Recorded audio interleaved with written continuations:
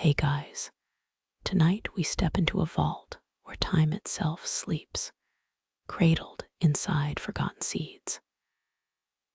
Imagine air so thick with age your breath feels heavier, just drawing it in. Dust motes float like lazy fireflies, only instead of light, they carry whispers of kingdoms gone to soil. Fair warning, if you'd actually lived when these seeds were tucked away, you'd probably have died from a toothache. So before you get comfortable, take a moment to like the video and subscribe, but only if you genuinely enjoy what I do here. Where's everyone tuning in from? And what's your local time? Throw it in the comments. I'm weirdly curious how many night owls we've got lurking. Now, dim the lights. Maybe turn on a fan for that soft background hum. And let's ease into tonight's journey together. Your boots sink into grit as you cross the threshold. Stone arches press down low enough to make you hunch like some penitent monk, though you're no saint. The cold here isn't just chill, it's a deliberate act. Medieval keepers understood this. They dug their granaries deep to cheat rot. Those monks knew their craft, like the ones at Clairvaux Abbey, who hoarded barley like gold. Makes your freezer look amateur, doesn't it? Let's be honest, if this vault suddenly collapsed, you'd miss Wi-Fi way before sunlight. Dried pods lie heaped in clay jars, some cracked, some still sealed with beeswax. Your fingers brush over one, its surface rough as a stale biscuit.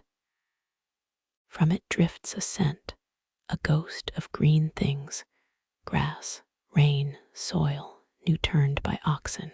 Experts think some seeds here slept through 300 winters waiting. Imagine skipping 3 centuries of Mondays. Sounds blissful, till you remember the Black Death was on the schedule. Here's a quirky detail: those monks sometimes tucked seeds into walls, hidden under plaster, like love notes to the future. Why, you ask?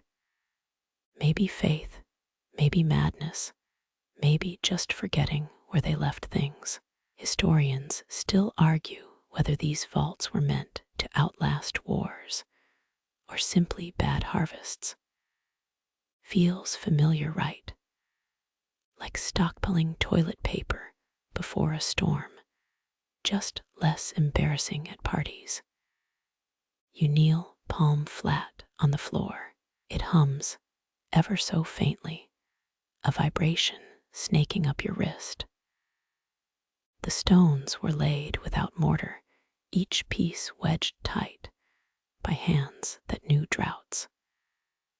They left no names, those workers, not a single chisel mark boasting skill. Their silence feels louder than cathedral bells now. A spiderweb glints in what little light seeps through cracks strung between 2 barley sacks. The spider's long gone, of course. Its masterpiece remains draped over seeds meant to someday fatten fields. Poetry, or just really bad housekeeping? Hard to say. Your modern brain frets over contamination.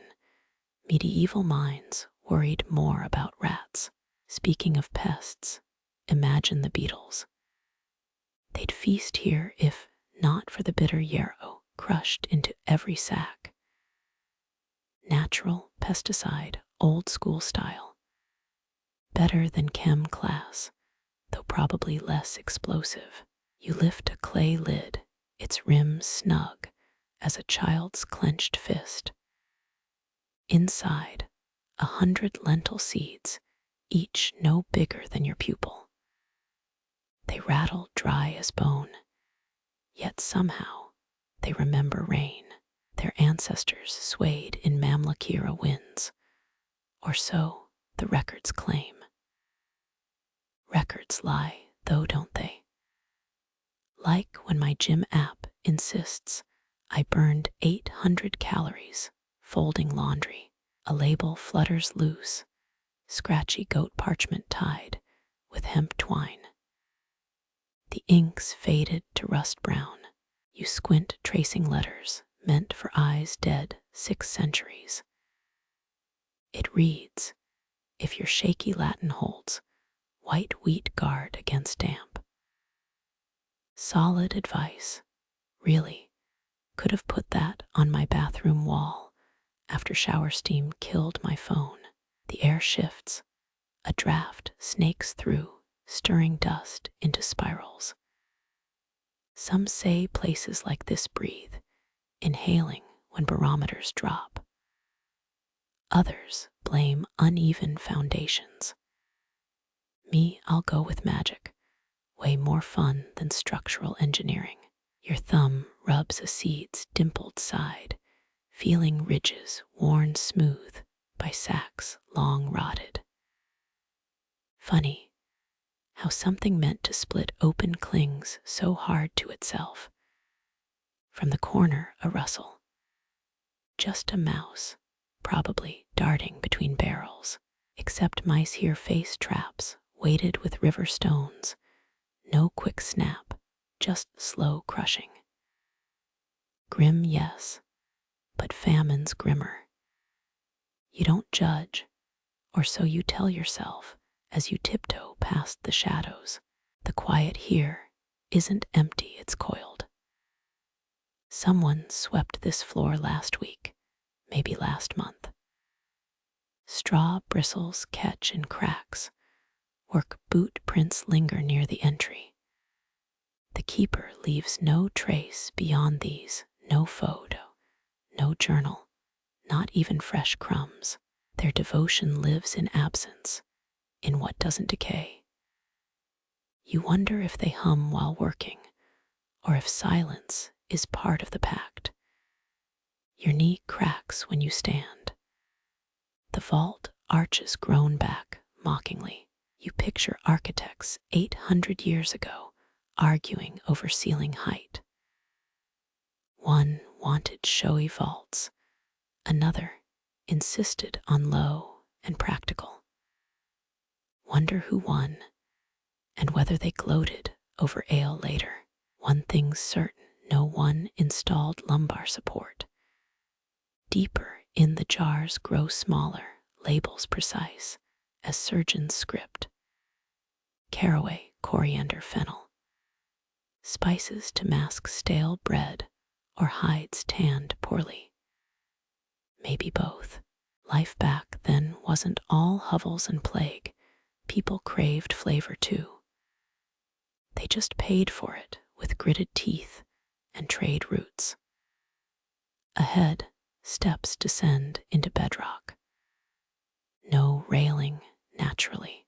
Safety protocols hadn't been invented yet, unless you count don't die as protocol. You shuffle sideways, heel first, like some awkward crab. The cold deepens, gnawing through your jacket. This, friends, is why fur-lined robes had their moment. At the bottom, one jar sits apart, wrapped in yellowed linen. Its clay's a different shade, redder, like old brick. The tag reads merely salvia in that spidery hand. Sage, yes, but not the kitchen kind. Diviners once burned it, reading smoke to find lost cattle lovers' luck. Whether it worked, well, ask the cattle. Your nail picks at the linen's edge, fiber by brittle fiber. Part of you dreads what's inside. Another part childlike, hopes for treasure. Expectations split the difference. You find seeds. Smaller than rice grains, blue-black, still gleaming. Not dull with age, but vibrant, defiant. They look at home in darkness, like pupils widened for midnight. You glance back toward the stairs, suddenly aware how far underground you've crawled. The modern world feels hypothetical here, myths about satellites and sushi. What anchors you now are these seeds, this dust, this chill chewing your earlobes.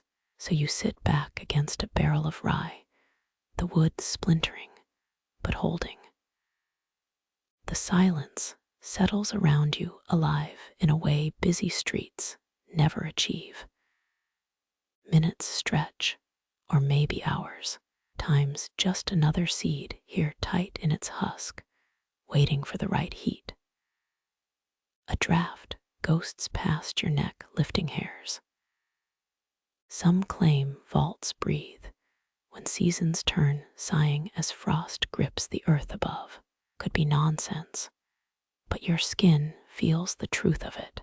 Winter's fingers reach deep, even here. You shiver not from cold, but from the raw scale of patience around you. Pulse steady, you lean your head against damp stone. Above, farmers might be plowing snow-dusted fields. They'll sow seeds born of places like this, unaware of the debt. Future bread already sleeps in these jars, if the beetles stay fooled, if the wax seals hold. A bead of sweat rolls down your temple, odd in such cold, but effort counts, even quiet effort, even just witnessing. You came to see seeds. Instead, they show you time itself, folded into thousand-year frown lines. The only sound now your breath. It mists, vanishing before the next exhale. You count heartbeats, 37, 92, then lose track. Numbers don't matter here, only the slow certainty of waiting. So you wait, choosing stillness over curiosity. Damp seeps through your jeans, pebbles bite your thigh, and still you stay. No phone buzzes, no sirens pierce the quiet. Just seeds dreaming beneath their tombs of clay. Dreams you'll never hear, only borrow when you climb back toward daylight. Footsteps sound above, at the vault's mouth. The keeper, perhaps, come to trim lamps or check traps. You stay silent, unwilling to explain why you're cradling a jar of sage like some long-lost child. The steps fade, leaving you once more in the company of ghosts. A seed clatters to the floor, escaped your pocket, or gifted by the dark. You don't retrieve it. Let it hide among its kin, waiting for a warmer age. Let some future hand, 8 centuries hence, wonder at its unbroken blue-black skin. Your legs protest when you rise, complaining in pops and creaks. The archway looms, its stones remembering every soul that passed beneath. You touch one once as you leave. It's colder than you expect, hungrier. The vault doesn't say goodbye. It barely acknowledges you're leaving. Visitors mean nothing. Only guardians matter here, those who tend the still and breathless. Sunlight hits like a shout when you emerge, blinking, dazzled. Bugs drone in late summer grass. Clouds fray like old rope. A tractor grumbles somewhere, distant, modernity, rushing heedlessly onward. You squint, suddenly unsure which century owns your bones. Then, palm pressed to your chest, you feel it, the faintest imprint, a jar's circular rim left on your skin, marking where quiet patience now takes root. The stone arches close around you, like ribs caging some slumbering giant's heart. Your fingers skim cold shelves, each one grooved by centuries of careful palms. Forget oak or pine. These slabs are hewn from Welsh bone rock, quarried back when King Henry VIII was still splitting from the church to chase wedding number 2. Funny how even Reformation fury couldn't touch these quiet shelves. Here's where time folds. Dust motes waltz in your lamplight like ghosts at their final ball. You count dried peas in a clay urn, each one rattling like dice tossed by a farmer praying for spring. Medieval wisdom insisted seeds slept better when snug in cool dark and stale air, never guessing mold spores hitchhiked on every breath. Historians still argue whether these vaults were larders or laboratories, or just stone prayer books for desperate harvests. Your thumb brushes a barley pod papery skin clinging to its bellyful of unborn grain. Touch it wrong, and it crumbles, 300 years undone by one clumsy nudge. That's the joke no one tells about archives. What's saved is always seconds from ruin, but hay makes you ginger right. Leather pouches sag like old men's cheeks, each stitched shut with flax thread. One bulges with poppy seeds from some vanished field, still itching to spill crimson petals. You shift a sack aside, catching the whiff of vinegar and rosemary. Turns out medieval folks packed herbs with seeds to baffle moths. A trick modern pest control nerds call insect repellent strategy. Chuckleworthy thinking some 11th century grandma outsmarted chemists with her spice rack. Deeper in you spot a walnut shell wedged between jars, its surface carved with a crescent moon and 6 dots, maybe a grower's mark or a peasant's moonlit joke. Fringe archives whisper about coded seeds, herbalists hiding forbidden knowledge in crop vaults. But good luck proving a walnut's a grimoire. Your lamp gutters, casting moth-wing shadows that shiver across seed bundles. Underneath the quiet, there's that hum.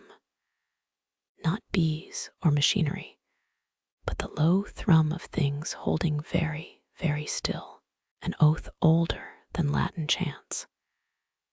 Even the dust here settles like it's keeping vigil, each mote a sentry sworn to secrecy. You pause by a lead casket, no bigger than your fist, iron hinges rusted into lace. Inside, 57 peppercorns huddle like hostages, stolen from some spice route caravan 5 lifetimes back. Exotic treasure then, now just shriveled moons orbiting nothing. Bet those merchants never dreamed their loot would nap in cathedral shadows. 3 slate steps down, the air turns sharp, with saltpeter clinging to the walls, nature's own preservative bleeding from the stone. A jug of apple pips sits veiled in cobwebs, ancestors of every cider you've ever sipped waiting their turn. For every seed saved, 100 others crumbled to sweet, musty nothings. Funny math, how survival hinges on numbers, but feels like luck. Spiders knit veils between carrot bundles and oat sheaves, silken tripwires trembling when you breathe. Those 8-legged wardens have tenure 10 generations of web-weaving academia, right here. No janitors mopping these halls, just dust and darkness doing the heavy lifting. Toward the rear wall, a cracked amphora coughs up wheat grains thin as eyelashes. There gone harvest, needed to feed the Crusades' foot soldiers. Wonder if any warrior paused mid-march to miss his grand's rye bread. Hunger hardly cares about history's grand dramas, just fills bellies, or doesn't. Your heel grinds a stray millet seed into the flagstones, accidental heresy in this temple of preservation. No taking it back, some future crop just got one soldier less in its ranks. Oh well. Guess perfection's a myth nursed by librarians and saints. Everyone else muddles through. Near the exit, one jar stands crooked, its wax seal puckered, where mice tested fate long ago. Inside, downy heads of dandelion fluff still clinging to their seeds.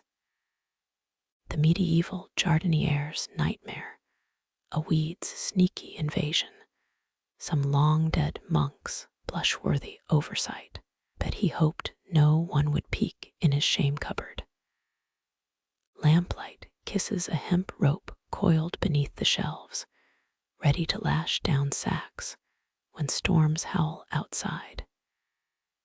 Centuries pass, but cellar chores stay stubbornly familiar. Even the quietest life needs its knots tied right. You linger counting breaths between the shelves, sure you hear the faint tap-tap of some sleepy chickpea rattling its pod. Imagination, sure, or maybe vaults dream in their own slow language, each seed whispering its green hymn to no one. Either way, time to let the dust settle back into its watch. All this patience is contagious, and you've miles of stone left to walk. Your knuckle grazes rough oak, a ledger shelf carved with names worn smooth by cellar damp. These labels were pressed into wood when parchment cost more than a peasant's monthly bread. You tilt your lamp, watching centuries-old ink bleed into grain like tea steeping in bone china. Here's where scribes left their fingerprints in iron gall, that nasty brew of crushed wasps and oak apples. Historical sidebar, medieval ink recipes read like witches' shopping lists. Vinegar, rust, maybe a sprinkle of dried bat if the mood struck. Makes modern printer cartridges seem downright gentle. Each groove marks a farmer's gamble. Ethelred's winter wheat, Anno Domini 1324. You whisper it, feeling the vowels stick to your teeth like communion wafers. Odd how saying a dead man's crop feels like rewinding his plow. Historians still argue whether these carvings were inventories or incantations against blight. Your thumbnail snags on a splintered M, its crossbar fractured by woodworm. This script's so gothic, it's practically hunched, all sharp angles and pious flourishes. You half expect the O's to start chanting Gregorian hymns. Thank God for lazy carvers. One label just reads BANS in blocky relief, some monk's deadline clearly looming. 3 shelves down, a set of tallies march beside foxglove pods. XIII crossed out, XV scribbled over it. Harvest math never changes, even when your quill's nib is frayed to a squirrel's whisker. Bet brother Matthias grumbled updating his counts. Probably skipped vespers to finish. Leather tags dangle from twine, their once black script faded to sepia ghosts. Peat smoke, turns out, preserves ink better than church wine. Fringe archivists swear some tags were dipped in horse blood for luck, though good luck proving it without a DNA time machine. You sniff one cautiously, getting only mildew and regret. Your breath fogs a jar tagged Mortuus Rosa, dead rose, in monk Latin. Inside, thorny husks cradle seeds, thin as eyelashes. Dark joke, naming a flower dead before it blooms, or maybe just realism from a gardener who'd seen one too many frosts. Light catches a gouged name, Ragnhild, etched deep enough to splinter the oak. 10th century Viking influence, dripping from those rune-like R's. Actual fact, women often managed seed stores in Norse settlements, warriors away raiding. Someone had to mine the turnips. You trace a V shaped like a bird in flight, its wings frayed by age. Whimsy in a cellar full of solemnity. Maybe the carver's daughter insisted on pretty letters, or he just had enough mead to get creative. Historians love debating scratch marks. Half these theories need a nap and a cold compress. Near the stairwell, a tag dangles upside down, slashed with 2 furious lines. Cursed crop clerical error, or just Tuesday's hangover. Ask 6 scholars, get 7 opinions, plus 1 conspiracy involving leech collectors. Your sleeve brushes a line of Celtic knots framing oat harvest, County Kildare, 1402. More art than accounting those twisting vines. Fitting for grain that fueled bards and berserkers alike. Makes Sharpie labels look downright sacrilegious. Under a crooked S, you spot beetle tracks mapping the wood like drunken constellations, pest damage, or secret message. Come on, every archivist's allowed one tinfoil hat theory before lunch. A walnut plaque bears 12 names, each crossed out save the last, Brother Thomas. Feels like survivor's guilt carved into hardwood. Imagine updating this during plague years, quill shaking as you erase whole families. Mortality rates hit different when your ledger's also an obituary. You kneel, finding a child's handprint stained blue near the floorboards. Indigo dye, most likely the same used for paupers' tunics.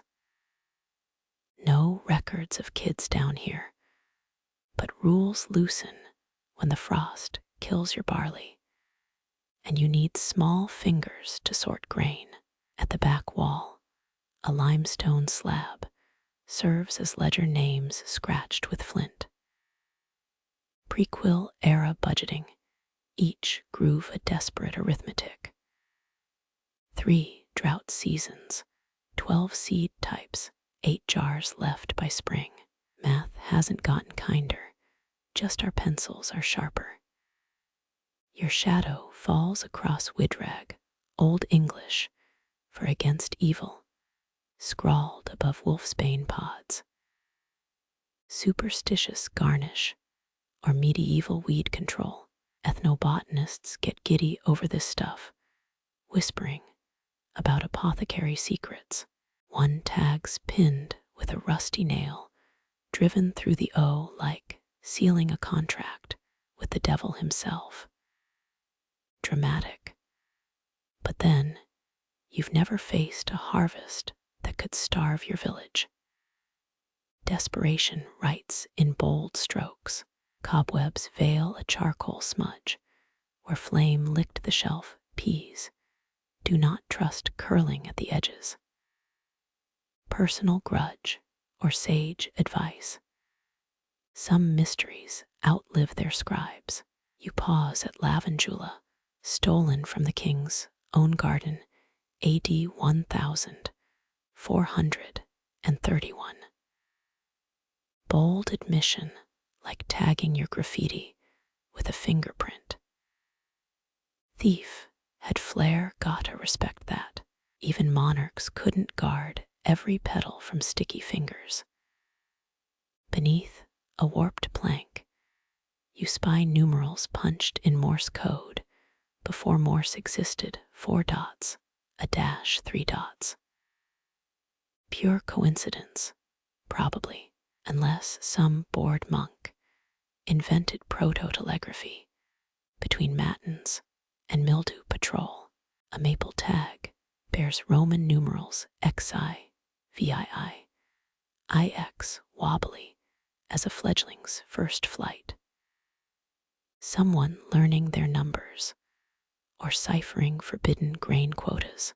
Never underestimate the subversive power of a nervous novice with a stylus.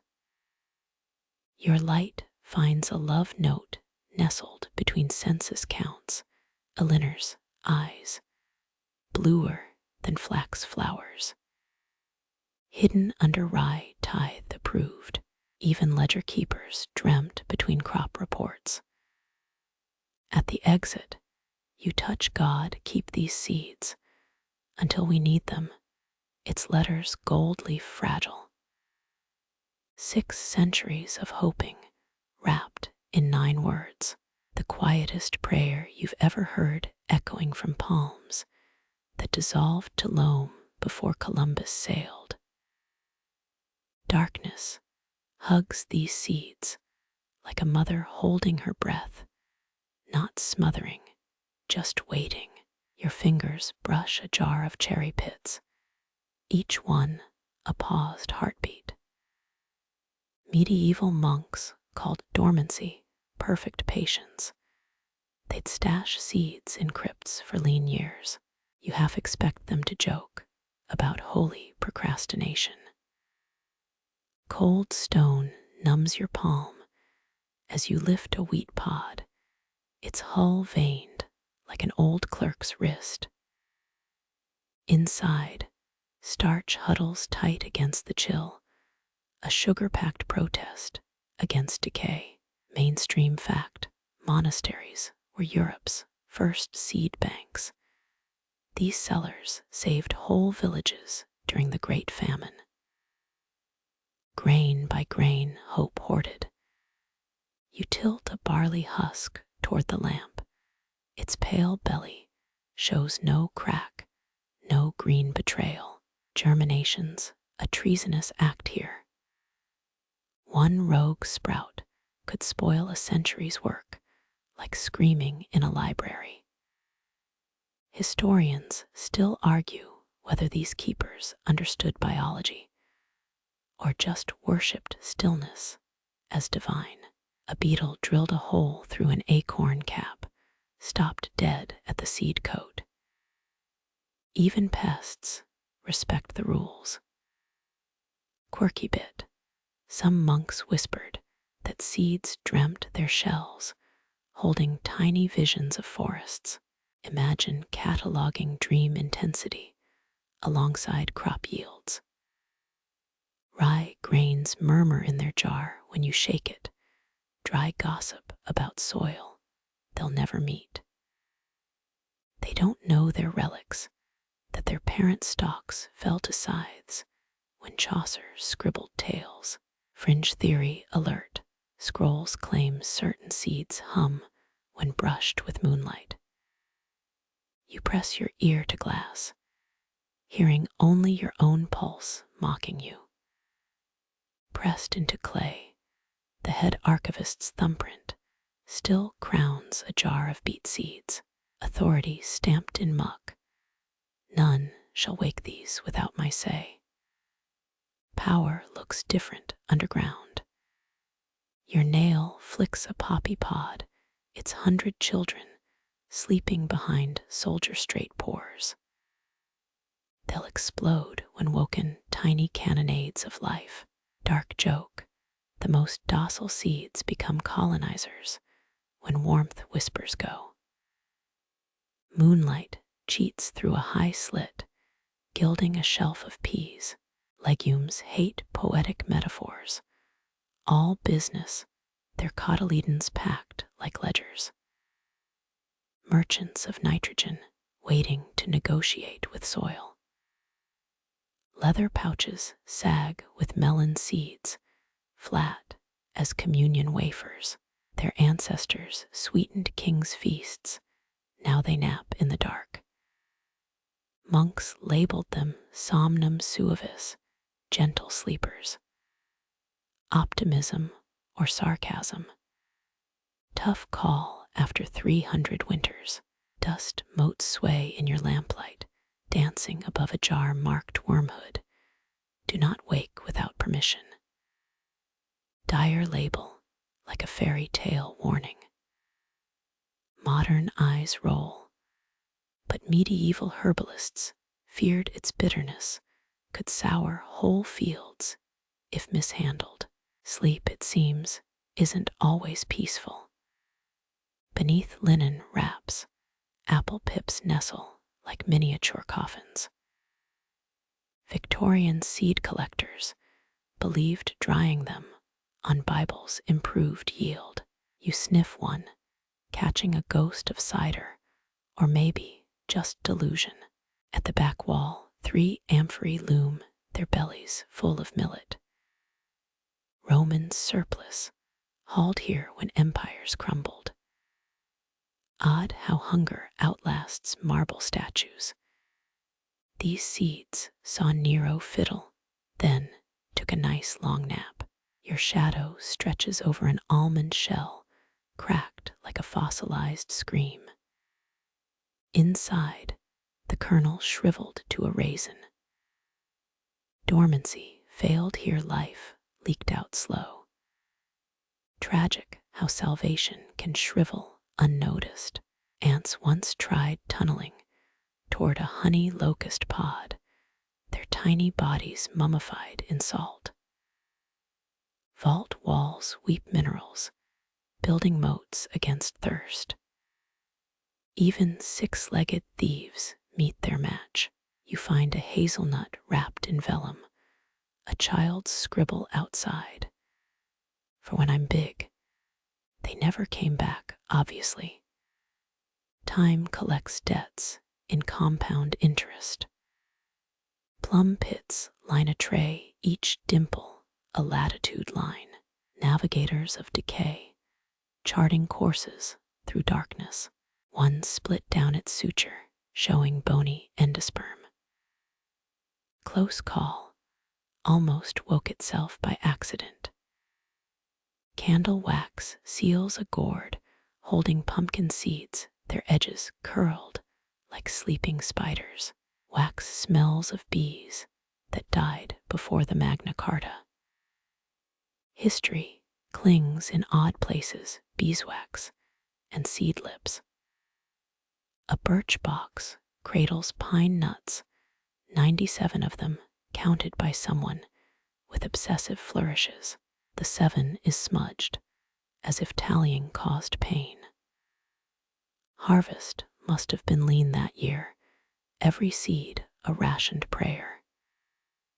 You touch a quince seed's sharp tip, its dagger shape meant to hitch rides in animal guts.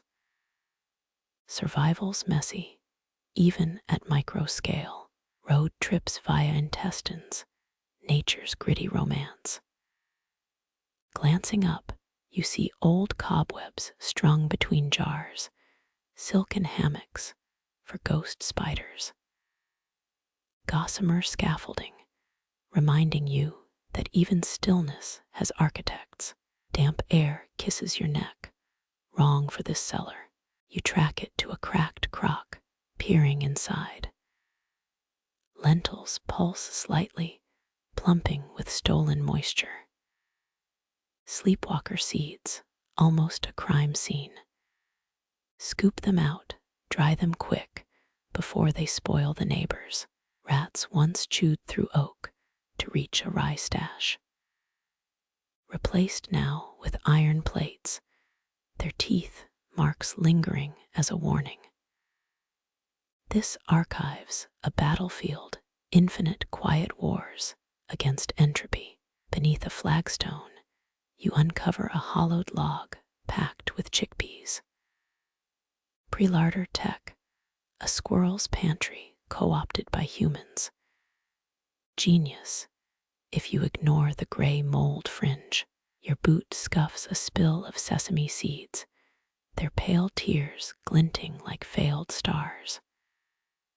Sweep them into your palm, they whisper of oil presses and temple offerings. So much purpose, trapped in specks. Cracked peppercorns, pepper the floor, pun intended, their spice, still biting after centuries. Black gold once traded ounce for ounce with silver. Now, just debris tickling your sneeze reflex.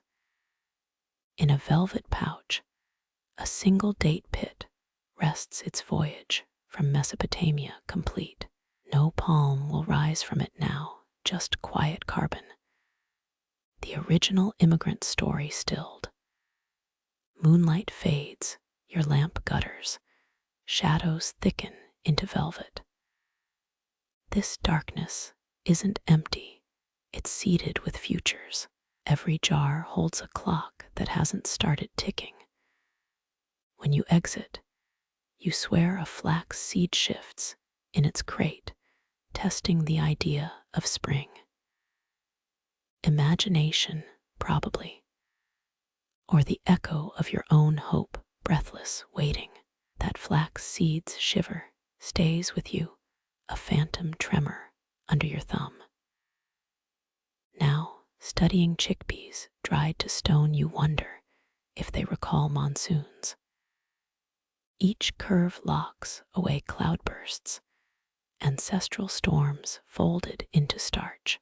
Mainstream fact, medieval Arab traders carried seeds through droughts, wrapping them in damp cloth to mimic monsoon rains. Genius, moisture as memory triggering roots before planting. You cradle a carob pod, its leather skin whispering of Saharan winds. Inside, seeds clatter like goat teeth, hard and unyielding. Farmers once thought these could count, each groove tallying dry seasons past. Fringe theory whispered that carobs clicked when rain approached, a skeletal meteorology. You shake it, nothing, just the hollow music of patience. Dust coats a basket of millet, fine as powdered bone. Scoop a handful, tiny spheres flee your grip, rolling like rebel marbles. Some say millet remembers floodplains, its roots itching for river silt long gone.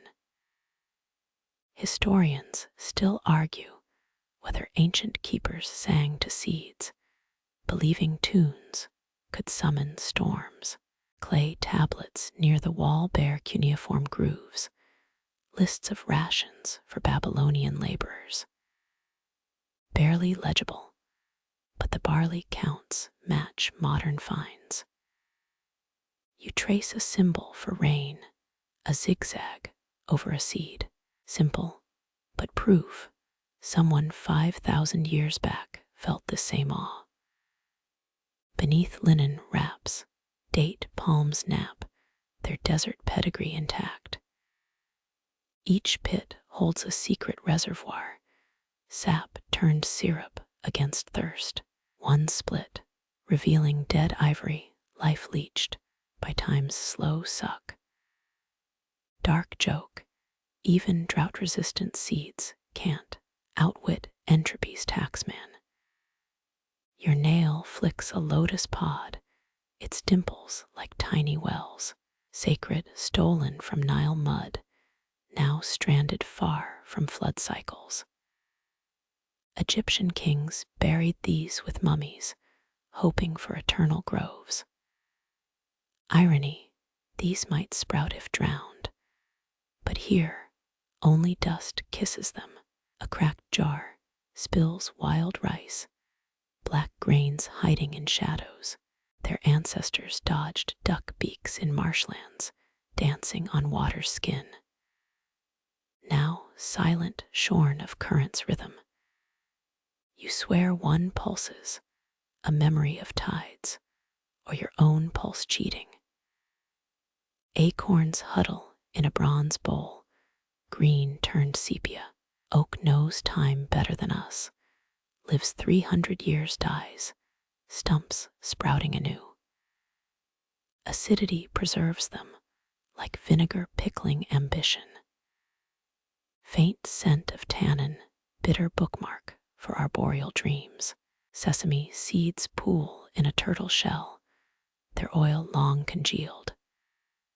Priestesses once burned these in temple lamps, smoke carrying prayers upward. Now, they're just brittle refuse, faith gone granular. Lichen crusts a shelf edge, its lacy decay creeping toward rye jars. Symbiosis. These spores thrive on vault damp, seeds stay arid nearby. Odd truce life, leaning on death's postponement.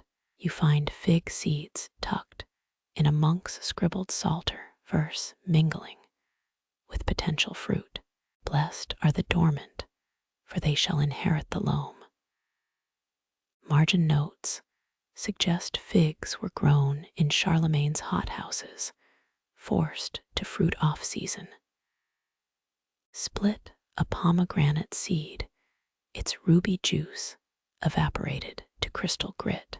Grenadine ghost, a medieval chemist's failed perfume. Queens wore these strung on thread, believing they warded off stillbirth. Tragic, how magic clings to husks.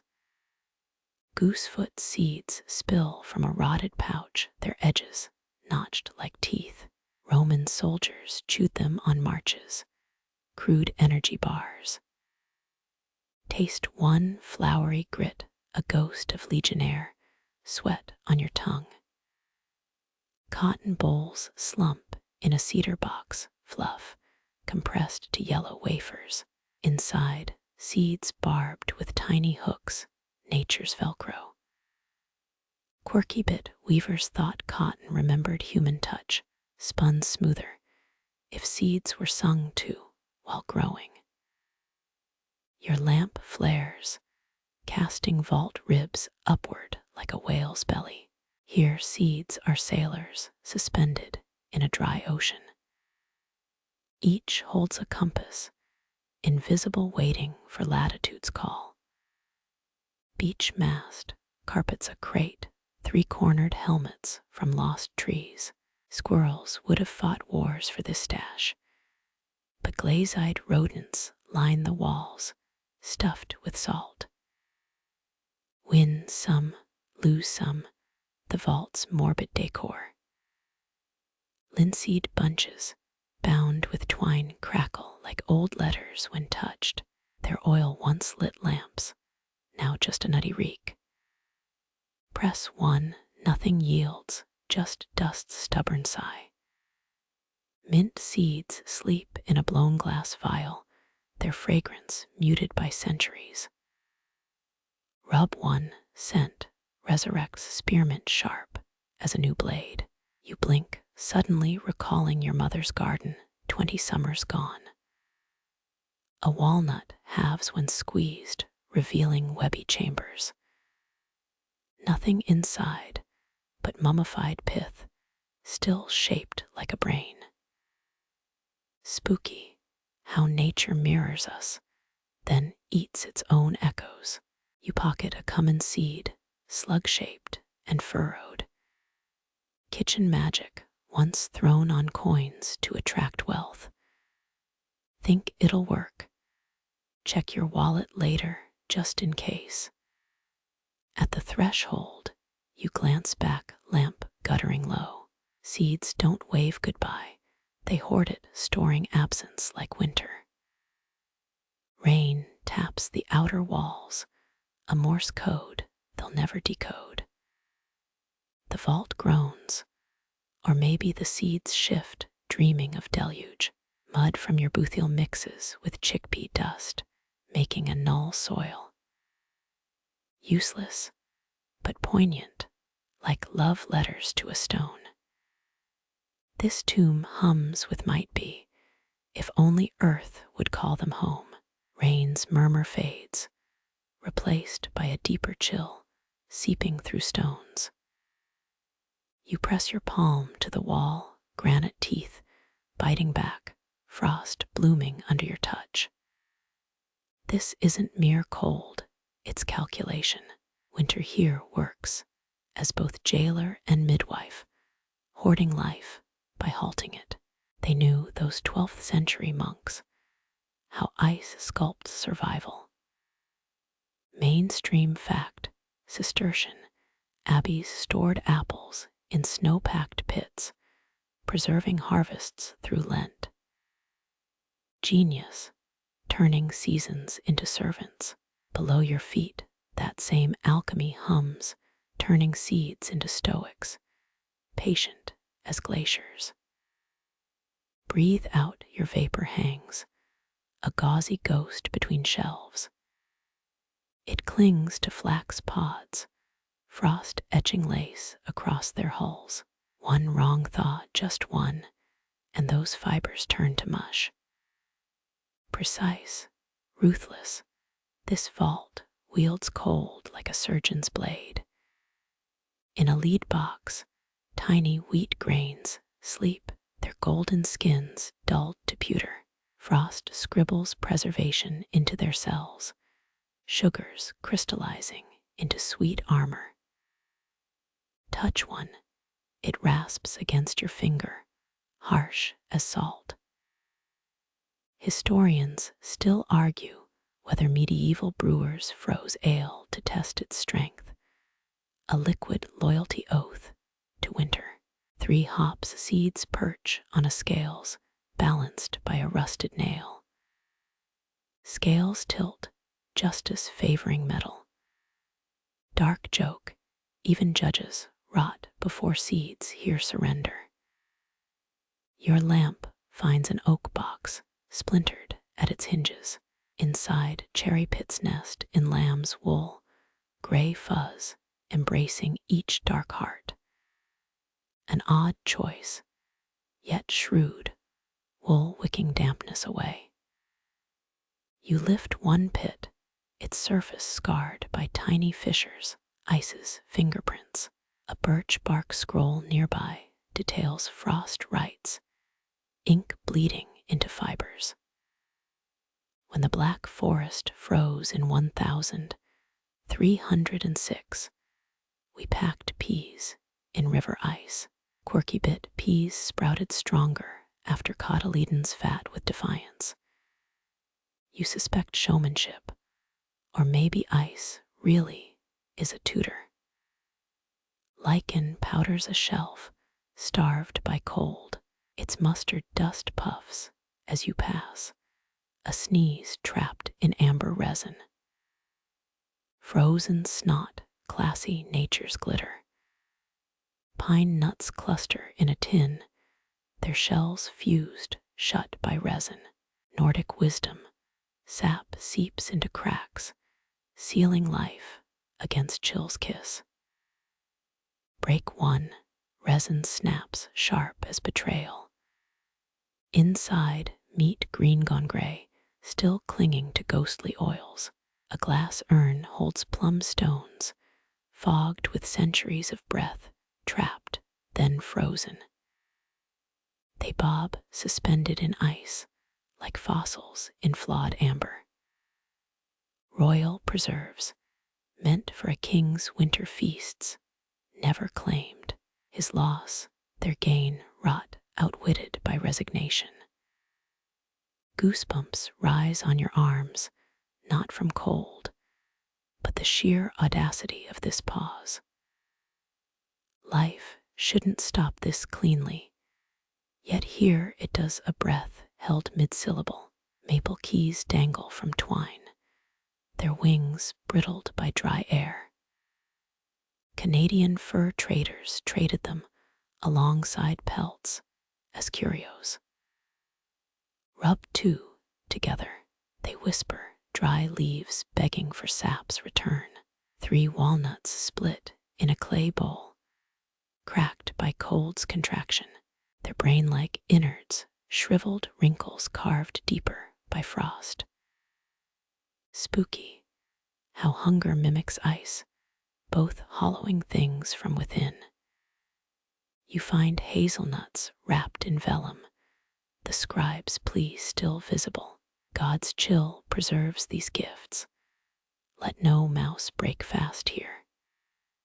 Faint teeth marks score the margin. Faith versus hunger. Hunger often wins. A gust sneaks through mortar cracks, thin as a tailor's needle. It riffles rye heads in a basket, their pale beards hissing.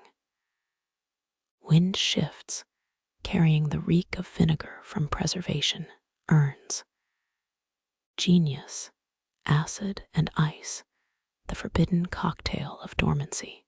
On a high shelf, rowan berries, huddle red, turned to blood, now jewels under hoarfrost. Their ledger waits, 31 marks gouged into lead. Each scratch speaks, half-ration night soil barns stripped by locust clouds. You hover, finger tracing the count. 5 barley seeds, plus 30 lentils, equal 1 hope. Math as armor, thin, but vital against the wolf at every door. They knew, those long-gone stewards, how sacred these sums were. Mainstream fact, King Philip IV taxed French granaries at 1/5, their stocks sparking riots when frost killed crops. Peasants swallowed pride and bark, counting seeds like gold coins. Here, the weights stay pure, no king's hand dipping in. A bronze dish holds the rye, its single grain dwarfed by metal. Absurd, how majesty shrinks under hunger's gaze. Drop it, you freeze, fearing a bounce toward some rat hole. But it lands soft, a whisper on dust, still whole. Relief tastes like cold copper. Lentils spill from a mouse-nibbled sack, 30 clinging to burlap threads. Wasted. No survivors. Historians still debate whether medieval seed counts held mystical digits. 3 for the Trinity, 7 for grace, 12 for disciples. Pragmatism likely won. Empty bellies pray simpler math. You spot a carving, a plowman weeping over 3 shrunken turnips. Dark humor, his tears watering dirt he can't eat. Beside it, an ox skull, hollow-eyed, named Hunger's portrait. Move closer, the lead slab fumes a metallic tang. It lists oat stores, 206. The and squeezed between like an afterthought. Odd choice, quill scoring softer, tin might have spared fingertips. But lead compels permanence, its poison outweighed by defiance. Quirky tidbit, a 1940s botanist claimed eating lentils from a Merovingian crypt cured his gout. Placebo, or did centuries of stillness brew some tonic? You wouldn't risk it. Those legumes look accusatory, judging your modern guts. Under a linen shroud, acorns huddle in groups of 9. 9, why 9? Superstition or surplus, no label explains. Only a thumbprint smeared in elderberry ink. Personal touch, maybe. The counter paused, wiped sweat, then forgot the count. Human error, the true ghost in every archive. Your shadow stretches, a giant, over miniature stores. One cowrie shell glints, used as fake millet during shortages. Sham grains, foiling thieves, or soothing kids' bowls. Either way, desperation sharpens creativity, hunger's own apprenticeship. A clay jar once held wheat, now just grit at the base. Grease marks show where fingers scraped it clean, leaving not one husk. Legacy, starvation etches deeper than ink. Outside, wind howls, mocking these fragile numbers. But silence answers the vault's rebuttal. 30 lentils multiply in your mind, become fields, soup pots, a child's full sigh, each digit a dam against chaos, arithmetic as anthem. 3 plum stones balance atop the ledger totem against bad luck. Knock them over, they roll like dice, then settle. Fate outplayed again by preparation's dull persistence. Parchment crackles, listing drowned villages. Gave 12 oat grains to the Smith widow. She repaid 6-fold post-flood.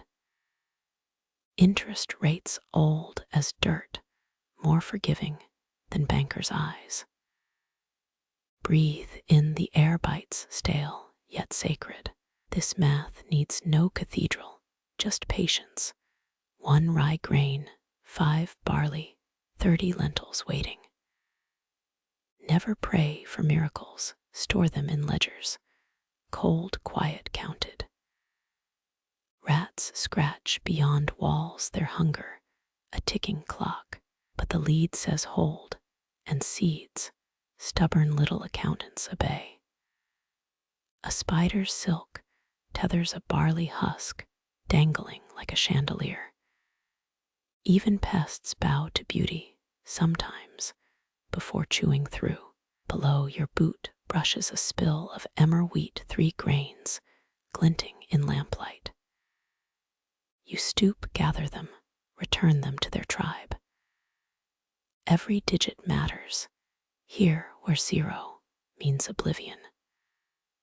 The ledger ends, abruptly gone to bury our youngest. Took 4 peas for her pocket. Final entry, hope folded small, tucked where grief couldn't reach it. Your throat tightens, not from dust, but the weight of these sums. What's owed, what's saved, what's carried forward, quiet, as a root cracking stone. Your knuckles brush against coarse clay, its surface pocked like old skin. These jars remember hands that shaped them, thumbs pressing swell into belly, fingers crimping necks tight. Centuries later, their curves still cup dormant life, sealed under beeswax, the color of weak tea. You smell the sealant, honey-toned resin, propolis stolen from hives, long crumbled to dust. 1 jar bears tally marks, 10 slashed lines, crossed by a 6th, bone pegs wedged between cracks. Ancient stock keeping, the tags etched with a blade's nervous itch. Historians still argue whether medieval seeds were stored in plain pots to deter thieves, or if plainness itself was a disguise. After all, silk-cloaked chests scream rob me, while clay whispers just dirt here. Mainstream fact, Roman grain silos used bay leaves to repel weevils. Smart, until bugs developed a taste for seasoning. These jars kept it simpler, melted wax sealing gaps, thinner than a mouse's whisker. You lift a bone tag, yellowed as old teeth. Scratched letters spell millium, Latin for millet, below a crude sun symbol. Now millet's a hipster grain, sprouted in Brooklyn cafes. Back then, it was mortar holding bones together, porridge keeping kids alive, past 3 winters. Quirky tidbit: a 1920s botanist swore certain jars purred when tilted. He claimed vibrations from dormant seeds echoed inside. Nonsense, probably wine. But you tilt one anyway, ear pressed to cool clay. Silence, unless you count your own pulse thudding. 3 jars huddle together, their rims fused by dripped wax.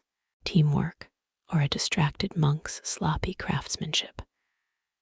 Their lids bear thumbprints, each whorl preserved like fossils in asphalt. 1 prince deep, a press full of grit or grief, you'll never know. Dust ghosts up when you shift a lid, grit stinging your eyes.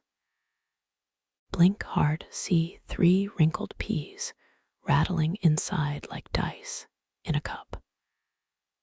Funny how famine shrinks things, each pea half the size of your pinky nail. Still they tried, plumping up with dreams of rain that never came. Under the shelf, a shattered jar spills black rye across stones. Its shards curve like claws, grasping at spilled grain. No waste here. You sweep seeds into your palm, 93 survivors, counting each as they clink into a replacement urn. 30 bone tags dangle from twine, each marked with angular runes, names of lost villages. Winthorn Hollow, Flaxmere 3 wells, tags worn smooth, testaments to stewards rubbing them nightly, prayers for rains that might refill empty wells. Beeswax oozes over 1 lid, a clumsy spill hardened into amber waves. It shines under lamplight, resembling molten candy. Resist licking it. Archives frown on tongue prints, plus tetanus waits in rust. A huge jar squats in the corner, wide enough to hug. No handle, how'd they lift it when full? Maybe rolled its base, scraped raw, or hauled by 6 cursing novices. Inside, fist-sized gourds desiccated their seeds, rattling like teeth in a skull. Not food, these were floats for fishing nets, life, preserved to catch more life. Smear your thumb over a tag, smudged with charcoal. The word vetches emerges, horse feed backup plan, when wheat failed. Smart horses meant plows. Plows meant next year's crop, until you ate the horses. 1 vase wears a straw cap, twined tight, a peasant's answer to wax. Mice chewed the edge, but stopped dead. Did straw hide thorns? You peel back a layer, revealing wolfsbane fibers woven through. Clever death tucked into a lid, defending life asleep below.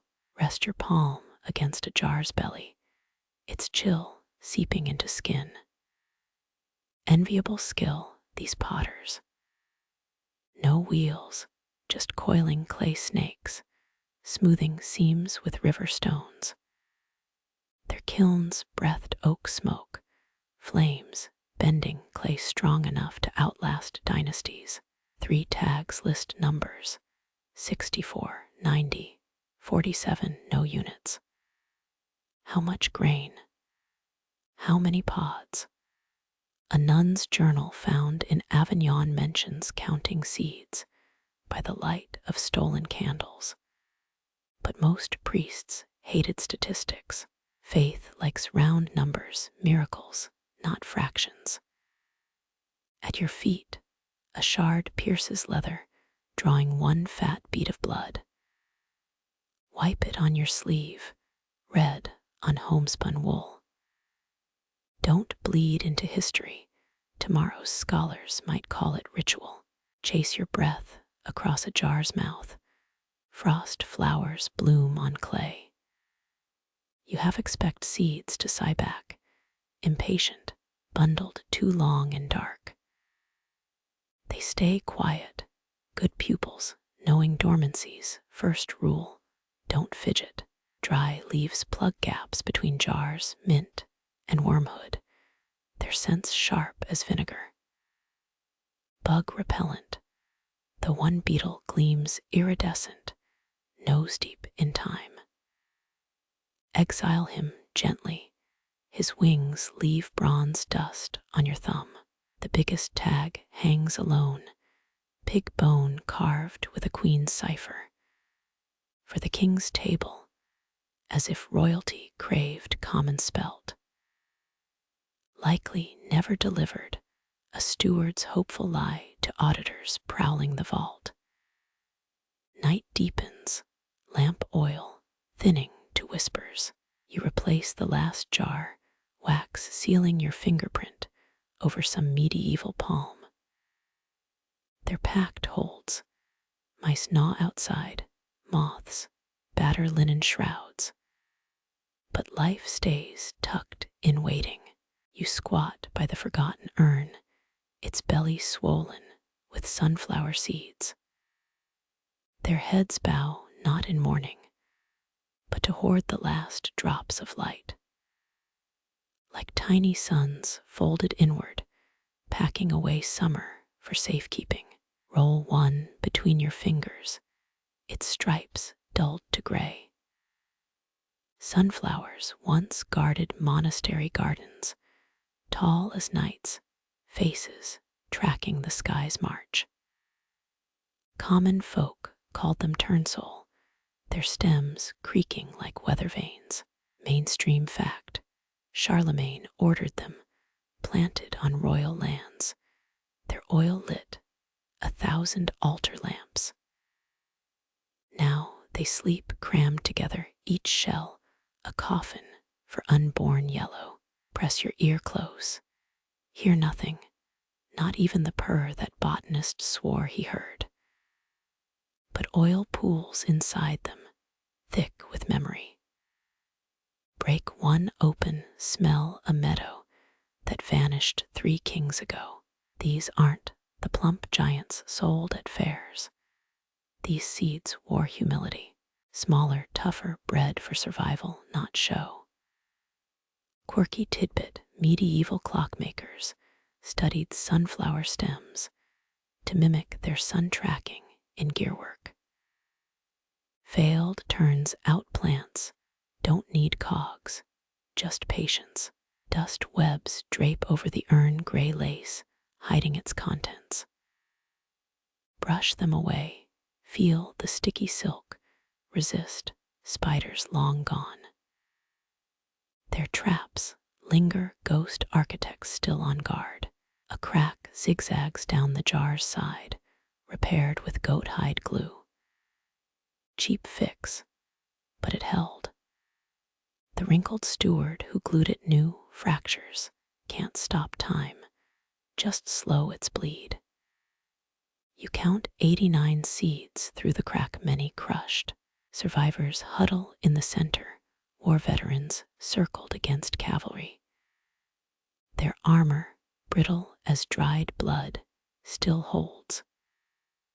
Sunflowers were martyrs once, sacrificed to save wheat fields, planted as decoys, their broad leaves luring hungry birds away.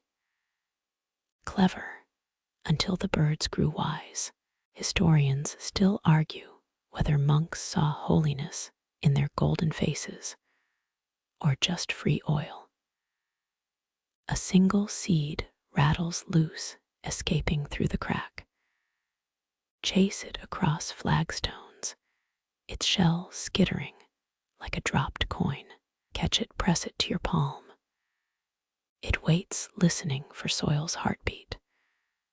Rest the urn on your lap, feel its chill seep into thighs. Winter lives here, even in summer, underground cold, pressing up through stone. Seeds don't mind dormancy, needs no blanket. Hold one seed to the lamplight, its silhouette jagged as a castle wall. You could crush it now, splinter it to splinters. Yet inside, whole forests wait. Press your nail along its seam, hesitate. Oil coats your fingertips, smoky and sweet, leaving a stain like old gold. Rub it in your skin, drinking sunshine, stored centuries back. Alchemists sought this liquid light, trapped in a shell. Some jars boast king's seals. This one wears only a charcoal smudge. Some steward's thumb, wiping sweat, left its mark instead of a name. Anonymity, as armor thieves rarely ransack the nameless. Goosebumps rise on your arms, the vault, flexing its cold muscle. Seeds ignore it, they're oil rich, with desert ancestry, genes bred for drought. Their roots remember landscapes where thirst killed weaker kin. 3 seeds cling together, fused by resin weeping from the urn's crack. Twins, or just neighbors stuck fast in tragedy. Either way, they travel as one now. Your lamp gutters, the wick drowning in its own wax. One last flare paints the vault ceiling gold, a mock sunrise. The seeds don't stir, trained to distrust false dawns. In the dark, their oil feels warmer, as if hoarding stolen lamplight. Absurd, you know, yet your palm tingles where the stain gleams. Maybe faith isn't just for monks. A noise upstairs, boots scuffing laughter. Above ground people feast, ignorant of this buried hoard. Their bread stems from vaults like this, though they'll never kneel to thank them. Pour the seeds back, watch them cascade like black water. They won't surface in your lifetime, maybe not your grandchildren's. Slow hope, the quiet sort measured in decades. Place the urn beside others, its crack kissing the wall. Let the spiders reclaim it, guardians of guardians, weavers of veils. Your thumb finds the oil stain, its gleam faded to memory. The exit looms, fresh air hissing under the door. One last glance back, seeds in shadow, sunflowers dreaming up dawn. They hold the light now, so you don't have to. The wooden door frame wears worm scars, twisting trails like drunken embroidery. Wood beetles found this archive too, their jaws gnawing time backward. But vault stones sweat salt, white crust furring every beam. You scrape a finger along a timber, salt grits under your nail. Medieval architects knew salt slows decay, a trick borrowed from sailor stores.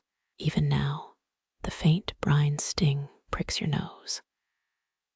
A trap sits near the door, a dish of pork fat gone waxen gray. It reeks old lard curdling the air. Folk wisdom insisted beetles crave rich grease would drown for it.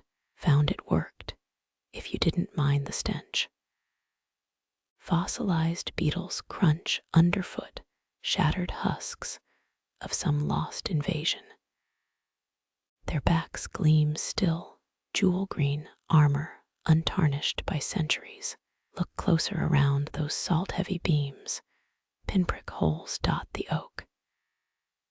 Each one a failed siege beetle, queens tasting the timber, rejecting its cure.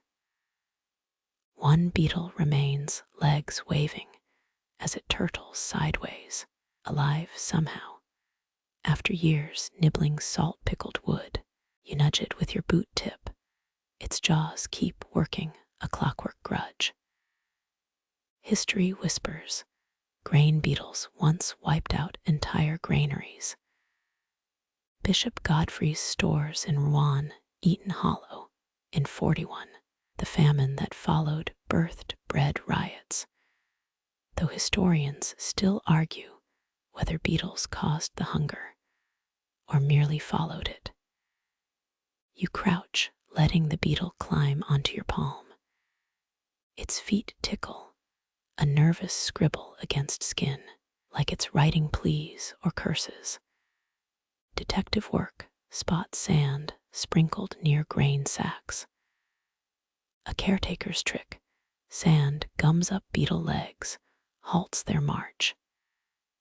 Dim your lantern, click your tongue, rustling answers, countless claws scuttling behind walls. They never left, they're listening. Those fat-soaked traps prove strange cravings. Records from Burgundy mention monks anointing beams with sacred oil, hoping holiness repelled pests. Veiled worms ate scripture too. A forgotten ledger lies open, its pages lace-thin. Silverfish etched, winding rivers through each entry dates, dissolved into abstract art. Saltpeter dust powders a shelf edge, gray as dead skin. Textbook medieval blend saltpeter, chalk, crushed bone to make a beetle barrier. Funny, for all their chewing, beetles couldn't digest wool wraps. Surviving seed bundles were moth-eaten shrouds, holes like bullet wounds. Check seed jars, seal wax pressed with thumbprints. Beetles detest beeswax. They won't cross its bitter curtain. An apothecary jar stands apart, caked with arsenic paste. Deadly last resort, seed guardians risked poison to protect unborn crops. Mainstream science, right there. Arsenic-laced flour killed pests. And sometimes they're eaters too. A larder beetle spirals past, copper-winged, reckless, off course, born in some upstairs kitchen, now lost among mummies. Breathe deep, the room smells wrong. Sweet rot, vanished rye, the sour tang of beetle's musk. Stored lupin seeds lay massacred, reduced to frass dust. Exit wounds, pock each pod, infantry hatched, fled, left hollows. Taste the air again, now notes of rosemary, mint. Someone stuffed herb sachets into cracks, their scent fending off invaders. Bent iron nails jut from walls, snared beetles trapped mid-chew. Their bodies hang, tiny goths on hooks. Weevil jaws chew slower here, chilled by vault stones, each crunch stretched thin. One generation might gnaw an inch, patience, rivaling the seeds they hunt. Two beetles duel over a pecan corpse, hissing mandibles locked. Nature's tinny air fighting, a brass shell kicks near your toe. Notice scratched tallies on the door, each mark a beetle purge. 32 infestations since the vault's birth, or 32 jars lost. Walk on floorboards creak, each groan a beetle alarm. You've woken sentries, they'll report footsteps in vibration. Half a quill lies drowned in oxblood dye. Someone marked infested sacks for burning. Those stains never fade, crime scenes in crimson. Climb the exit stairs, hand on the salt-greased rail. Below, rustling surges, the sound of 1,000 jaws resetting. they'll outlast us all. Seeds may shatter, stones crumble, will rot. Not beetles, they'll gnaw our coffin lids, our books, even our bones. Time's favorite termites, quiet destructive, patient insatiable. Sunlight streaks through the door crack, hot stripe on your cheek. Beetles turn away, nightmare creatures fleeing dawn. Their work retreats to shadow, to splinters, to the undone. Shut the vault behind you, the latch clicking like mandibles snapping shut. To continue, share, or save.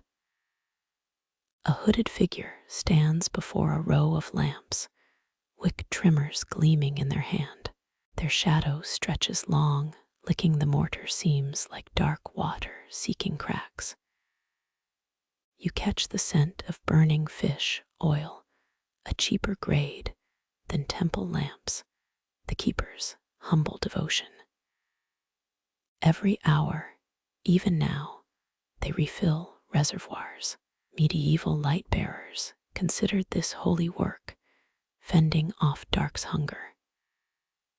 Their cloak frays at the hem, patches overlap like scales. Footsteps find the same stones night after night, wearing troughs in granite. They lift a lamp's glass chimney. The flame trembles, painting their knuckles gold. Wicks need trimming thrice per watch, black heads pinched off, dropped into a pewter bowl. Carbon tattoos linger under their nails, half-moons of endless night shifts. No words from them, only hands moving, oil pouring, fire tending. You recall cathedral scribes working by such dim light, eyes ruined before 30. Historians still argue whether seed keepers took vows, or if this service bought bread. The lamp's heat warms jars closest, frost retreating from glass necks. Seeds inside stay snug, dreaming under this fall sun. Wicks crackle with each trim, sound like insect whispers, maybe talking to the beetles next door. Watch their fingers, steady, even when a draft makes flames dance wild. Practice carved into bone, muscles remembering motions done 10,000 times. They pour oil slow, never spilling a drop, pricey as saints' tears back then. Beside them, an hourglass taller than your boot, sand white as salt from the vault below. They flip it when the last grain falls. No bell, no choir, just grit hissing. Time measured in silent increments, nothing like your buzzing phone alarms. Bend closer, spot tiny burns on their sleeve, kisses from rogue sparks. Candle makers shared those scars, proof of fire's fickle love. Their hood shifts, you glimpse a jaw stubbled gray, but no eyes yet. Always the mystery makes you lean in. Another lamp needs oil, they lift the jug, sinews taut in their wrist. Wartime accounts claim grain vaults, burned brightest during sieges, light luring moths and archers alike. Their thumb rubs soot off copper fittings, polishing, while the flame gutters. Someone taught them that decades back, before rot took their teacher. You wonder, do apprentices still crouch here, learning by dim glow? Lamp smoke twines upward, a twist of blue-gray, yearning for cracked rafters. Monks once thought smoke carried prayers, fragile conduits to heaven. Archivists probably wished the same, these whorls their only dispatch. Keeper steps sideways, a limp weighting their right leg. Arthritis, maybe from vault damp. Cold kneels in bones, never leaves kindly. You rub your own knee, sensing whether in the joint, cousin to their ache. Glance at ledgers, open near the lamps, columns of harvest dates, ink faded brown as dried blood. But no digitized spreadsheets here, no typing with greasy fingers, just quill ghosts haunting margins. They pause, head tilting, listening beyond your breath. Beetle jaws chewing downstairs, a whisper-knit sound you've learned to fear. Their jaw tightens, knowing time borrowed on interest. One lamp sputters, fuel low. They pinch the wick lower, stretch minutes thin. War's starved vaults of oil records tell of keepers burning seed husks, desperate fuel tasting of lost orchards. Now they extend a hand to the wall, palm flat, on sweating stone. Checking damp, always checking. Your own palm itches, remembering salt crusts downstairs, beetle husks crunching. Their hood slips back, revealing hair cropped short gray as frost on wool. No hermit's wild mane, practical, kept clear of flames. Still, you expected more drama. Hooded figures in tails always have scars or milk-blind eyes. They blow dust off a reservoir lid, powder swirls, catches lamplight like fake snow in glass baubles. Storage is containment, fragility squared. Turns spot their cot behind jars, blanket tight-folded straw, poking through mattress ticking. No pillow, just rolled up burlap. Did they sleep here during plague years, when towns bolted doors? Stale bread sits on a ledge, breakfast or supper, hard to tell. Ration nibbles, porridge glue in wooden bowls, never enough to blunt hunger's edge. You've skipped meals, editing scripts, but this gnaws deeper. A whetstone lies beside their tools, blades kept keen for trimming wicks, cutting twine, slicing apples, brown rotted at core. Practical things, no ceremonial daggers, no theatrics. Oldest accounts mention keeper dynasties, sons replacing fathers, daughters inheriting wick scissors. Yet this one wears no ring, no locket, no hint of bloodline. Just duty grown into spine. They cough, sound rattles like peas in a dried pod, then sip from a tin flask. Vinegar water, cheap fortification against chill. No medieval hip flasks of ale sobriety, upheld for lamp's sake. Drip wax seals their oil jug, red bloom over cork. Waste nothing, not even candle droppings. From pocket, they draw a shriveled apple knife, splits it neat, eats half, saves half. Frugality etched into each motion, wartime habits never shed. You shuffle, boot sole grinds grit, their head snaps toward the sound. Eyes finally meet yours, seaglass green, crinkled at corners, tired but alert. No hermit madness, just exhaustion tamped down deep. They nod once and return to lamp tending. Love pours into deeds, hear not speeches, every jar guarded, every flame nursed, every pest repelled. Such quiet ferocity, defending futures they'll never bite into. Turn to leave, they raise a hand, not stopping you, just acknowledging exit. Their shadow waves along the wall, spanning generations in that flicker. Down the hall you glance back. Hooded again, they're whispering to a jar, fingers brushing glass, like a parent soothing fever. No, not whispering, humming, some hymn rusted by disuse, notes warped melody unspooling. You walk away, carrying that tune in your skull. It plants itself, germinates, becomes a different kind of seed.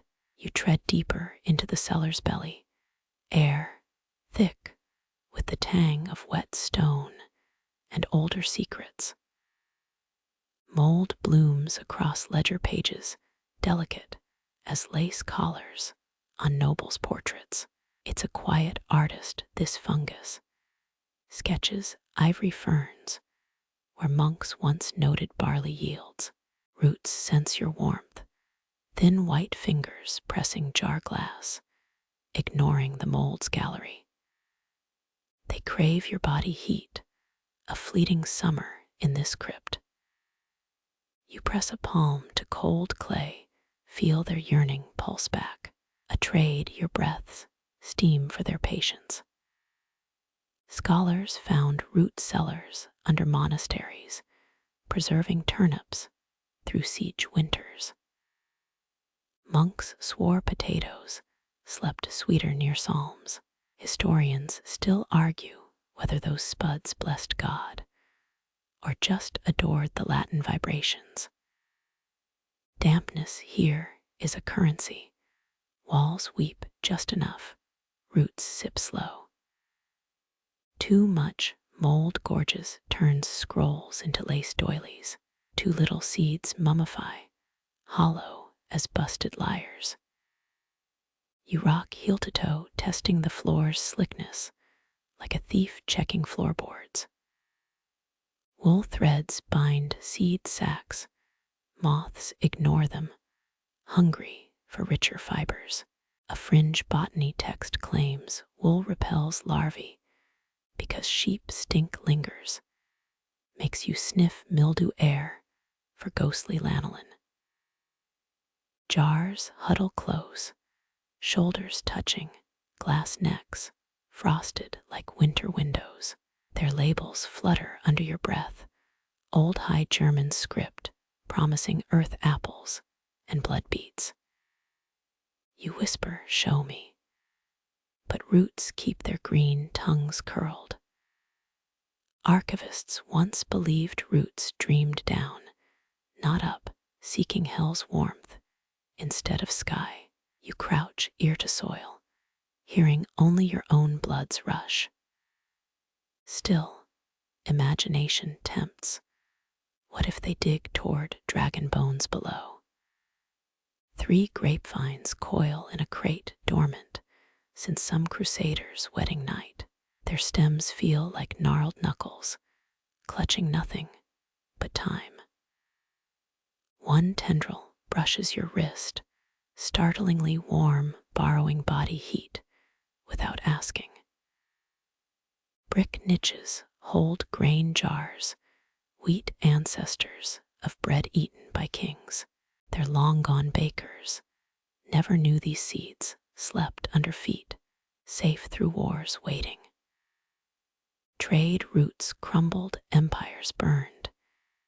Yet here, dusty miracles hoard tomorrow's crusts. Threadbare cobwebs sag between rafters, too starved to glisten.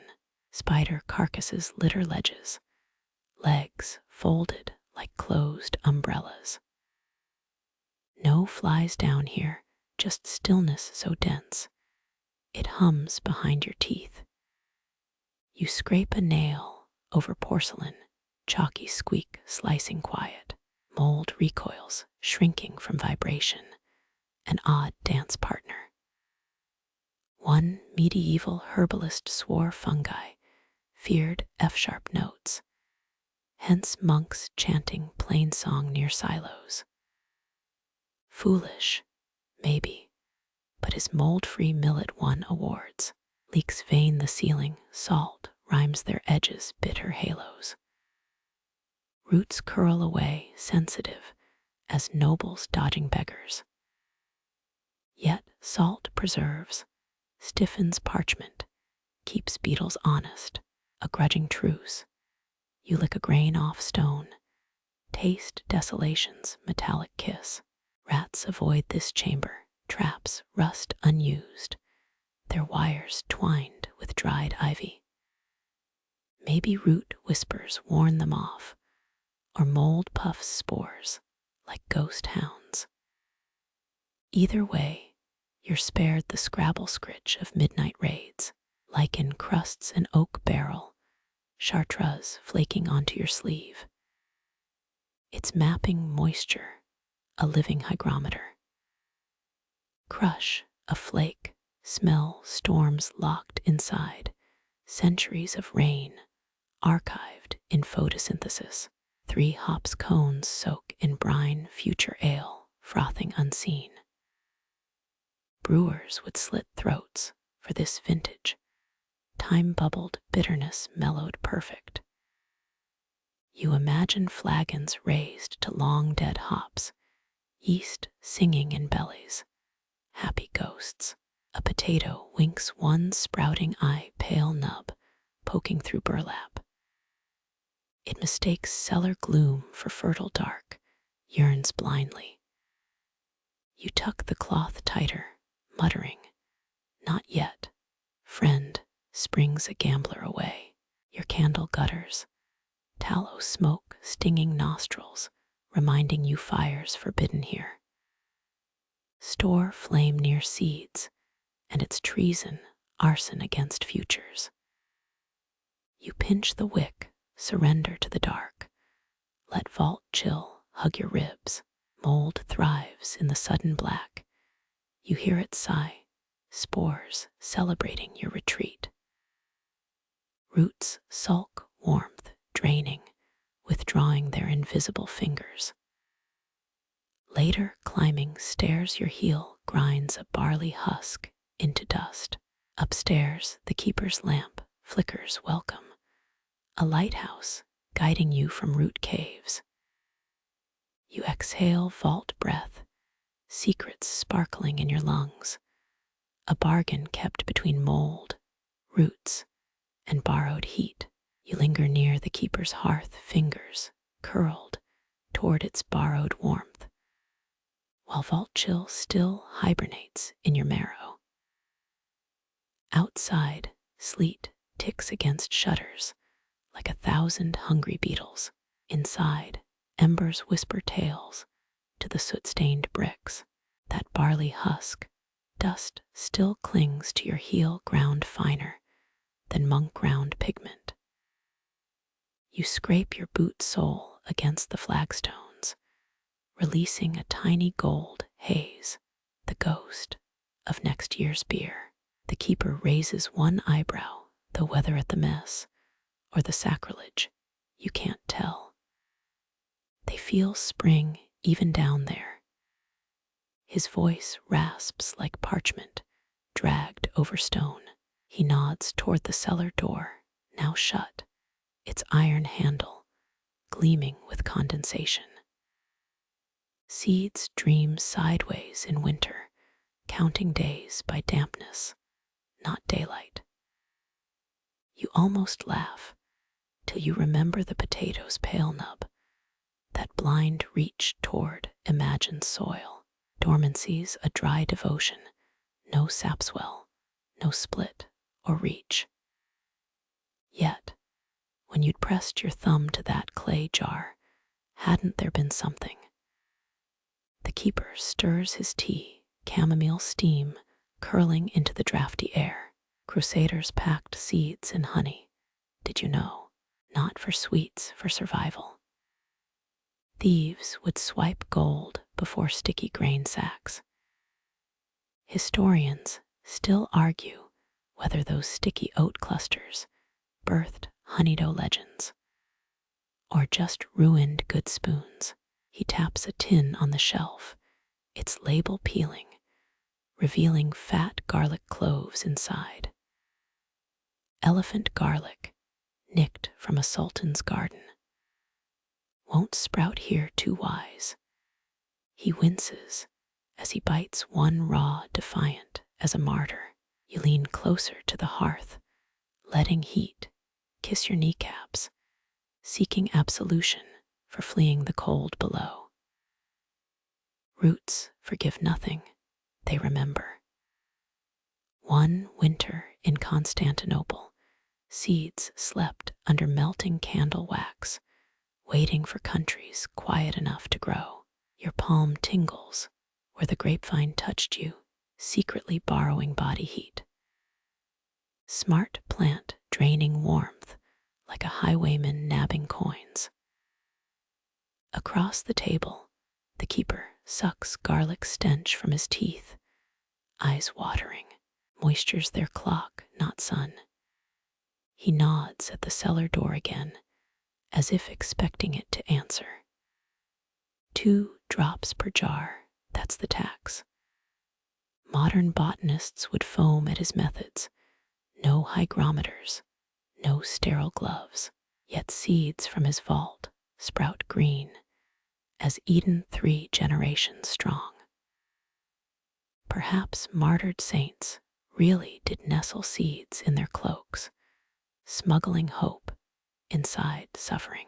A log shifts, spitting sparks onto the dog's tail, who yawns without standing. The keeper tosses him a garlic clove, which he crunches loudly, judging you all the while. Through the shutters, sleet hisses its disapproval. You picture the vault below, seeds knitting silent treaties with salt and shadow. No thirst allowed, just stillness, wrapped tighter than a nun's wimple. That phantom pulse still throbs in your thumb pad, echoed by your own heartbeat. Had it been real, the barley seeds murmur, or just blood rushing where roots wished it to go. The keeper rinses his mouth with ale, savoring the bite, then spits accurately into the fire. 1 jar cracked last winter, 5 degrees too warm mold bloomed like the plague. His eyes flick to your hands, as if checking for contraband warmth. Your knuckles whiten around the mug, guilty as a kid caught sneaking cake. Down there, you'd have traded 6 summers for 1 sprout, just to cheat the dark. Dogs nudge your knee, garlic breath fogging your sleeve. Outside, the storm swaps sleet for snow, muffling the world in false peace. Rising, you press a palm to the cellar door's oak planks, feel 50 winters humming through the grain. Something answers, not a sound, but a pressure, like breath held underwater. The keeper extinguishes the last lamp, plunging you into a dark, so complete it sticks in your throat. Go on then. His voice floats somewhere to your left, playful as a haunt. Ask it. You swallow, lips dry as seed husks. What do you want? Silence, then a creak from below, the cellar settling, or roots shuffling deck chairs for spring. Snow piles against the windows now, burying the abbey under a white hush. Dormancy has all the answers, and none, you name its dry devotion prayer. The keeper chuckles in the black, a sound like rusted hinges. Somewhere beneath your feet, a pulse thrums slower than bedrock, patient as poison. You count your breaths, match them to the rhythm under the floorboards, waiting for the thaw. The storm's heartbeat fades under your feet, swallowed by stone and centuries of compacted dust. Snow muffles the abbey roof, each flake a frozen hush. You half expect the barley seeds below to shiver, memorizing this cold, but they've known worse. The keeper drags a linen bundle from under his cot, cloth so brittle It crackles like autumn leaves. Unwrapping it feels like disturbing a grave, yet he beams, as if unveiling treasure. Inside, tight braids of bast fiber coil like sleeping snakes, each knot fat with seeds. Storm sacks, he rasps, spun during thunder to trap the rage inside. Skepticism itches your tongue till your thumb brushes a flax pod. A jolt zips up your wrist, not pain, but the echo of splitting wood. You smell ozone, or is that the keeper's garlic breath? Historians still argue whether olden seeds truly record weather, or if monks just told good tales between beer rounds. He points to a label sloppy ink under dust. 22nd year of Frederick's reign, 12th century. You do quick math. 1922. Fool, 1222. That summer shook castles to gravel. Towers sank into mud, swallowed whole. Records confirm it. The great storm of 1222 flattened half the Baltic coast. Meaty rye heads sunk ships, or so drunken bards crooned. A poppy seed nestles in the fibers, crushed under your nail, releasing ghosts of the Medici's summer garden. Funny how violence ferments into history, then curdles into bedtime stories. The keeper strokes a braid, violent purple streaks staining the linen. Lightning cloth dyed by the bolt itself.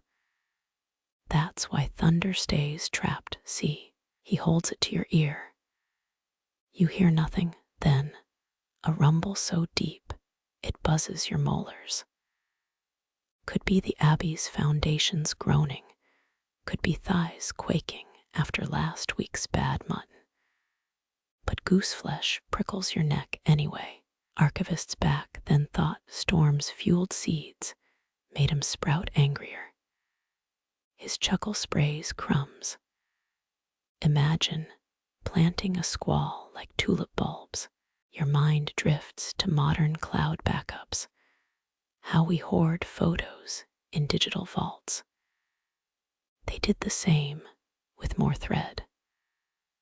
One linen strip holds 3 lightning strikes, counted by monks squinting at singed hemp. He leans closer, whispering conspiracy. Liudprand, East Wing scribe, swore he could taste approaching rain in walnut shells. Odd, since walnuts predate rain by several million years, but you nod. Monks brewed strange science from dread and ale. Another record claims crusaders stuffed horse saddles with storm-bound peas, comfort for homesick mares. You unspool a braid carefully, splinters pricking your thumb. Inside, lupin seeds rattle like tiny teeth. They remember Skyfire, how winds stole roofs, then villages. Life clings tightest after chaos, doesn't it? The keeper scowls at your frown. Doubts salt in a wound, boy. Seeds outlived saints. Show respect. You press a chickpea to your ear, half expecting war drums. Instead, a hiss, like steam escaping a kettle. 1222's thunder lives here wrinkled dormant, waiting to soak some future soil. Outside, snow quiets the world, but the braids hum in your hands. Absurd. And yet, don't we all carry old storms? That time Uncle Bert dropped his dentures in the gravy Grand's funeral downpour. First kiss, lightning behind the corn shed. The dog noses your knee, sniffing for edible history. You pocket one seed, shameless thief, though it'll sprout nothing but guilt. Dawn bleeds through shutters, pale as a nun's knuckles. The keeper wraps his storm sacks, each twist a ritual. Thunder naps in fibers, sated for now. Later, stumbling to your palate, you swear the floorboards vibrate. Seeds dream of deluge, root muscles flexing, ready to punch through rock and ruin. Sleep comes rough, full of tempests knotted in string. You wake clutching the blanket, linen creases etched into your cheek. Some storms never leave, they just wait and seems patient as poison. Morning light reveals the keeper snoozing, storm sacks piled on his chest like armor. You tread softly past him, boots crunching last night's fugitive snow. From the cellar door, a sigh rises wet and wanting. The thaw's begun. The keeper's snores fade as you push open the cellar's inner door, its iron handle slick with thorot. Beyond lies a vault. Within the vault, walls lined with alderwood boxes, each carved with crests of kingdoms turned to dust. Hemp fibers spill from one crate, coarse strands once woven into royal sails. One tuft clings to your sleeve, stubborn as burrs on a knight's cloak. You kneel, tipping open a lid. Inside, poppy heads sprawl like miniature crowns, their seed-specked faces weathered to gray. Edward III's navy rode on hemp like this. 53 ships built to drown French arrogance at slies. Funny how empires sprout from seeds, then dissolve into museum labels. A pod crumbles under your thumb, dust smelling of old battlefields and monastic opium tinctures. Court physicians once slipped crushed poppy milk into kingly wine, dulling gout or guilt. Historians still argue whether Plantagenet battle plans were hatched in strategy tents or poppy dream fog. Under the hemp, leather pouches sag with aristocratic whimsy. Here velvet beans from some duke's folly, bred purple to match his mistress's gloves. There, peas bred spherical to roll off silver spoons, a dining fad that lasted 6 weeks before a cardinal choked. Royalty treats seeds like jesters, demanding parlor tricks between wars. Your finger hooks a thorny stem, its barbs still sharp after centuries. Salisbury roses, bred thornless by Lancastrian gardeners, except this rogue specimen. Bet some Yorkist snuck it in a tiny rebellion pressed between lavender sachets. Wars fought with petals, history's quietest bloodsport. You lift a rose hip, split and hollow, its seeds rattling like dried lies. Henry V's wedding bower dripped with these blooms, thousands dead from dysentery. Yet poets gushed over floral metaphors. Nature mocks our pageantry, thorns outlasting vows. A box marked Ethelred spills millet, golden despite the centuries. Grain levied from starving crofters to feed the king's deer hunts. Even now, it smells faintly of resentment. Or maybe that's your modern bias sneezing through the dust. Your nail flicks a chickpea carved with Frankish runes. Noble children used them as gaming tokens, betting villages over supper. One record claims Charlemagne's grandson swallowed 17 during a tantrum, earning him the nickname Pepin the Gassy. Laughter snags in your throat, stilled by the weight overhead. Monarchs tread mortar here, their tread long gone, yet their seeds persist. Hemp still yearns for sailcloth, poppies for palace gardens, rose thorns for ungloved fingers. You pocket a single millet grain shame warm in your palm. These were never meant for peasants' porridge, but your teeth itch to crack its pride. Bet it tastes like venison or hollow boasts. Moonlight leaks through a high slit, gilding a porcelain jar. Inside, seeds like onyx chips labeled a leaner's midnight. Court gossip whispered she planted black peonies despite her husband's mistress, though fungus likely stained them. Love and mold both thrive in shadows. The keeper's voice rasps from the doorway, startling you. Touch nothing, those seeds have teeth. He hobbles closer, storm sack lint in his beard. Kings paid in blood for those pods, harvested from rebel fields, blessed by bishops with grudges. You withdraw your hand, but not before feeling a tremor in the jar. Dormant, not dead. A leaner's vengeance still potent, waiting for soil and spite. He points to a lead case, the size of a prayer book. John Lackland's emergency rations, barley coated in honey and dread. Never opened, even during the worst revolts. Superstitious fool feared his own stores. 23 rebellions, 11 excommunications, 1 crown tossed in a marsh.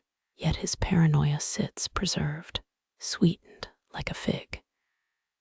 You need your temple, history's hangover, pulsing behind your eyes. These seeds weren't archived, they were entombed. Royals buried their green ambitions here, hoping frost would pause decay and judgment. The keeper coughs, a sound like tearing parchment. They understood power lies in what you lock away, not what you flaunt. A sealed vault whispers louder than a glittering crown. Outside, wind scrapes bare branches against stone. Somewhere, a thaw-swollen stream mocks the stillness. Wood creaks as he lifts a birch box, its hinges weeping rust.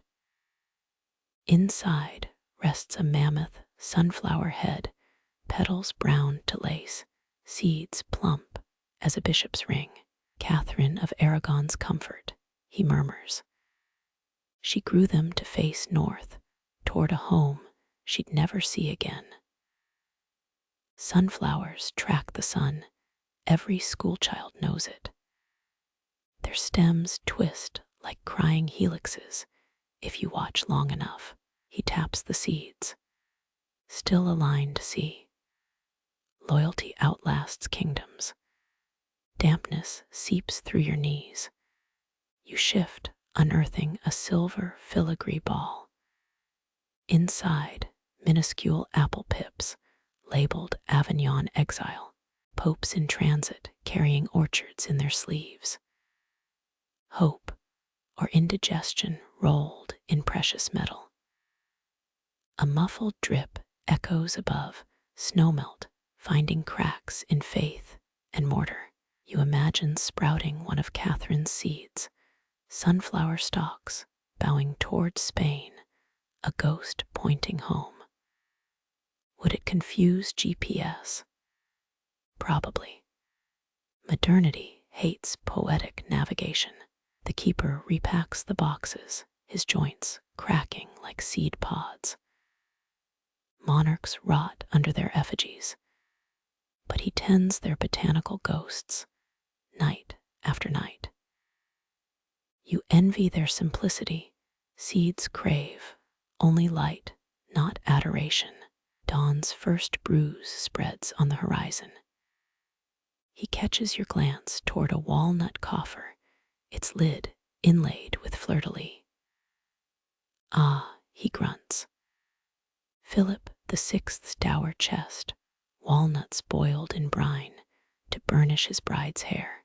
It pops open, revealing shriveled husks. They smell of salt and disappointment. She left him 2 years later for a painter with better hands. Walnut dye stains last longer than love, it seems. Your thumb rubs a poppy seed, pressing it into lifeline creases. Power withers, extortionate taxes dissolve.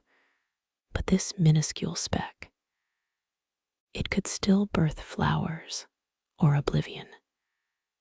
The keeper blows dust off an enamel case shaped like a tiny hearse. Last Plantagenet's personal stock, nightshade and monkshood seeds for silencing rivals.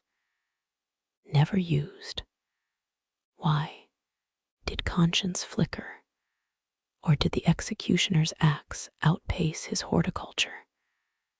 Outside, birds bicker over branches. He tucks the poison box away, careful as a gravedigger. They all understood. Seeds don't care who sows them. Loyalty's a human delusion, these. He pats a sack holding peas. Give them soil. They'll unfurl for tyrants or saints. It's all the same chlorophyll. Ice cracks overhead, a sharp report like snapping bone. You flinch, but the keeper just smiles, tracing a hemp rope's frayed end. Royal sails once pulled oaks from Scandinavia, ruin from France, spices from burned islands. Now, it barely holds a moth-bitten blanket. Threads always unravel, given enough centuries. Sunrise stripes the floor, amber as monastic ale. You rise, knees complaining louder than Parliament. The keeper doesn't wave farewell, already murmuring to a leaner's peonies, his back a curved comma in the half-light. One poppy seed clings to your cuff black as a dried queen's heart. As you climb the stairs, your shadow stretches, thin as a scythe's promise. The vault stays behind, full of stubborn green dreams, breathing slow under stone. Mice scratch in the walls, not knowing, not yet, maybe tomorrow. Winter returns at dusk, lacing the abbey roof in fresh frost. But you know the truth now. Thaw always wins. It just takes its time. The abbey stones bite your palms as you steady yourself, morning frost, glazing every surface like sugar on a grave cake. Winter's backhanded caress. You exhale, your breath hangs midair, a ghost miming astonishment. Vault doors groan shut behind you, iron teeth gnashing through the cold. But the archive's chill stays sewn to your skin, needling deeper than cathedral drafts. Ice writes its liturgy here, etching preservation into every stem and stone. Below, under 40 feet of frozen earth and limestone, seeds sleep without consent. Life under frost isn't living, it's deferred ambition. Dormancy isn't passive, it's a ceasefire brokered between cells and cold. One careless thaw, and green becomes glass, leaves shattering like dropped goblets. Your boots crunch over rime-stiffened grass, each step a small crunch of disrespect. Peasants once buried turnips under manure heaps, using night soil like a woolen cloak against frost's teeth. Practical folk, They knew ice forgives no vanity. Kings or cabbages kneel alike before it. A blackthorn hedge looms, its thorns sugared with hoarfrost. Every barb holds a prism, refracting dawn into fractured rainbows. Beautiful until you lean closer. The ice isn't decoration, it's a cage. Sap sleeps trapped beneath, daring no pulse, no twitch toward spring. Frost heaves, buckled the cobbled path overnight, Earth's quiet rebellion against freeze. You sidestep a fissure narrow as a ledger line, yet deep enough to snap an ankle. February's accounting is brutal, compound interest on every unshielded root. Wraith-like shapes shimmer ahead, ice-encased rosemary bushes. Their gray-green needles flash silver, locked in winter's crude resin. Crusaders packed its branches with tunics, dreaming it'd preserve valor alongside scent. It preserved neither. Only death gets pickled perfectly. You crouch, peering into the vitrified foliage, trapped inside one bubble, a fly mid-buzz, wings splayed for eternity. Some monk's metaphor about sin frozen in time, wasted on a corpse no priest would bless. A brittle snap echoes behind you, just a pigeon collapsing a snow-laden branch, flight feathers frosted into useless lead weights. Ice doesn't care if wings evolved for sky. It grounds all things equally. Leaving footprints feels rude here, like scrawling graffiti on a tomb. Each depression fractures the crust, exposing dark soil beneath. Soil that once cradled barley or bones. Frost keeps both equally silent, equally still. Your gaze drifts to the scriptorium's eastern wall, where weak sunlight licks the stones. A single brave snowdrop nods there, stem bent under its own daring. Monks called them Candlemas bells, harbingers squeezed between frostbite and fasting. Pity blooms early here. By noon, that foolish flower will crumple, its cells flash frozen between courage and collapse. You grind a knuckle against your sternum, memory sparking. School experiments with lettuce seeds, your child self marveling at liquid nitrogen's kiss. Green becomes emerald, then powder under a teaspoon. Modernity's magic, instant ancestor to medieval frost.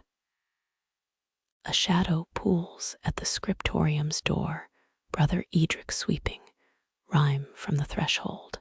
His broom scritches like a mouse gnawing vellum.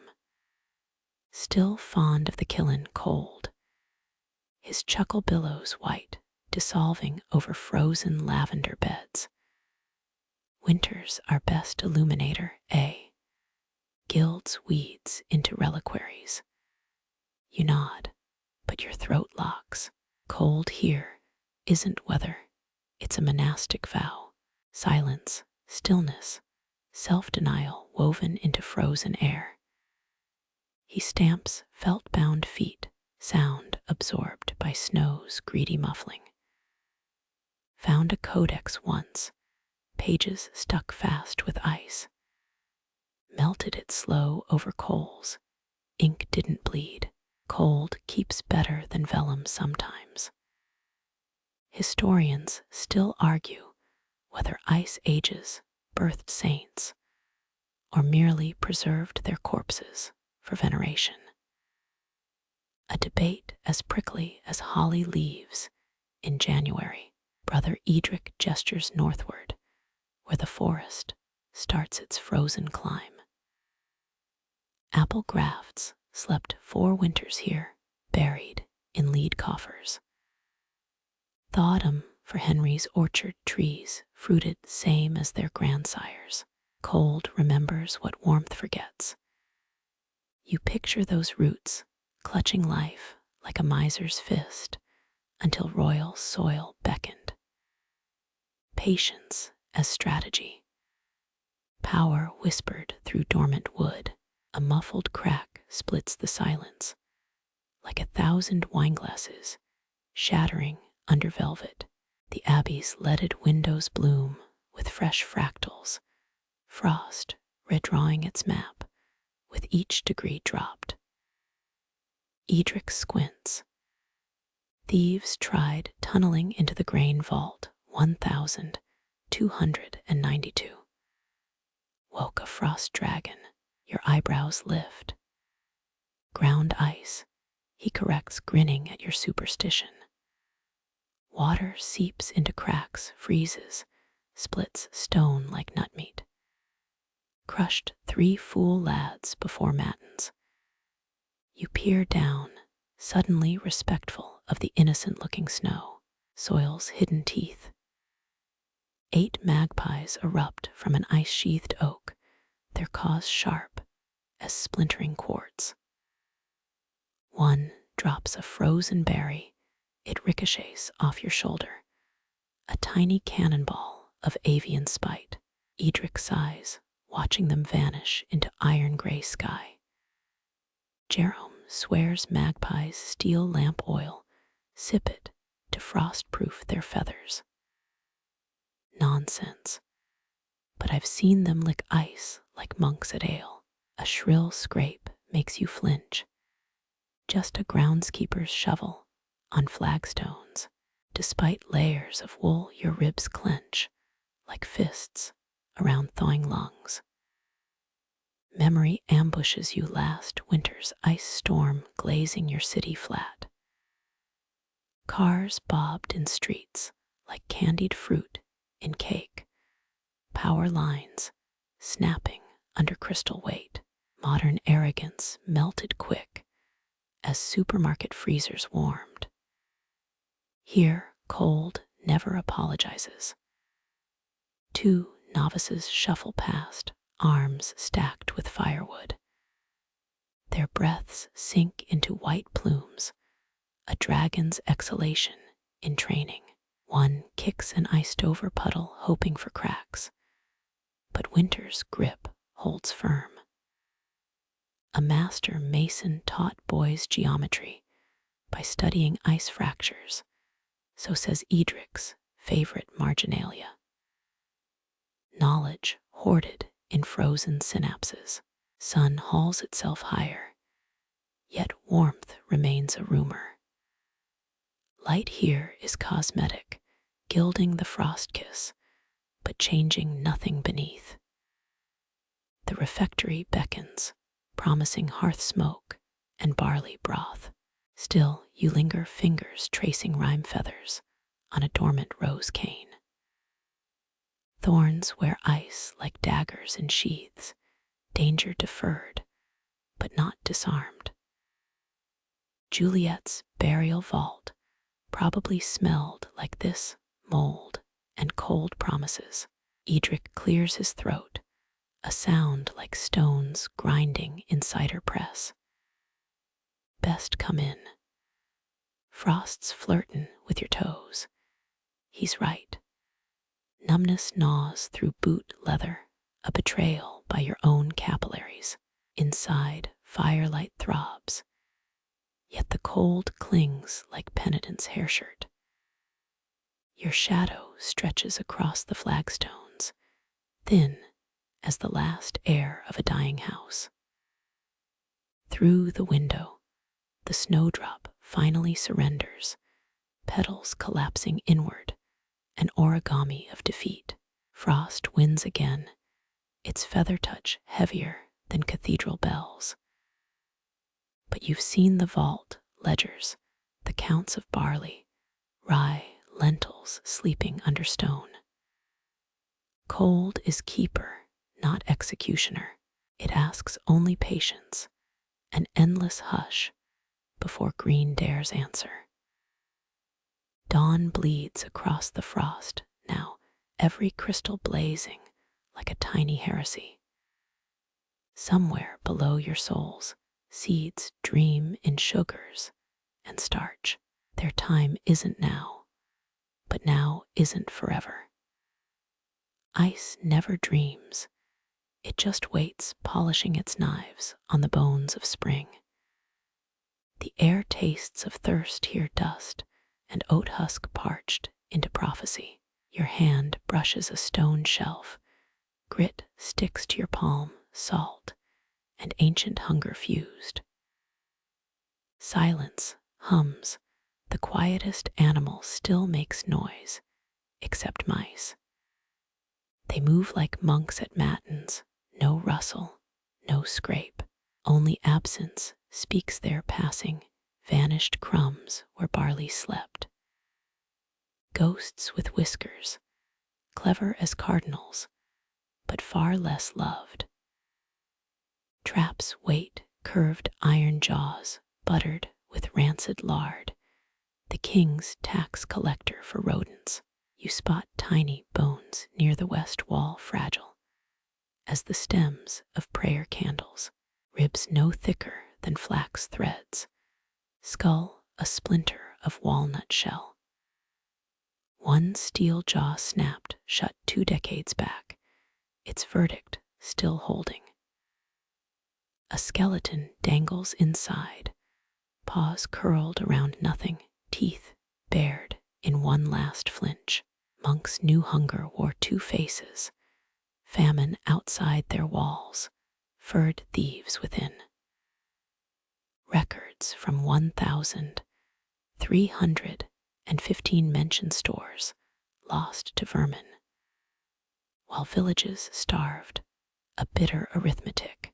Dead mice meant cured hams hanging, till Easter meant seed saved for sowing, meant life stretched thin but unbroken.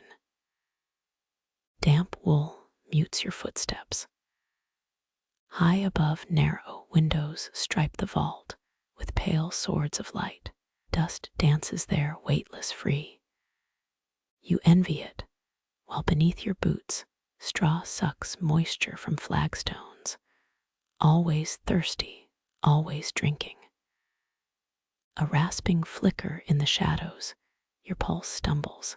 Just a bat scraping sleep from its wings.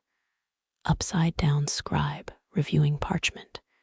No one reads. Perfect company for this place, creatures of echo and appetite. 3 oat husks cling to your sleeve, trove for some whiskered bandit. Silly, these kernels won't sprout, but try explaining that to rodents. Their logic runs straight from nose to belly.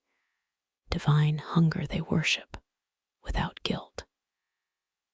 Some say starving peasants ate vault mice during the great frost of 1709, debated in hushed tones by scholars who have never licked bark glue off a knife.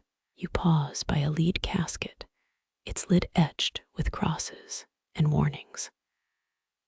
Novices once scratched tallies here, 1 mouse caught 9 more to starve. Bloodless math, sanctified by survival, move too fast, and shelves blur row after row of sleeping power, each jar a paused apocalypse. Lentils like tiny shields, barley in brigandine, rye curled like infant fists, all humming soft war songs against emptiness, against teeth. A brown shape darts, they're then gone, a streak of burnt sugar. It leaps, grabs a hemp rope dangling from a rafter, vanishes into shadow, cheeky acrobat tail flagpole straight with triumph. You follow its path, spotting claw marks on a wax-sealed urn. Mouse mandibles scraped desperate spirals, working like penitents carving prayers into stone. feudal beeswax, and pitch armor the rim, defiant against nibbling heretics. In the scriptoriums, margin scrawled bestiary. A monk drew mice wearing tunics, stealing coins for the devil. Quaint superstition. Truth is simpler. Their larders hold no concept of sin. Cold helps the traps. Metal jaws bite faster when frost stiffened. No hesitation, no waste of mercy. Winter's most loyal ally was always steel. Your Boothiel grinds a dried pea into powder. Sound absurdly loud. Brother Edric swore mice lick salt from weeping walls, savoring the vault's slow dissolve. True, who'd stake their soul on it? The dead ones won't testify. Another shadow flickers, this time across your nape, raising hairs like startled quills. Panic's brief flame gutters out. Just a swallow trapped inside last spring, now dust, and feathers gummed to a rafter. Hunger claims wings too. A muffled snap, south wall. No squeal follows, just the clatter of iron resetting. 2 pounds of force to cock the spring, half an ounce to trip it. Physics favors the prepared, be they monk or mouse catcher. Historians still argue whether medieval grain stores could have fed twice the mouths if mice alone were slain. Pointless sparring, as if guilt could be portioned like gruel. Past a bend you spot today's offering, fur still plush, eyes black beads dulled to shale, caught mid-reach for a spilled oat, paws curled like beggar's fingers. You kneel close enough to count its whiskers, 36 quivering threads. Breathing feels indecent, as though applauding at a wake. Stone jars loom above, fat-bellied guards stuffed with tomorrow's bread. Their clay hides 100 winters, molded by thumbs now gone to ash. From somewhere above, scratching resumes, tiny claws on oak. Then silence, the scout reporting back. War never ceases here, just retreats to darker corners. You picture whole legions tunneling behind wainscots, pink feet padding over splinters, queens gnawing empires from wry castles, their chronicles written in urine trails, kings crowned with stolen lint. A trap near your foot cradles half a century's rust, its spring sagging like a drunkard's spine. Retired with honors, in Winchester, they found a mouse nest woven from Magna Carta scraps. How democracy tastes when nibbled toward nothing. Light slants lower, catching 1,000 suspended dust motes, drifting pollen from some phantom bloom. Cold etches your lungs, each exhale pearled white, brief ghost then gone. The dead mouse seems smaller now, shrinking into its final shape, all hunger shed at last. You rise, boots echoing like dropped ledgers, and walk on. Survival demands some debts stay unpaid. One breath, too warm, and the future fails. Your hand hesitates over the rye jar, fingertips hovering like falcons choosing prey. Moisture is death's courier, fungus its fleet horseman. A 12th century manuscript warned one damp dawn undoes a decade of drought. Clay feels cool under your palm, rough as a scribe's whetstone, charged with stillness. Beneath its seal, 40 winters hum, rye kernels dreaming of the plow. You twist the lid slow, as if disarming a trap, your knuckles white with calculus. The math is merciless. Too dry, they crumble; too damp, they bloom into rot. Monks whispered the rule of thirds: 1 part breath, 2 parts shadow, 3 parts prayer. Precision borrowed from astrolabes, measured to the width of a flax fiber. Seed vaults aren't tombs, they're suspended duels, germination held at sword point. Archaeologists found barley in pharaohs' tombs, still golden, still laughing at mortality. Yet those grains slept in luxury, sealed with honey, serpents, and curses, guarding their nap. Here, preservation comes cheaper: wax, salt, north-facing stone. You unroll an oat straw mat, each stalk aligned like lunar cords. Ritual matters. Place the grains just so, let them taste the air, not gulp it. Cold helps frost, slows the waltz between life and rot. In Svalbard, the Arctic seed vault carves hope into permafrost, insurance against doomsday. Medieval minds grasped this too. Cellars dug below frost lines, nature's lockbox. 1 jar hisses, open, pressure equalizing, like a sigh from 1,382. Inside, rye sleeps. Folded parchments cradle each handful, inked with saints' names. 3 grains cling to your sleeve, tiny hitchhickers begging for soil. Revival starts with water, but not just any rain caught in copper bowls, never touched earth. Historians still argue whether northern monks brewed barley with meltwater for faster sprouts, or if that's ale talk from drunk archivists. You pour careful drops, bead on the parchments, rye darkens, plumping like thirsty sponges. 40 years dissolve in a blink, each swell, a staged resurrection.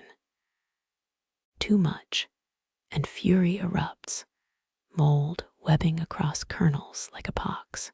Heat whispers next, coals banked under slate, no flames, just blush warmth.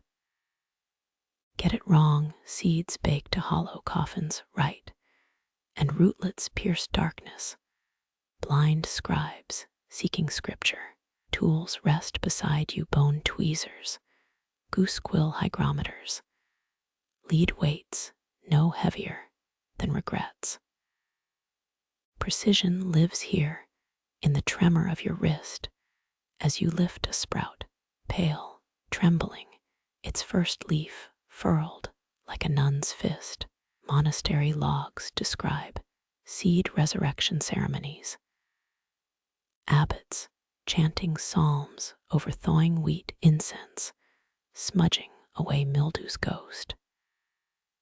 A ritual as rigorous as liturgy, every step measured, every prayer calculated. Olive oil clocks timed soakings, water climbing twisted wicks, marking minutes by hunger. Not sand or sun, the drip, drip, drip of fat through pierced tin. Failure lingers, a stench in the corner, jars of millet gone slimy gray, furred with defeat. Silent lessons, rot teaches better than any monk, a reek that lingers for weeks. Succeed, and green threads rise, tender unfurling into proof. Life persists, not through might, but by numbers. 98% stored, 2% risked for rebirth. Heretics argued seed banks, mocked God's will, hoarding against famine like cowards. Yet the vaults fed more villages than their own hollow sermons. Sunlight knives through a high slit, your sprout glows, translucent, veined with hope. 1 centimeter, no more before you stop. Tenderness is cruelty here. Halt growth, store it again, or risk losing everything. You sever the stem, pinch the root, tuck the survivor into parchment. The law is clear. Test 1. Sacrifice 1, save thousands. Mercy wears a cold face in this vault. Sealed jars swallow the living rye once more, its secret curled tight inside. Centuries from now, someone else will repeat this dance, trusting your hands across time. Stewardship is faith measured in grams. Your boots sink into the damp earth, each step pressing deeper than you intend. The floor remembers not just your weight, but all who came before. Tread softly. This soil holds footprints like promises, centuries pressed into silt. You kneel, fingers brushing the ground, cool and granular, packed by countless souls. Cobbles line the vault walls. But here, the floor stays bare, unpaved for a reason. Medieval wisdom, new compacted earth breathes, drawing moisture down away from seeds. Westminster Abbey's cellar floors use the same trick, keeping royal ale cool in summer. Dust rises, not like powder, but old smoke, ghosts of linen sacks dragged through time. In the granules, you spot husk fragments, flattened oat shells, dust from rye long gone to millstones. Press your ear low, half expecting whispers, hearing only the thump of your own pulse. Shifting position, your knee sinks, unearthing something pale, smooth as a bird's bone. A hazelnut shell, split clean, gnaw marks still sharp along its edge.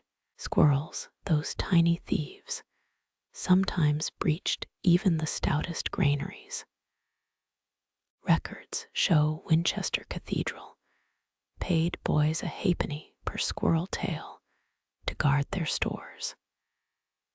Your shadow stretches, merging with older stains on the ground, barely visible. Shapes linger, boot prints hardened by time, dust settled into their hollows.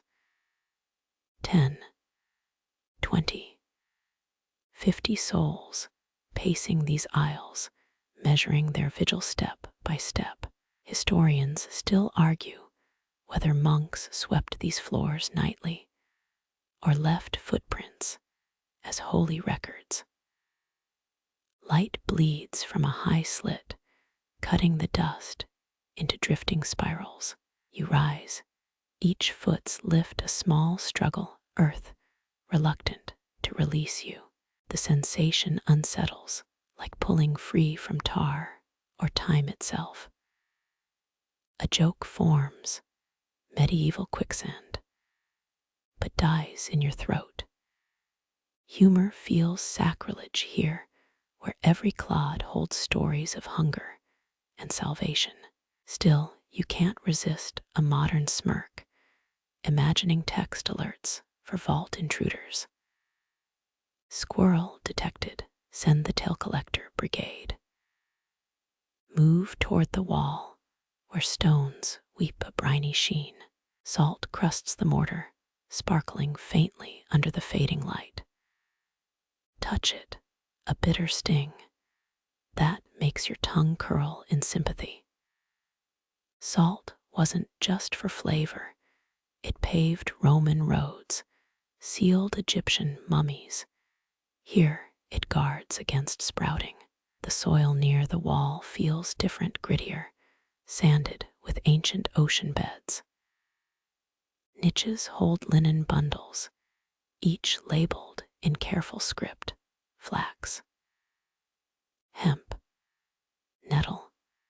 You kneel again, fingers tracing a depression too round for a boot, perhaps a storage jar's base left for decades.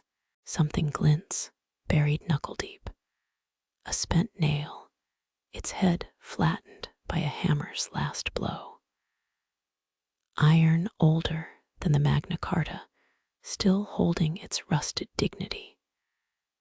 Builders must have dropped it, then abandoned the search too dark to find in these shadows.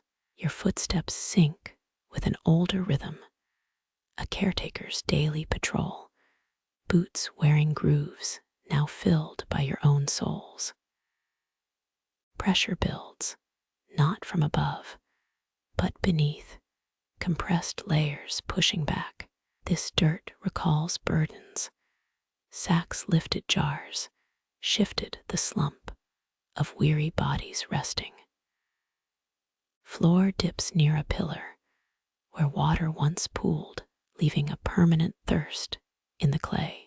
Linseed oil spills left their mark too, a dark star, stubborn as a scar.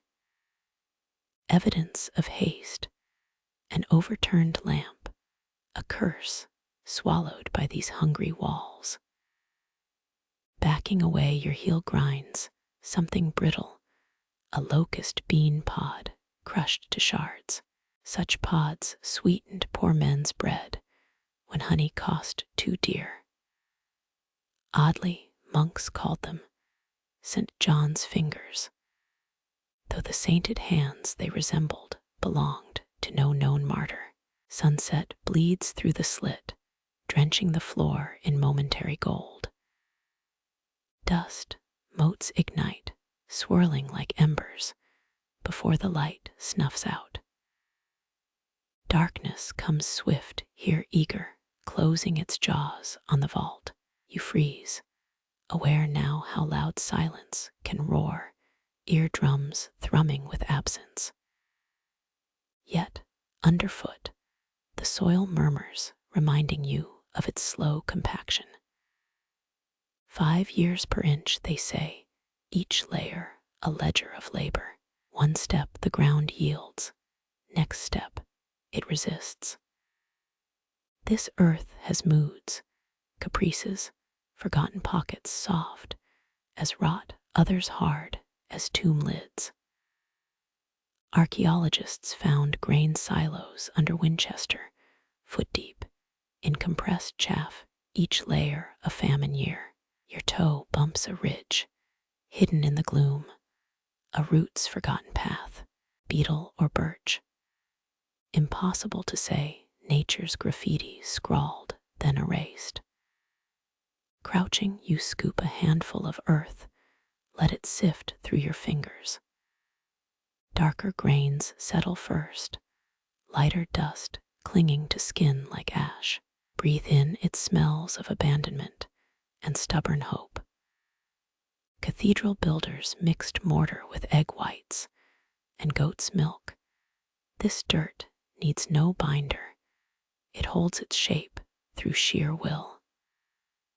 Ahead, the ground discolors, a spill turned sacred by time. Wine, blood, ink. No telling now, just a stain absorbed into the archive's skin. You straighten, dusting your palms, each speck a potential seed, a story, a life suspended. Walking onward, your prints merge with the past, temporarily borrowing this sacred ground. New footprints soften old ones, blurring lines between keeper and kept. Soil accepts all imprint equally, the abbot's tread, the mouse's skitter, your own hesitant shuffle. At the door you pause, one last look at the trampled earth. Centuries from now, another boots will sink here, maybe tracing your steps, maybe crushing them flat. Soil doesn't play favorites, it preserves all pressure, all weight, all loss. You lift your foot, leaving a shallow dent, already crumbling at the edges. Exiting, you pull the oak door shut, iron latch clanking into place. Behind you, the floor smooths slowly, like healing flesh, ready for the next pilgrim.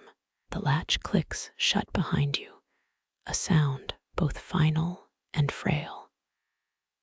Outside, the air feels too thin, as if the vault's weight pressed it thick and close. You linger, palms flat against the oak, still feeling the seeds breathe through the wood. Glance up. The sky churns the color of split plums, bruised and storm-ripe. Thunder growls, or maybe it's siege engines rumbling beyond the abbey walls. Between old stones, you catch the muffled chaos of market day carters shouting, dogs yapping life, thrashing like a fresh-caught trout. A stone cool against your back, you lean grateful for its solidness. Viking longboats once raided these shores, burning seed stores to cripple villages. Those scorched grains became curses, whispered over for generations. Your fingers find a groove in the wall, carved by ropes, hauling sacks to safety.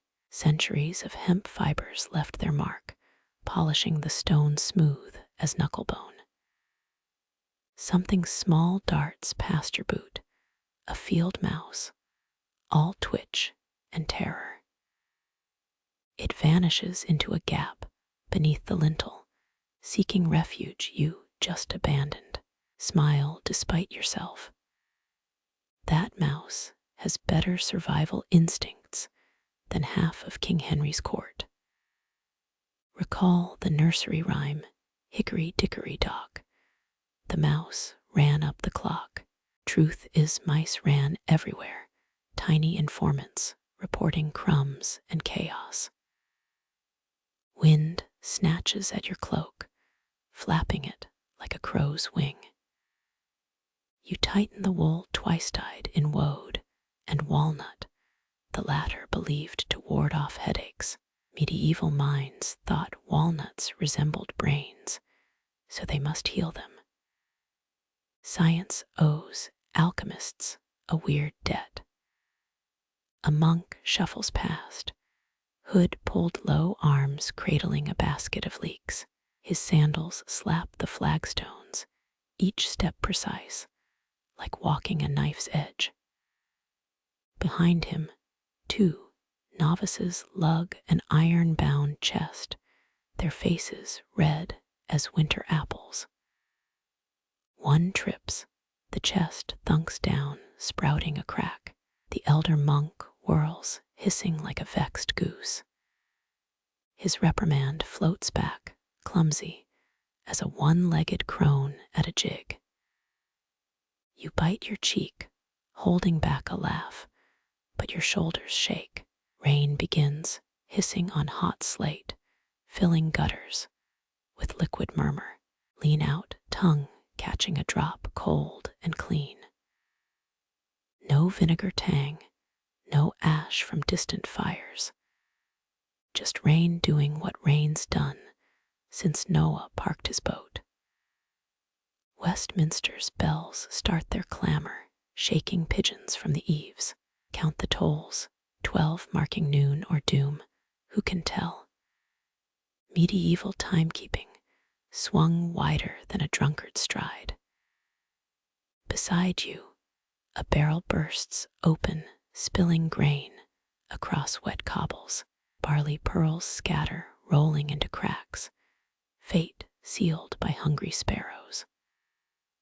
A shadow looms, the granary master meet fists planted on hips.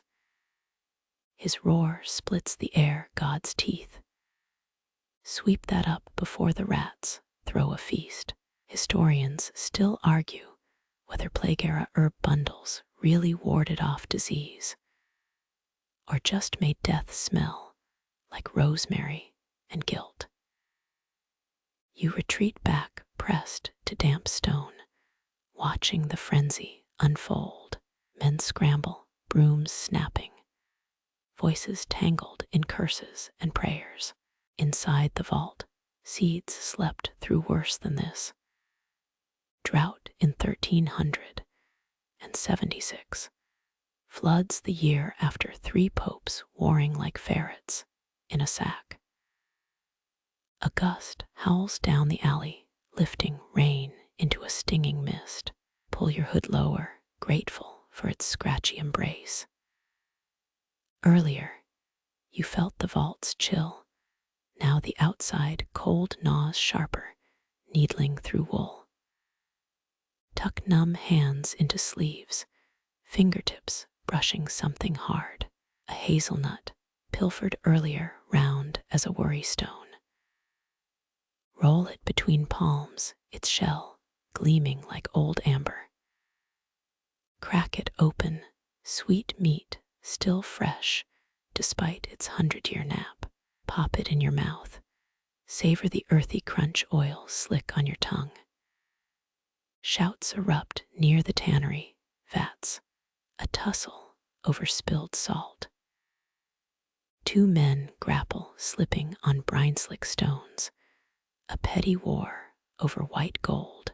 Salt kept this vault safe, made seeds forget to sprout.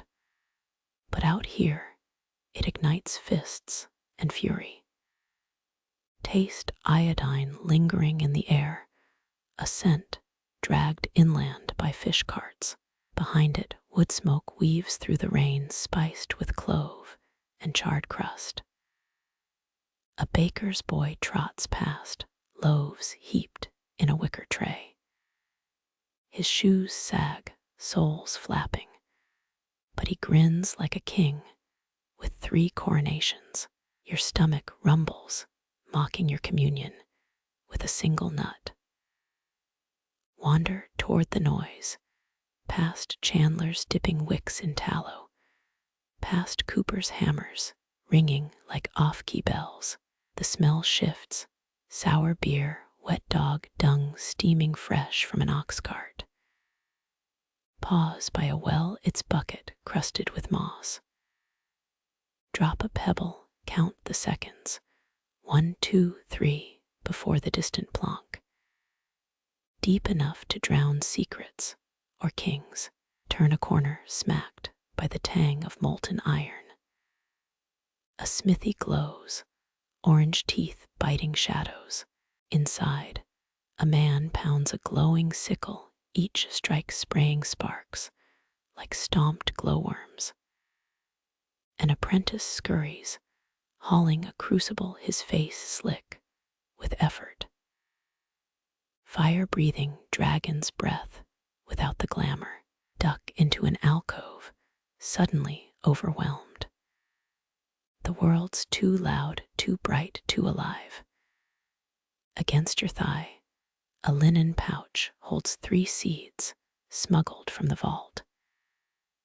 Their shapes press faintly through the cloth, bean, wheat, unknown. Fingering them, you close your eyes, transporting back to that cool, eternal dark. A voice jolts you, lost pilgrim. Open your eyes. A friar peers at you, his beard braided with straw charms. Suspicion glints in his gaze, or curiosity reading you like a poorly penned psalm. Mutter, just admiring the masonry. He snorts. Masonry doesn't make folks clutch their belts like that. Nods at your pouch. Hand flies to cover it, a charm against storms. Ha, borrow trouble, and trouble lends with interest. He shuffles off, rattling off Latin under his breath. You exhale, relief pooling in your boots. Rain eases, leaving puddles mirroring the ashen sky. In one, your reflection wavers, stretched thin and ghost pale. Stroll past the scriptorium, its windows glowing honey gold. Inside, a monk traces vermilion capitals, his quill scratching like mouse toenails. Someone coughs, dry and hacking from an upper window. Cover your face, a habit now plague haunting every crowded street. A ditch gurgles choked with kitchen leavings, eggshells, fish bones, a doll's chipped arm. Busy life, busy filth, busy death. Pause, eyeing a hen pecking at mud. Her clucks sound scandalized, as if the earth offered insults instead of worms. A cart rattles past, barrels sloshing. Wine from the reek, or maybe vinegar. There's the granary, its walls 20 feet thick, a mountain among thatched huts. Its doors yawn wide, gulping wagons of rye and spelt. You drift closer, drawn like a moth to flame, or a fool to folly. Inside, dusky light filters through high slits, dust motes dancing lazy jigs. Sacks tower piled like drunkards at a tavern barley. Oats, peas, their breath musty and sweet. A ledger lies open, quill perched, ink drying mid-word. Peak spidery script records rents paid in grain 30 sacks, 3 hens, a day's labor, mending fences. Your pouch feels heavier, a thievery you didn't mean to commit. Outside, church bells hammer again, this time frantic, spilling their bronze lungs. Folk scatter, dragging children, clutching skirts, faces blanched. A horseman gallops into the square, his mount lathered, eyes rolling wild. He shouts, voice shredded by speed and fear. Raiders. At the north gate, panic erupts, a kicked wasp nest. Barrels overturn, a fish cart tips, silvery bodies slapping stone. The vault, you think, sturdy as a psalm, but vulnerable. One torch, one angry soul could erase centuries tomorrow. Grip your seeds tighter, 3 tiny counterweights against the madness. A woman sprints past, her babe clutched tight, shawl flapping like surrender. Duck behind a water trough, heart-punching ribs. Through gaps, see torches bobbing in the distance, smear of smoke against the clouds. Raiders, rebels. Either way, fire follows hunger, follows loss. But inside the limestone and packed earth, 100,000 seeds sleep on blissfully deaf, silent like the oat grains in your pouch, blind to bloodshed.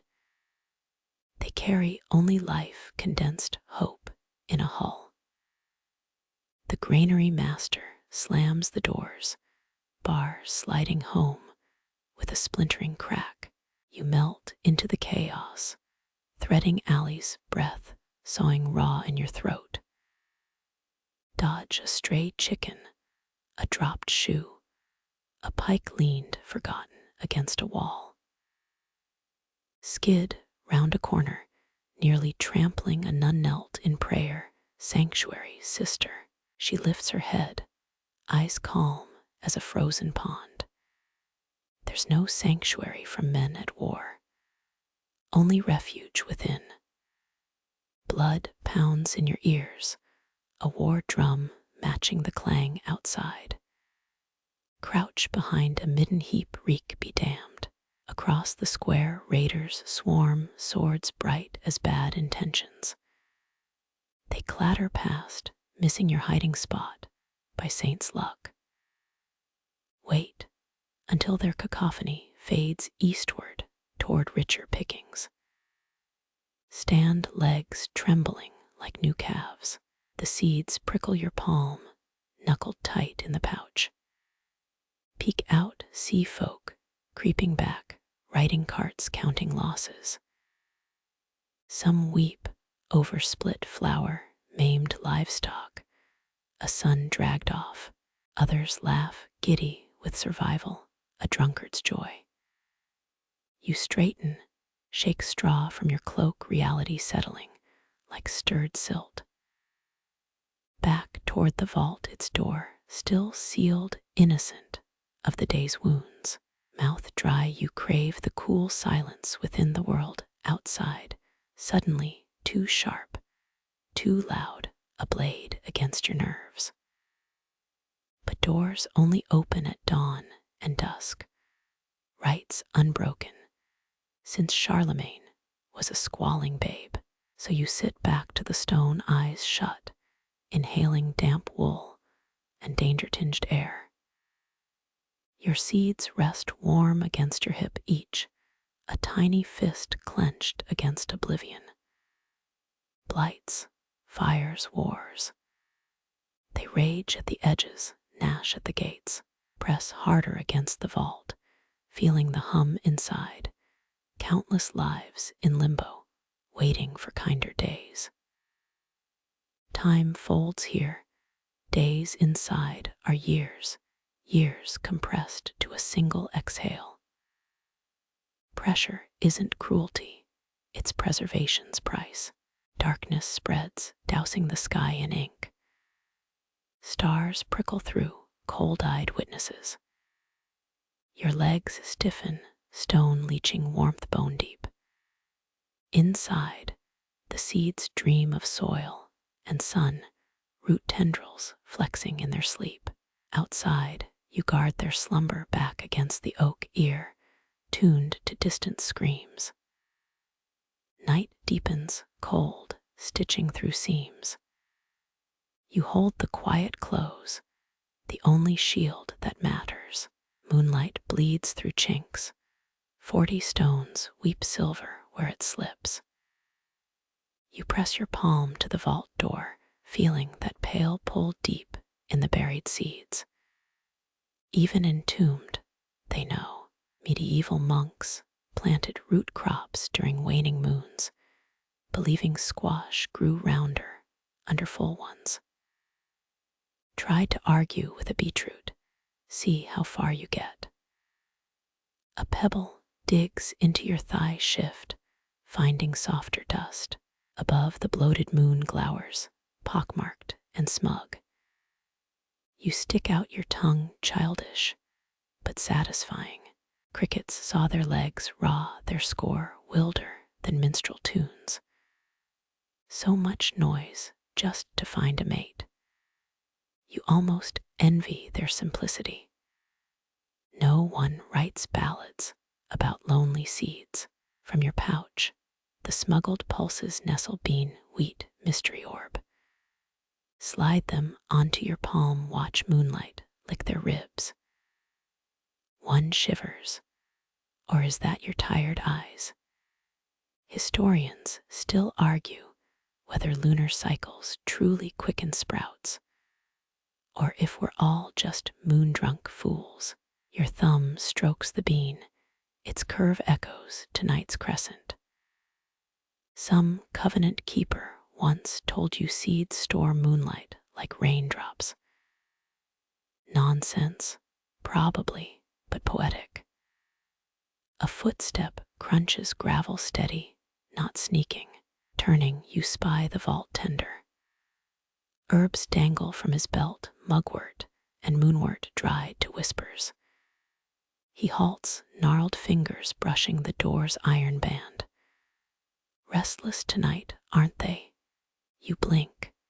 The seeds. Nay, the stones. He taps the limestone. They flex when the moon tugs sap underground. Think vault sleep. They breathe. Glancing down, your palm still pressed, you could swear the door size. He kneels, drawing a vial of oil from his sleeve, uncorks it, a scent like crushed thyme, and fresh ice unfurls. With one knuckle he dots oil where mortar meets oak. Lunar nodes, he murmurs. Some said vaults were built where moon's path crossed earth's shadow. Made the seeds forget seasons. You lean closer. Truth or tavern talk? He smirks, creases deepening. 6 harvests, I've watched seeds wake faster under pink moons. Proof, or 60 years wasted. His laughter rasps like a rusted hinge. Settle back against the wall, one kernel now turning in your fingers. Breach its hull, how much light swims inside. Enough to guide roots through soil so black. A cloud smudges the moon, quick as a snuffed candle. Cold seeps through your cloak, stitching needles down your spine. The keeper lights a lantern, flame cupped in horn. It paints his face amber and ancient. Rumor claims some vaults keep seeds soaked in moonlight, stored in jars carved with lunar phases. Seen one jar once in Avignon bound with lead. Wondered what it cradled or imprisoned.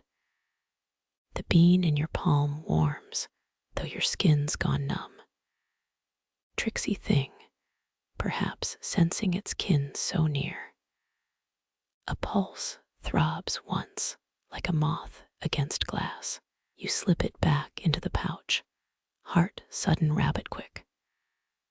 Overhead, the moon escapes its veil, drenching the courtyard in bone dust silver. The keeper's shadow stretches forked and faint as he walks the perimeter. His chant drifts back, half Latin, half something older. Words like river stones, worn smooth but heavy.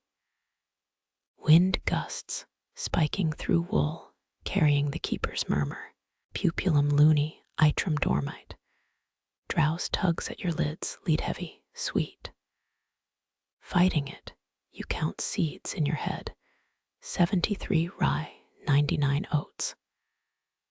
Somewhere, a pod splits, slow as continents shifting. A muffled hum rises, underfoot through stone. The vault dreaming or digesting.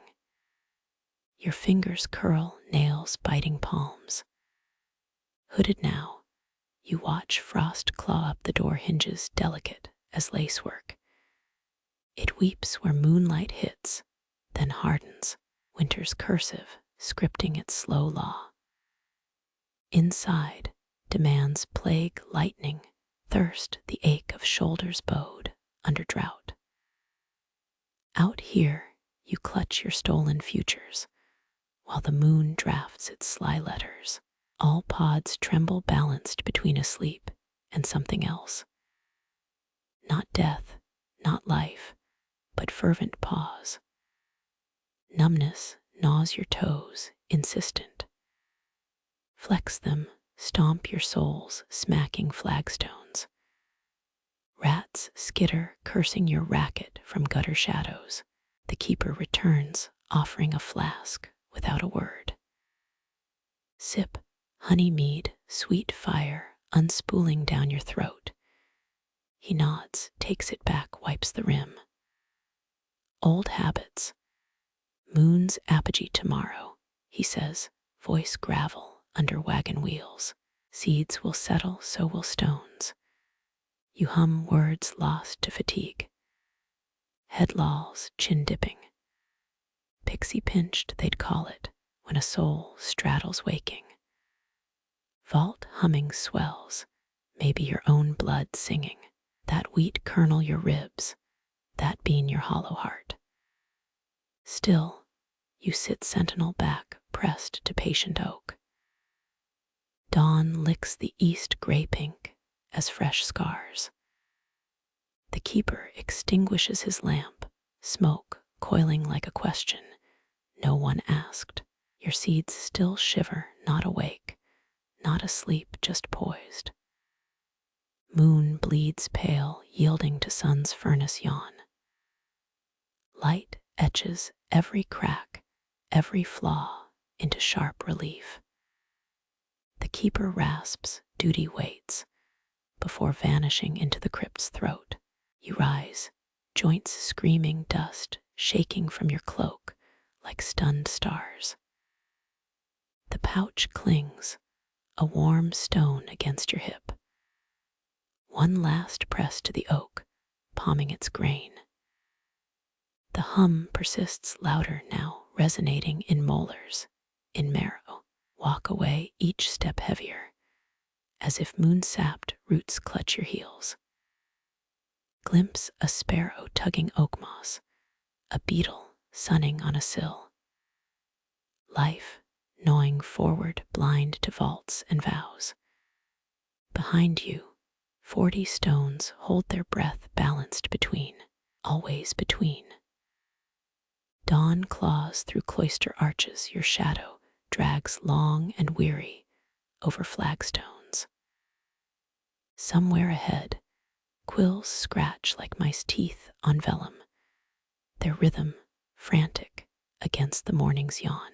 The scriptorium door groans on its hinges, something fungal growing in its throat. Inside, parchment dust swims in sunbeams, coughs blooming in the haze, monks hunched like question marks at desks, floating in the gloom. A beard-grizzled brother glances up, eyes watering, ink smeared down his chin like a child's jam. Gestures to a ledger big as a millstone, its leather warped with damp. Poison prevents rot, he croaks. Gall, vitriol, rust, scraping the brew, ink that bites mice back. You trace a hand over fevered notations, lightning welts left by quills, moving too slow for doom. Here, the winters of 2007, barley streaked red with rust. There, the summer swell of 21, slugs thick as thumbs, sucking fields barren. Dates fret down margins, years, nibbled black where beetles chewed. Historians still argue whether famines were exaggerated in logs to squeeze coin from wealthy nobles. A sneeze rips loose your elbow, skittering a clay pot. Inside, fat beetle husks swim in liquid, their shells stewing into ink. Inviting guests, you mutter, wiping your nose. The monk grunts, dabbing scribal wounds on his cuff. Death makes color fast. Ground beetles, walnut rot, stop words fading. You peer at his page, the ink gleaming wet, iron blood reek, punching your throat. Outside, wind shoulders the walls, trying to sneak through crumbled mortar. The leaded ink pot rattles, liquid swirling restless.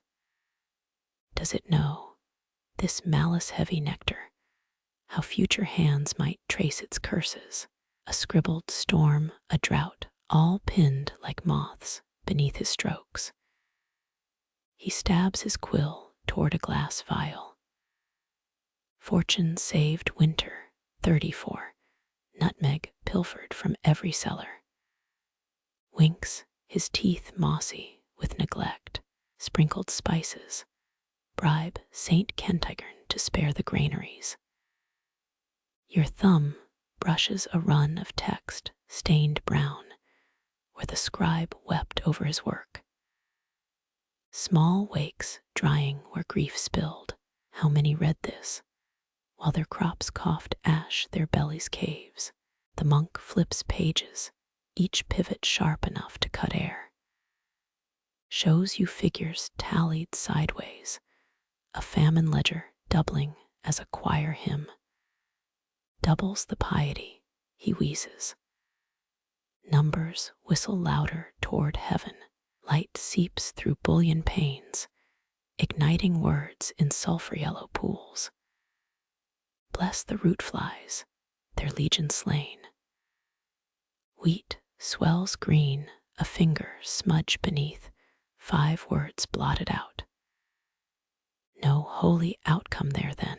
A mouse scrabbles inside a wall, its paws scritching between prayers. Scholar monks once said, sainted mice eat parchment scripture, gaining wisdom. You picture rotund rodents, burping Latin in rafters. Your nail picks at an ink scar, letters scrolled too close, blooming mold between them.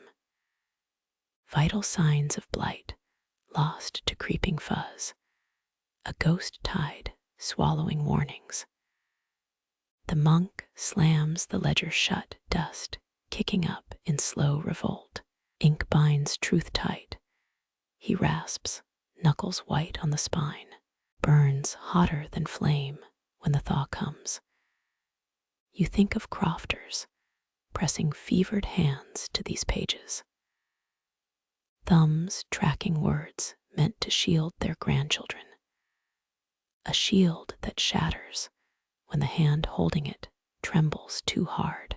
Damp seeps through your boot sole, yesterday's melt lingering spiteful. Outside, the vault exhales, low and patient, letting its children sleep. One splash of rogue ink here could doom those seeds to misremembered summers. He dips his quill, murder black droplet quivering. Breath hitches stories hover tethered to its point. One jab, it bleeds onto the next blank gasp. Dread frost, second Friday of Lent.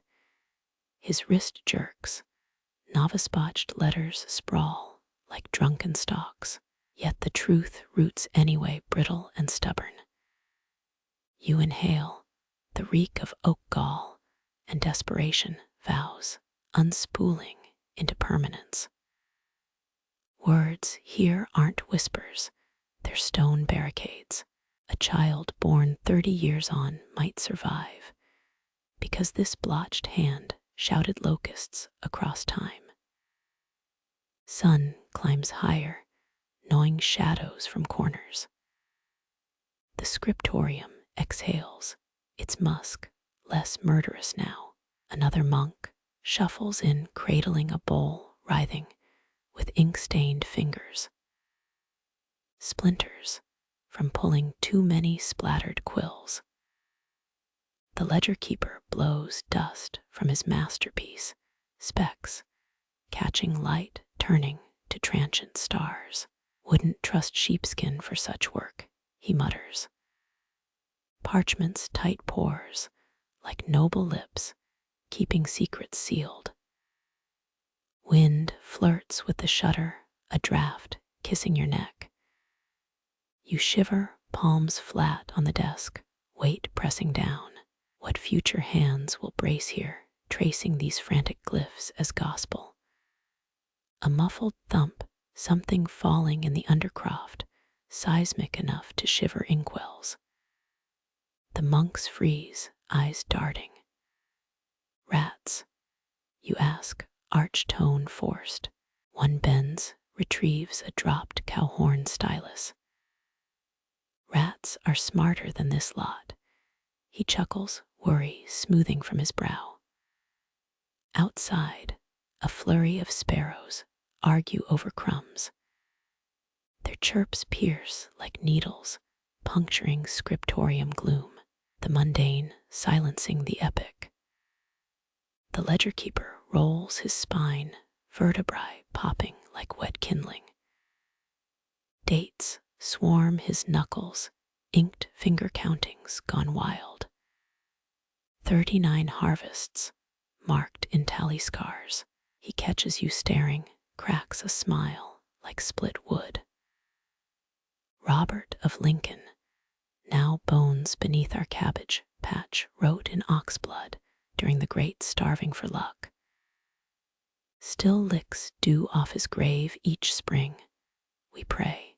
You laugh, slightly buried under the weight of this place. The way merriment echoes wrong in crypts and scriptoriums both. His quill drifts, idle now, stitching nothing. Ink clots, a scab forming, wasted words greedily unspilled. Some truths petrify, best unrecorded maybe. Frog-thick clouds smudge the sun, gray-green light pooling in corners. The monks light candles, their flames meek against the thickening murk. You press the heel of your hand to a blot. Feel the null stain pulse absence. Dead skin telling no stories. A drop of ink escapes, hits the floorboards, blooms into a tar-dark pupil. One fat rat peeks from a knothole sniffing, then recoiling, repulsed by protective poisons in the brew. Your stolen seeds murmur against your hip, a private heat. Maybe they remember this place, this stench, the scratch of quill teeth carving their future into being. Thunder rumbles far off, a belly hungry as yours. The scribes glance up, momentary fright fluttering, then bend back to work. They've logged worse. Rain taps the roof, gentle at first, then furious. Inkwell reflections shiver, each pot holding a storm's miniature portrait. Wind-racked rye fields. The monk writes his letters, leaning hard to one side, as if bracing against gales. Words armoring tender sprouts that won't burst earth for decades yet. You finger your pouch, secrets rustling yourself, a walking logbook of pilfered fates. Parchment can burn, mice can feast, but flesh forgets slower. Lightning cracks glare flaring across the ledger, exposing stains grown from neglect. Damp has sketched a ghost appendix, here mold chewing letters into haze. The monk slaps a palm flat like smothering revolt. Die silent, he growls, though whether to the mold, the weather, or fate itself remains unclear. Rain hammers, turning 500 years of dust into streaming sludge below sills. The older monk stands slow, lid lowered on his poison ink. A pause, you both stare, as runoff carves paths between stone slurries of grit and old ink spiraling towards some below world. Symbols unspooling, protection washed thin. He lifts the ledger, cradles it like a foundling, his hands trembling not from age, but fear. Presses it into a leather sleeve, safe from splashes, from cruel air. Silence thickens, broken by the drip-drip of mastery, undone. One quill left forgotten drowns in its own spill, shedding vile feathers. The monk nods, his eyes meeting yours, proud yet panicked. Ink remembers, he whispers, though his knotted hands say please. You nod, knowing promises aren't paper, but you'll try. Pluck a nib from the floor, steel tip gleaming blue as frostbite. Pocket it, hearing the soft snick as it slides between threads. Your ledger will be softer, skin and scars, ink that only moon and marrow read. Step back, your heel catches a warped board, the floor hissing protest. Monks don't glance up, lost again in chronicles of poison predation. Hope.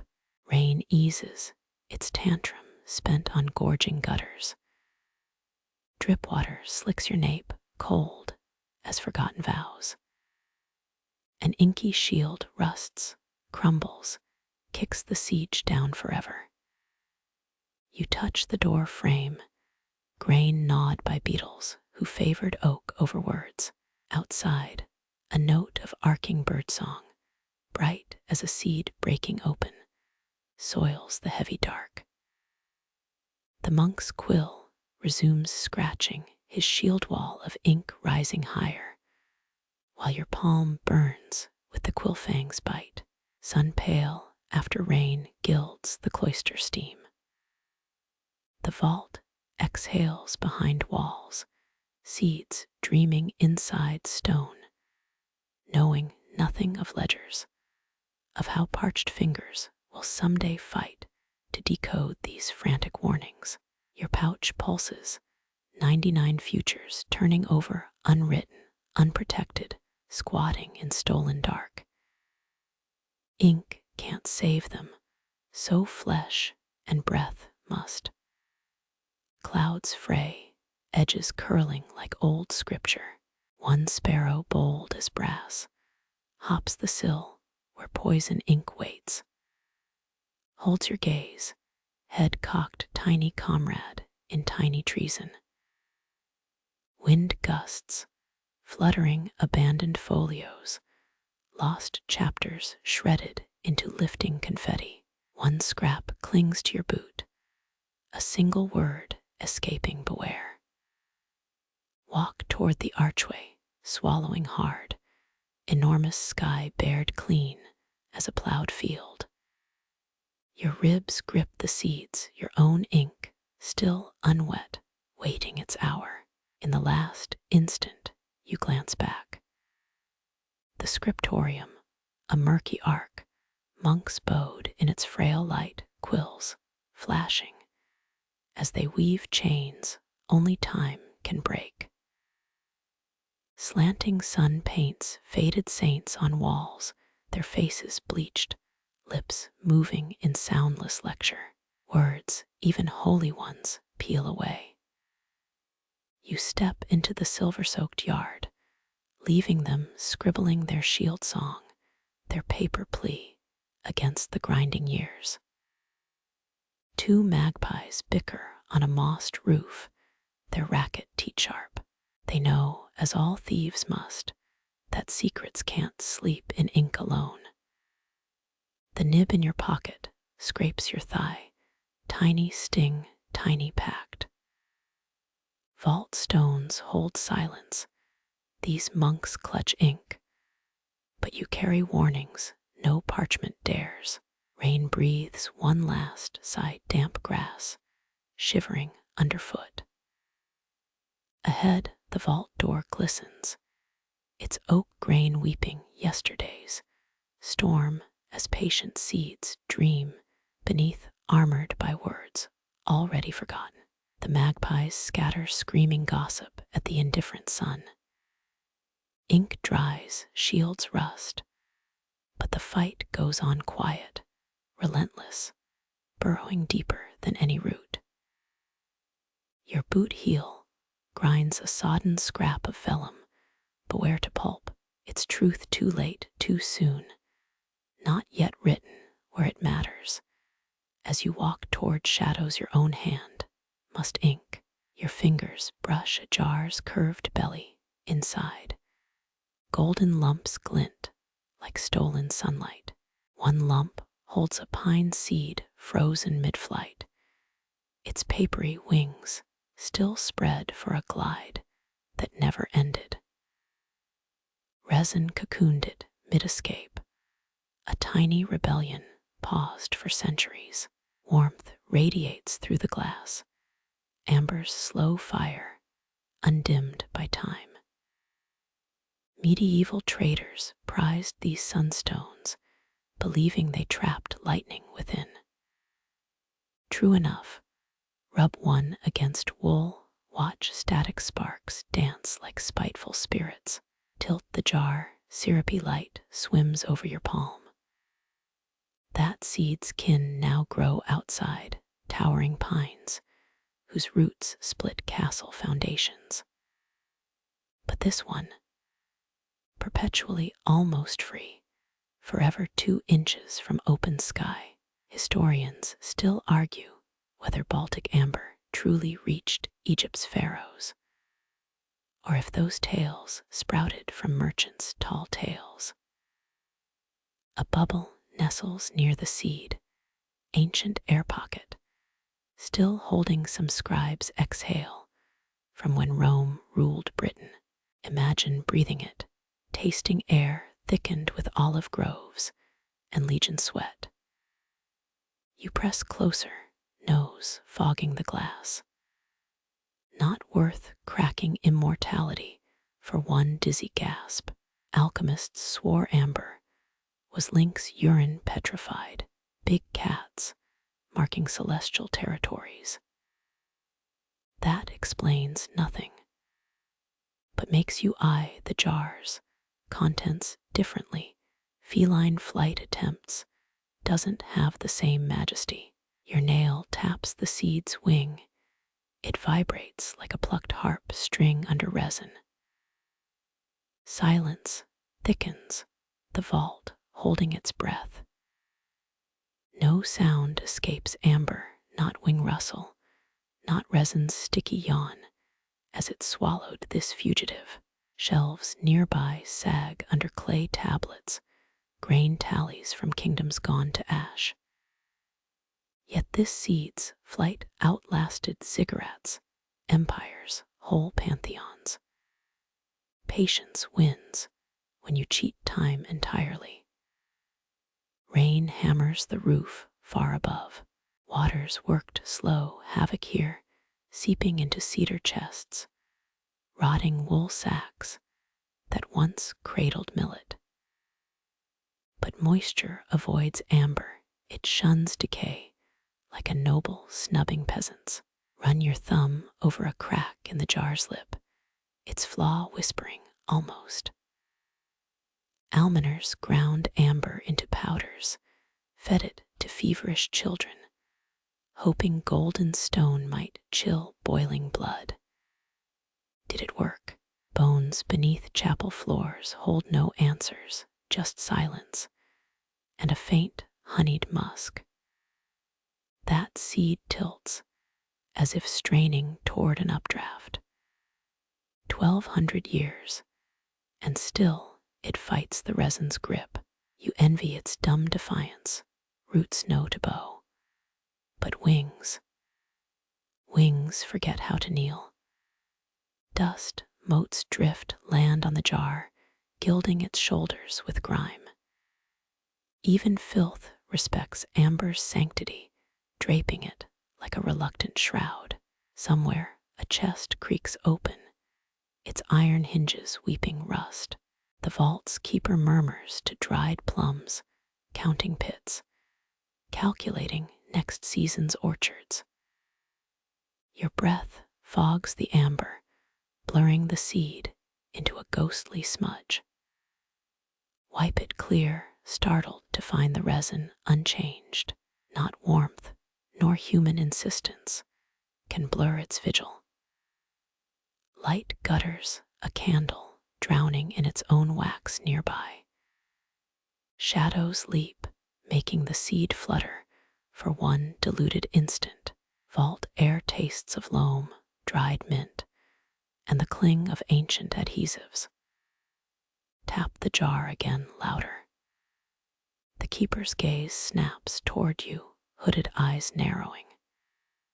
You pretend intense interest in a moth-eaten wheat sheaf, innocence whistling through your teeth. When he looks away, study the amber's prison. Beetles mid-crawl share its depths, legs forever coiled to spring. They'd gnaw through wood, linen lead, but resin. The one jail they couldn't nibble. Resin seeps from pines still, new tears glazing bark. But modern drips lack ambition, dry clear, and brittle unlike this imperial gold. Late frost or Viking raids made old pines weep richer poison. He's heavy for his size. The keeper mutters not to you, but the amber hefts a grain sack grunting. Stone that swims like the cursed witch's jewels. Did someone drown it? Push amber into troughs, watch it sink while wood-bobbed naive. A bead of resin glues your thumb to the jar, yank free sucking skin, its honey reek tinged with pine pitch. Saintly martyrs smelled worse, probably. Moonlight bleeds through a high slit, slicing the amber's glow in half. The seed casts a shadow now, winged silhouette smeared on your wrist. Standing here, you feel watched not by the keeper, but the trapped things. Mites, midge wings, a frayed spider leg, all glaring from gilded exile. Floorboards whine complaining of your weight, the 1,000 pilgrims who paused here before. They touched this jar, peered close, left breath fog to fade. Their awe dissolved while the seed grips its flight path. Outside, wind bullies the treetops. A pine cone smacks the roof, scattering loose scales, life seeds versus deathless seeds. The vault arbitrates between them. Pocketing the amber would be easy, jar small as a goose egg. But theft feels sacrilege, like snatching a saint's bones or stealing time's pause button. Keeper coughs, a rattling drawer scrape of a sound. Slides a ledger from its nook, licks his thumb, peels pages apart. They sigh crisp as autumn leaves underfoot. Your own stolen seeds prickle your hip, pulse quickening as if warned. They're fugitives, not fancy relics. Will dirt take them now that they've tasted vault dust? Amber weighs more than stone for its size. Yet floating in water, it sinks unlike its brethren. Keeper mumbles a scales verdict. Coal outweighs chaff for now. Centuries compress here, pressed into strata grain records, amber tombs. Future tongues might stumble pronouncing Alfredus Rex, fermentum. But they'll know gold when they see it. That seed's twin might grow outside. Right now, its roots drunk on rain.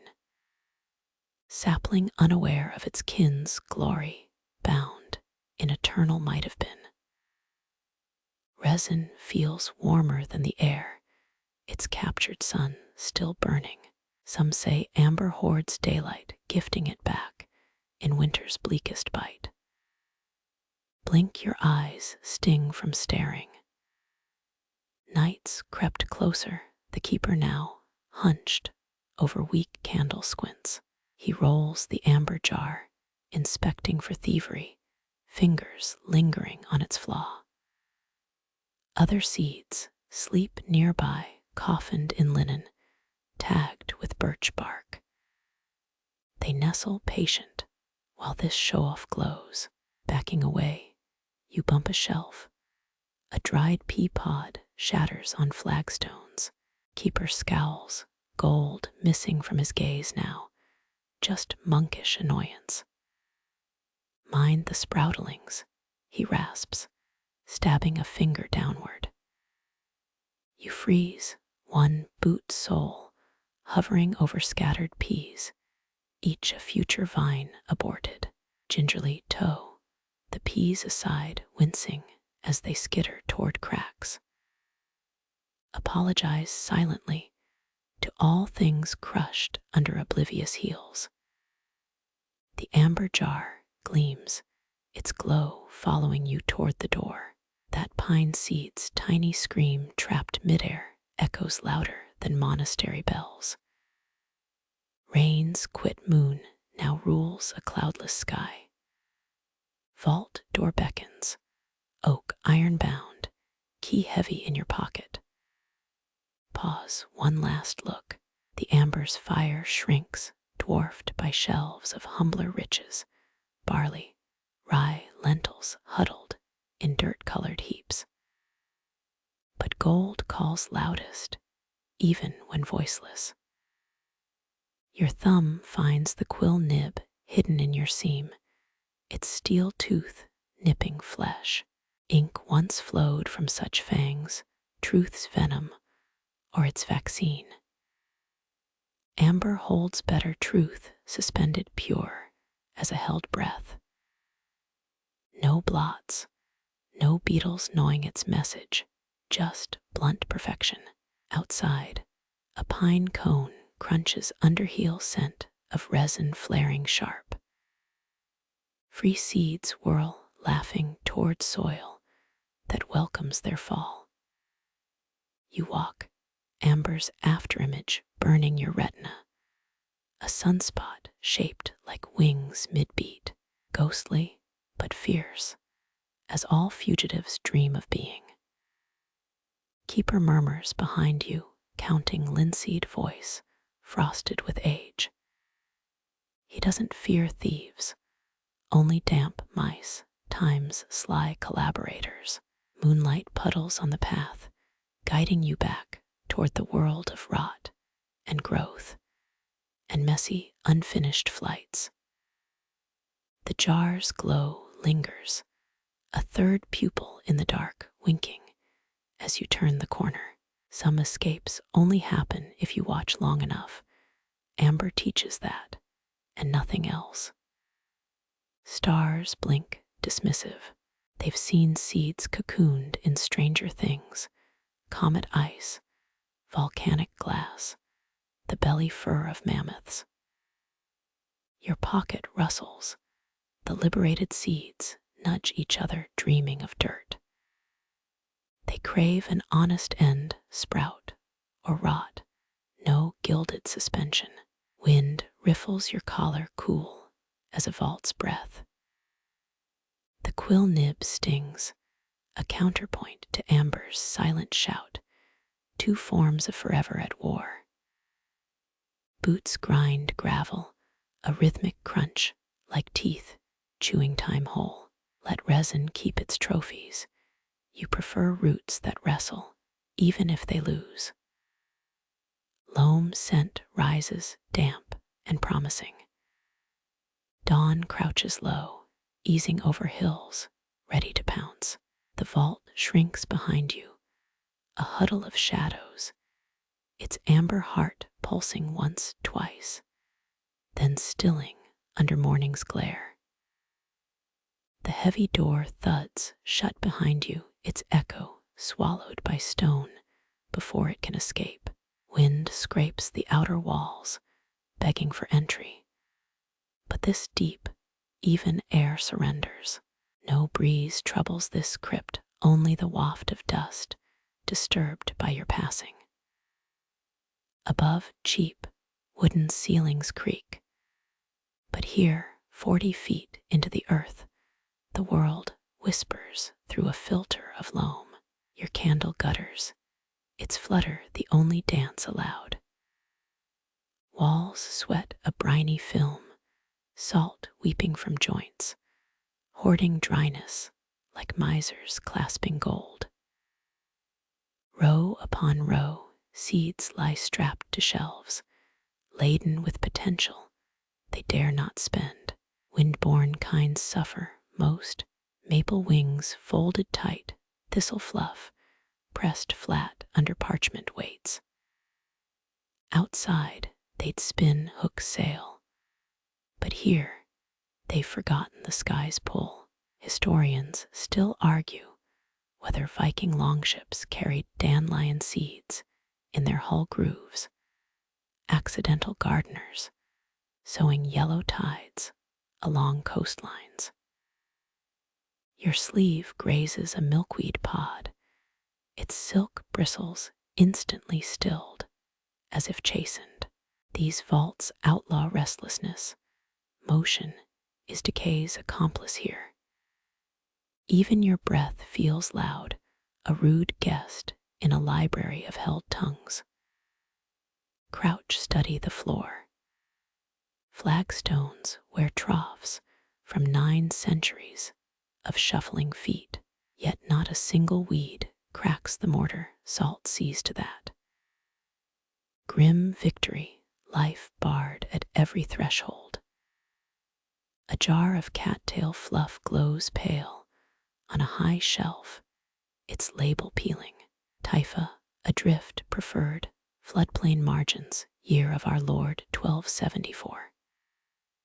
Trapped inside, 1,000 tiny parachutes, each thirsting for a wetland that dried up before horses bridled steam.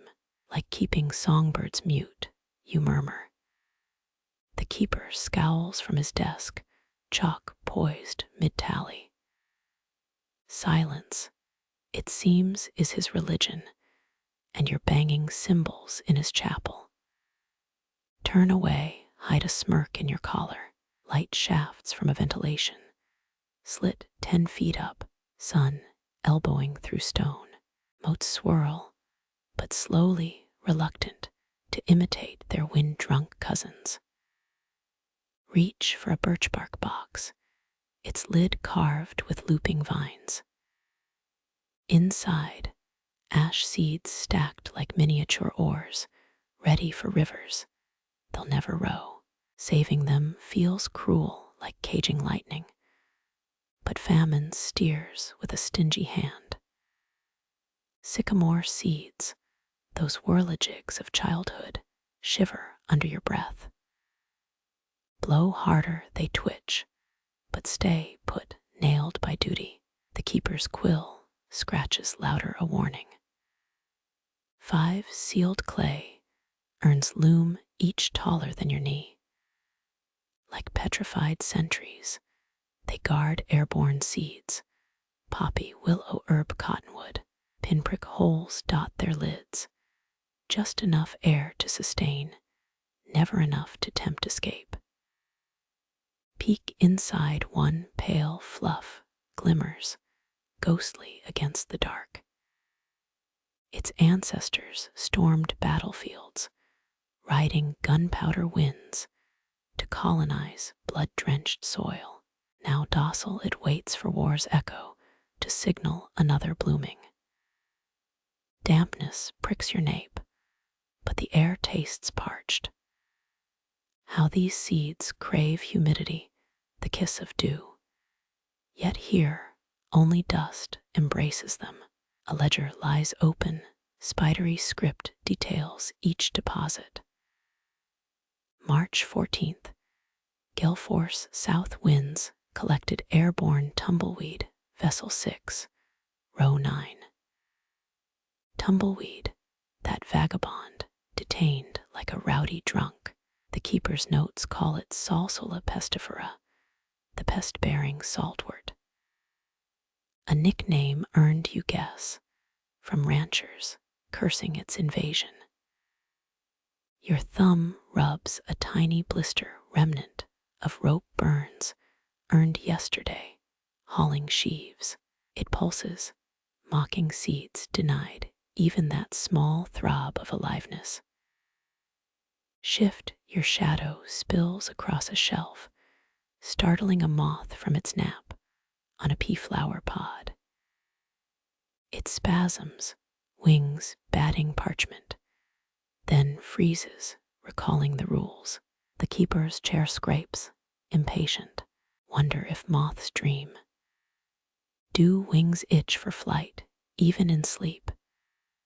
This one's forebears fluttered through crusader camps, sipped sweat from night's brows, avoided crusaders' swats. Now its kin drowse like monks, prayer paws folded, reach toward a dandelion head, its clock face frozen at high noon. Pluck one seed, it resists, stem stubborn. Outside, children wish upon these blowing hopes to the wind. Here wishes rot unspoken. Hissed, the keeper's voice cracks like dry leather. He points a bony finger at your hand, eyebrows vaulting toward his scalp.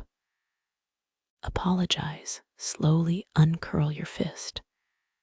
The seed glows white, a tiny lance ready to charge. Air currents coil around your wrist, impotent. Yet the seed trembles, as if sensing kinship. Slide it back into its velvet-lined box. A prisoner returned to solitary. The keeper huffs, tugging his robe tighter, as if even looking at seeds risks contagion. Gaze sweeps the vault shelves, sagging under the weight of grounded flight. Birch seeds filed like arrows. Lotus pods bound in hemp twine. Even fireweed, pioneer of scorched earth, chains its fury here. A sneeze claws up your throat. Smother it, flushing hot. Pollen, the vault's revenge, even dormant it fights. Eyes water, seeds blur into a haze of might-have-beens. Sunset bleeds through the vent slit, amber light gilding dust motes. For one reckless moment, they dance, twirl, mimic the wind's chaos. Then, the angle shifts, gold drains away, order restored. Darkness thickens, keeper lights a second candle, wick trimmed short. Economy rules here. Even flames mustn't waste themselves on extravagance. Nudge a jar with your hip, rose, hips rattle inside like bones in a child's rattle. Their thorns could draw blood if fury fueled them. Instead, they huddle dulled by time and darkness. Floor tilts slightly, centuries of subsidence, gentle as a sigh. Your boot grinds salt crystals into stone, a miniature blizzard underfoot. Breathe deep scent of aged paper, dried sage, the ghost sting of sour wine spilled long ago. No freshness, nothing green, just preservation's sharp perfume. A birch seed escapes its box, skitters across the shelf, plummets. You lunge, palm slapping stone, capturing it mid-fall. Victory until the keeper clears his throat, pointing to the ledger.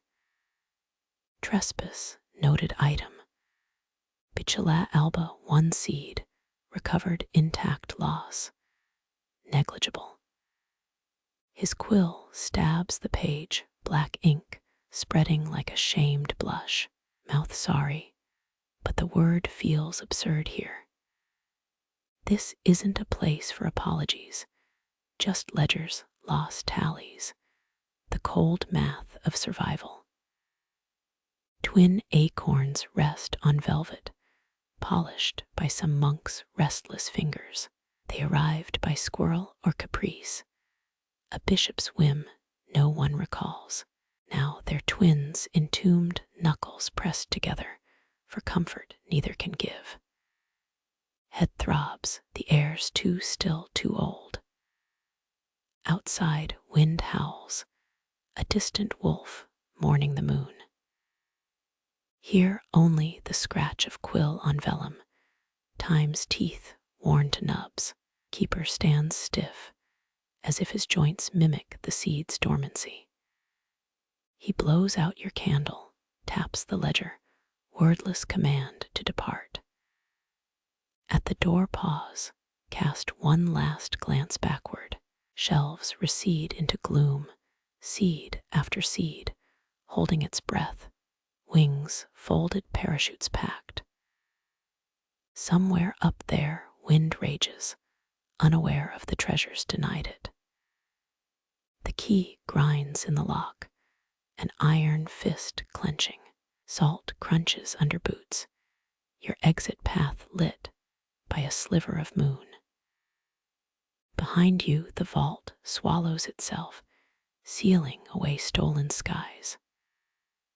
Above, a milkweed seed glides, spun from who knows where it silks a flag of truce between earth and air.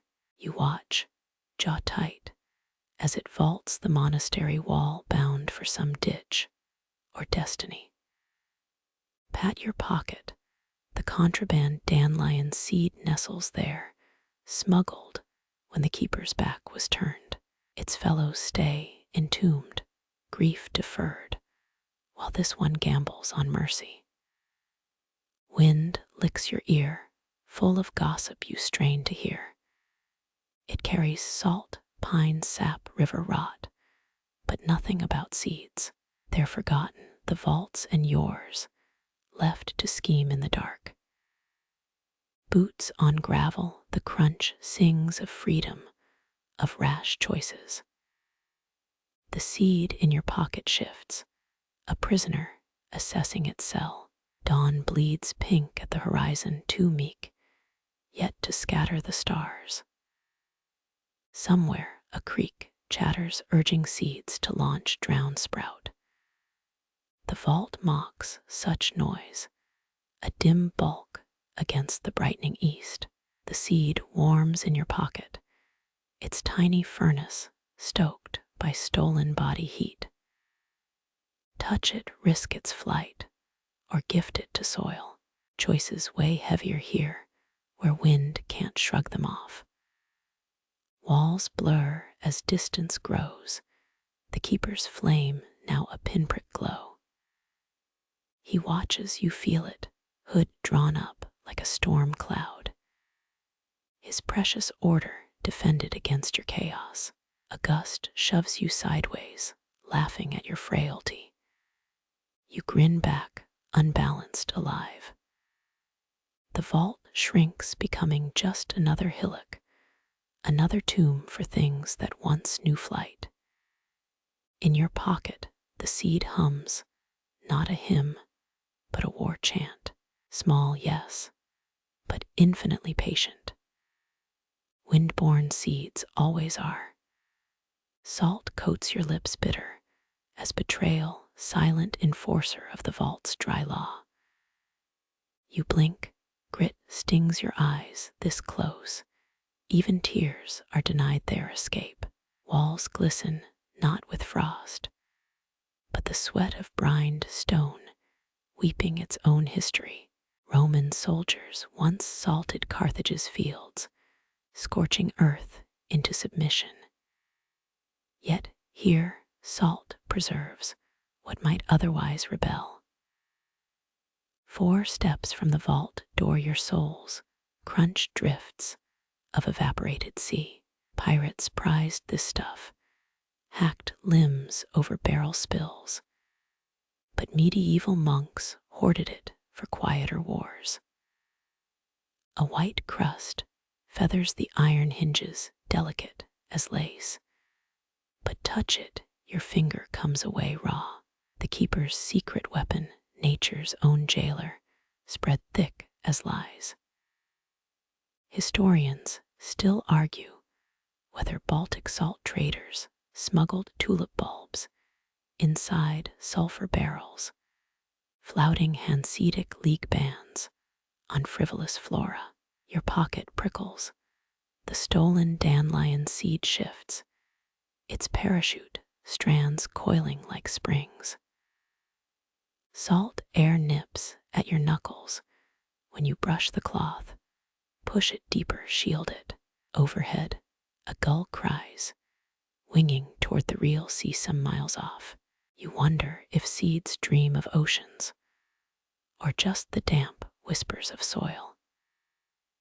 Lean against the outer wall, bad idea. Your tunic sticks to salt-slick stones. The vault leaches its essence outward, claiming even this boundary. Lichen tries valiance here, green smudges on granite, but salt burns their edges brown. Make a game of it. Spy 5 different salt blooms on the masonry. One resembles a fox, another an axe, the rest just stains of desperate chemistry. Scuff your boot, send a miniature salt storm skittering. It puffs, then settles, too heavy for theatrics. Wind groans past the abbey tower, impatient with such stillness. Quirky thing, farmers near Gdansk once swore salt-packed cellar walls kept turnips sweet, drove off root sorrow spirits. With every white crystal, your smuggled seed feels heavier now, an anchor stitched into your hem. What madness, sneaking life from a tomb of paused potential. The keeper's shadow looms in a slit window above gaunt face, pressed to the opening watching. His trust as thin as vellum since that moth incident last week. Huff your breath hazes, a brief rebellion against the brine. Salt air seeps into your teeth, turns spit thick, threatens to mummify you where you stand. Scratch your wrist, pink lines rising. Salt in unseen cuts the vault's parting gift. Stoop, pick up a pebble coated in white powder. Lick it, regret blooms, sharp, your tongue recoiling. Figures. Trapped seeds get monks' prayers. You get mineral mockery. Remember that story, Viking ships, using salt-packed timbers to ward off woodworms, nearly worked, till North Sea storms rinsed their cleverness away. Sun glares off crystalline deposits, blinding patches in the mortar. Squint, the whole wall seems to shimmer, a mirage of arrested decay. 3 crows land on the vault roof, their talons scritching slate. They know better than to peck here. No worms thrive in salt-sapped soil. Thumb that hidden seed through the fabric. Its bristles catch the wool, itchy reminder of its presence. You could free it now, a flick of the wrist. Let wind decide its fate. But salt hangs everywhere, cruel welcome for a fledgling life. Think of Egyptian kings entombed with honey, and salt bodies kept supple for gods who never came. Seeds deserve kinder rites. Your stomach growls, sudden and loud. Breakfast was rye porridge, thrice boiled gritty as remorse. Salt might have helped, but the keeper's stores are sacrosanct, untouched by mortal cravings. Scrape a fingernail along the wall, collect a milky ridge of crystals. They dissolve on your tongue slower than sugar burn longer. Stay small, stay dry, stay mine. The vault croons through salted stones. Its lullaby lacks all comfort. Pace 10 steps along the wall, then back. Your footprints mar the salt crust, temporary scars. By dusk, wind will erase them, artisan of amnesia. Check your pocket. The seed's still there, a warm speck against your thigh. Sun bakes the courtyard, wrens chatter, world oblivious to your tiny treason. One rebellious sprout once cracked a flagstone, here split it clean. The keeper poured boiling brine down the fissure, crowed when it shriveled by dawn. You'd glimpsed it, pale, and pleading, a green finger thrust skyward. Duck into the abbey's kitchen garden, rows of carrots and cabbages, stunted by careful neglect. Soil here stingy, thin, mixed with sand to discourage vigor. Even food here knows its place, meek and paltry. Knelt by a parsley patch, scratch a shallow trench with your pinky. Soil crumbs cling to your nail. You hesitate.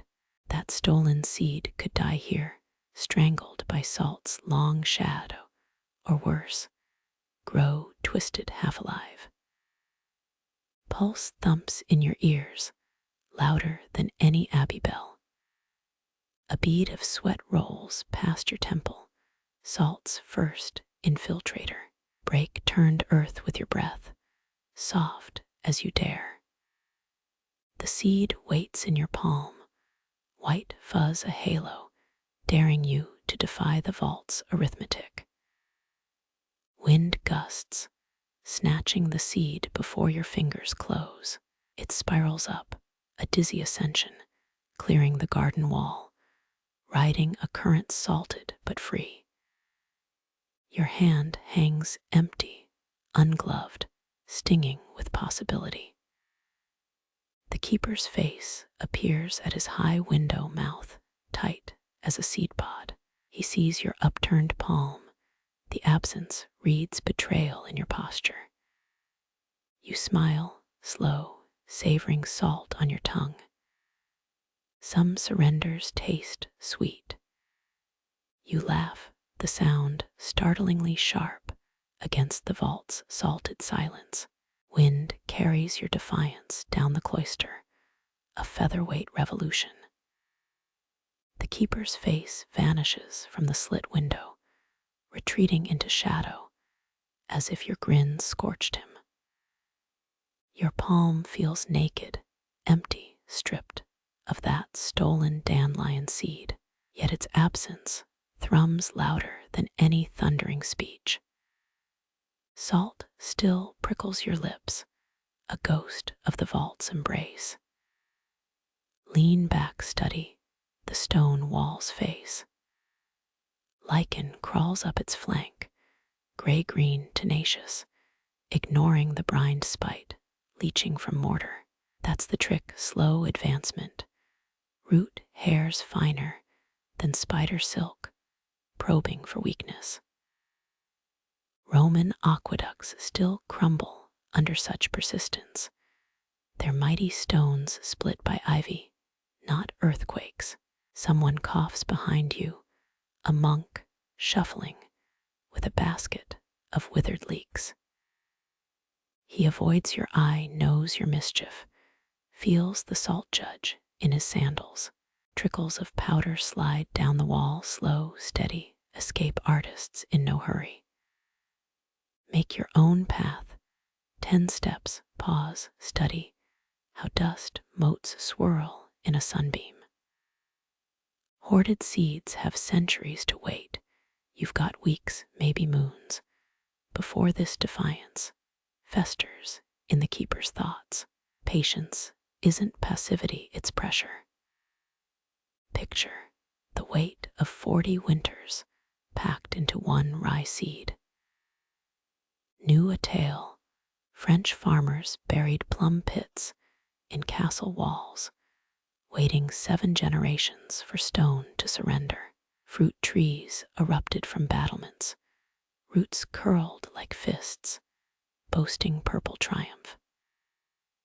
Wind nips your nape brine sharp, unimpressed by your heroics. That rogue seeds halfway to the river now, sailing on drafts, careless as nobility. You imagine it snagging in a hedgerow, far from salt's sting, nestling into mud sweet with rot. Footsteps grind salt behind you, slow, deliberate, the keeper's familiar tread. You turn, ready for his cold eye, the lecture brewing in his throat. But he halts, stares at the ground, a crack in a flagstone. Hairline fracture, barely palm length, dust pooled inside. He kneels, touches the fissure, fingers trembling. You hold your breath.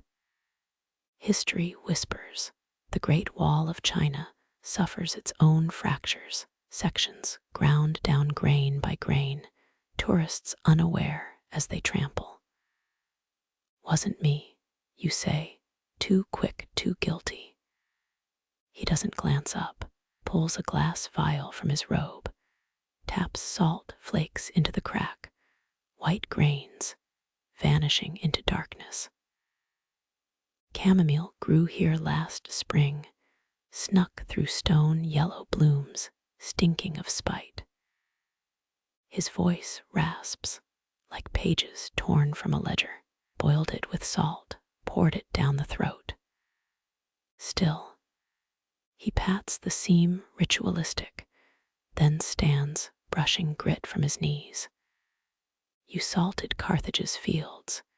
You mutter, borrowing Rome's cruelty. He faces you, eyes bleak as dried ink. Carthago delenda est, yes, but I protect what remains. Even patience needs guarding. A peculiar truth, seed vaults worldwide now stash their treasure on Arctic tundra, frozen lockboxes against climate's fickleness. Mine in Svalbard looks like the end of the world, concrete, wedge stabbed into ice, keeping doomsday at bay.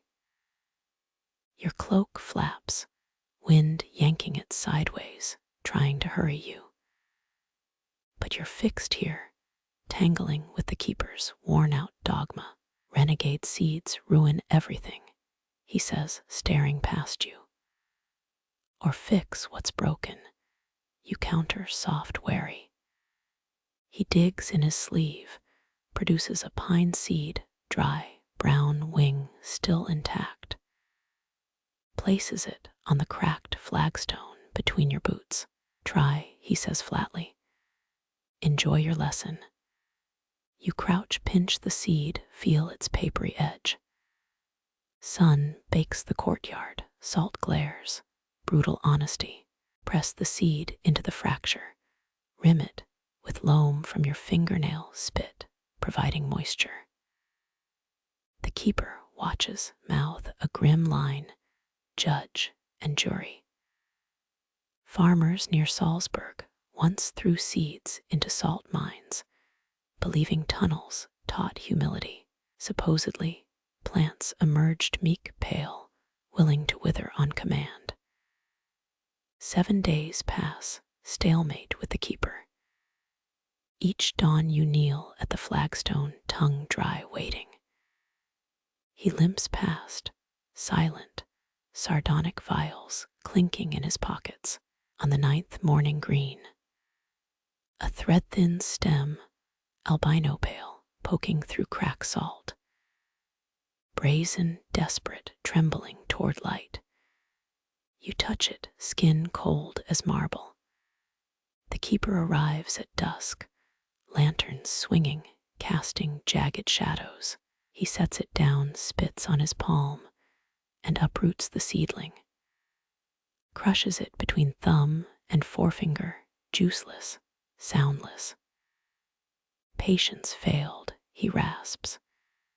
You swallow, throat coated with dust and disgrace, but underground, where salt hasn't breached, the root lingers, tucking itself deeper, waiting, nursing its grudge. Historians still argue whether medieval stonemasons planted vines to weaken enemy walls, or just admired nature's grit. Your breath fogs, night's chill arriving, replacing sun's harshness. Keeper bends, flakes fresh salt into the cleft, then drops 2 rusty nails atop it, caltrops against growth. Power's not brute force, you say, quiet, into the cooling air. He pauses, then snorts a dry sound. Power's surviving despite brutes. Moon rises, slivers the courtyard, turns salt to crushed stars. You linger, imagine roots down where rust won't touch them, hunched, scheming. 1 molecule of water, leaked from a buried pipe, could start everything. Tread back to your cell, mind, humming with slow time. Someday, a sparrow will drop an acorn here, or a storm will sluice away 90 seasons of salt. Foundation stones will yawn, choke on sapwood, surrender to a sapling's shrug. You slip into sleep, dream of roots, like cables prying stone from stone. No rush, just relentless pulse, matching your own breath. Dawn finds you smiling, salt on your tongue. Quiet victory, already written in the cracks beneath your feet. Sleep clings to your lashes, gnarled and delicate, as you stumble toward the morning chanting. Salt still powders your collar, a stubborn ghost.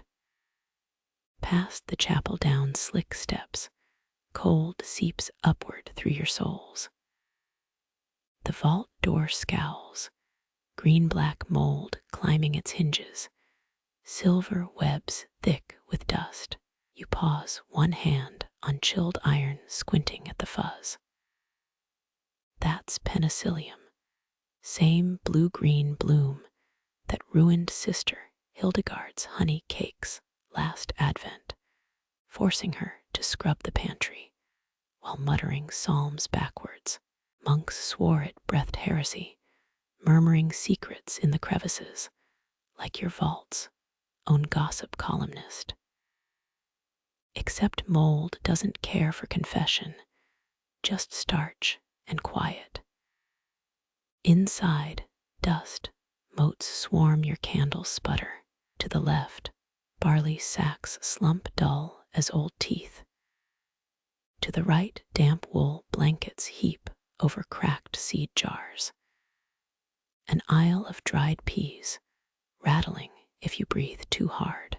You scrape your nail across a shelf edge, pale fuzz lifts, silent, weightless, vanishing into shadow.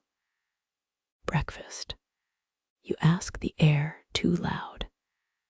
Echo flinches against stone. Mold's a tenant here always was. They found traces on Ramses' tomb, grain tiny threads, surviving 33 centuries. Not malevolence, just hunger persistent as prayer. A Saxon wheel of cheese exhibited last year had a mustache to rival Charlemagne's.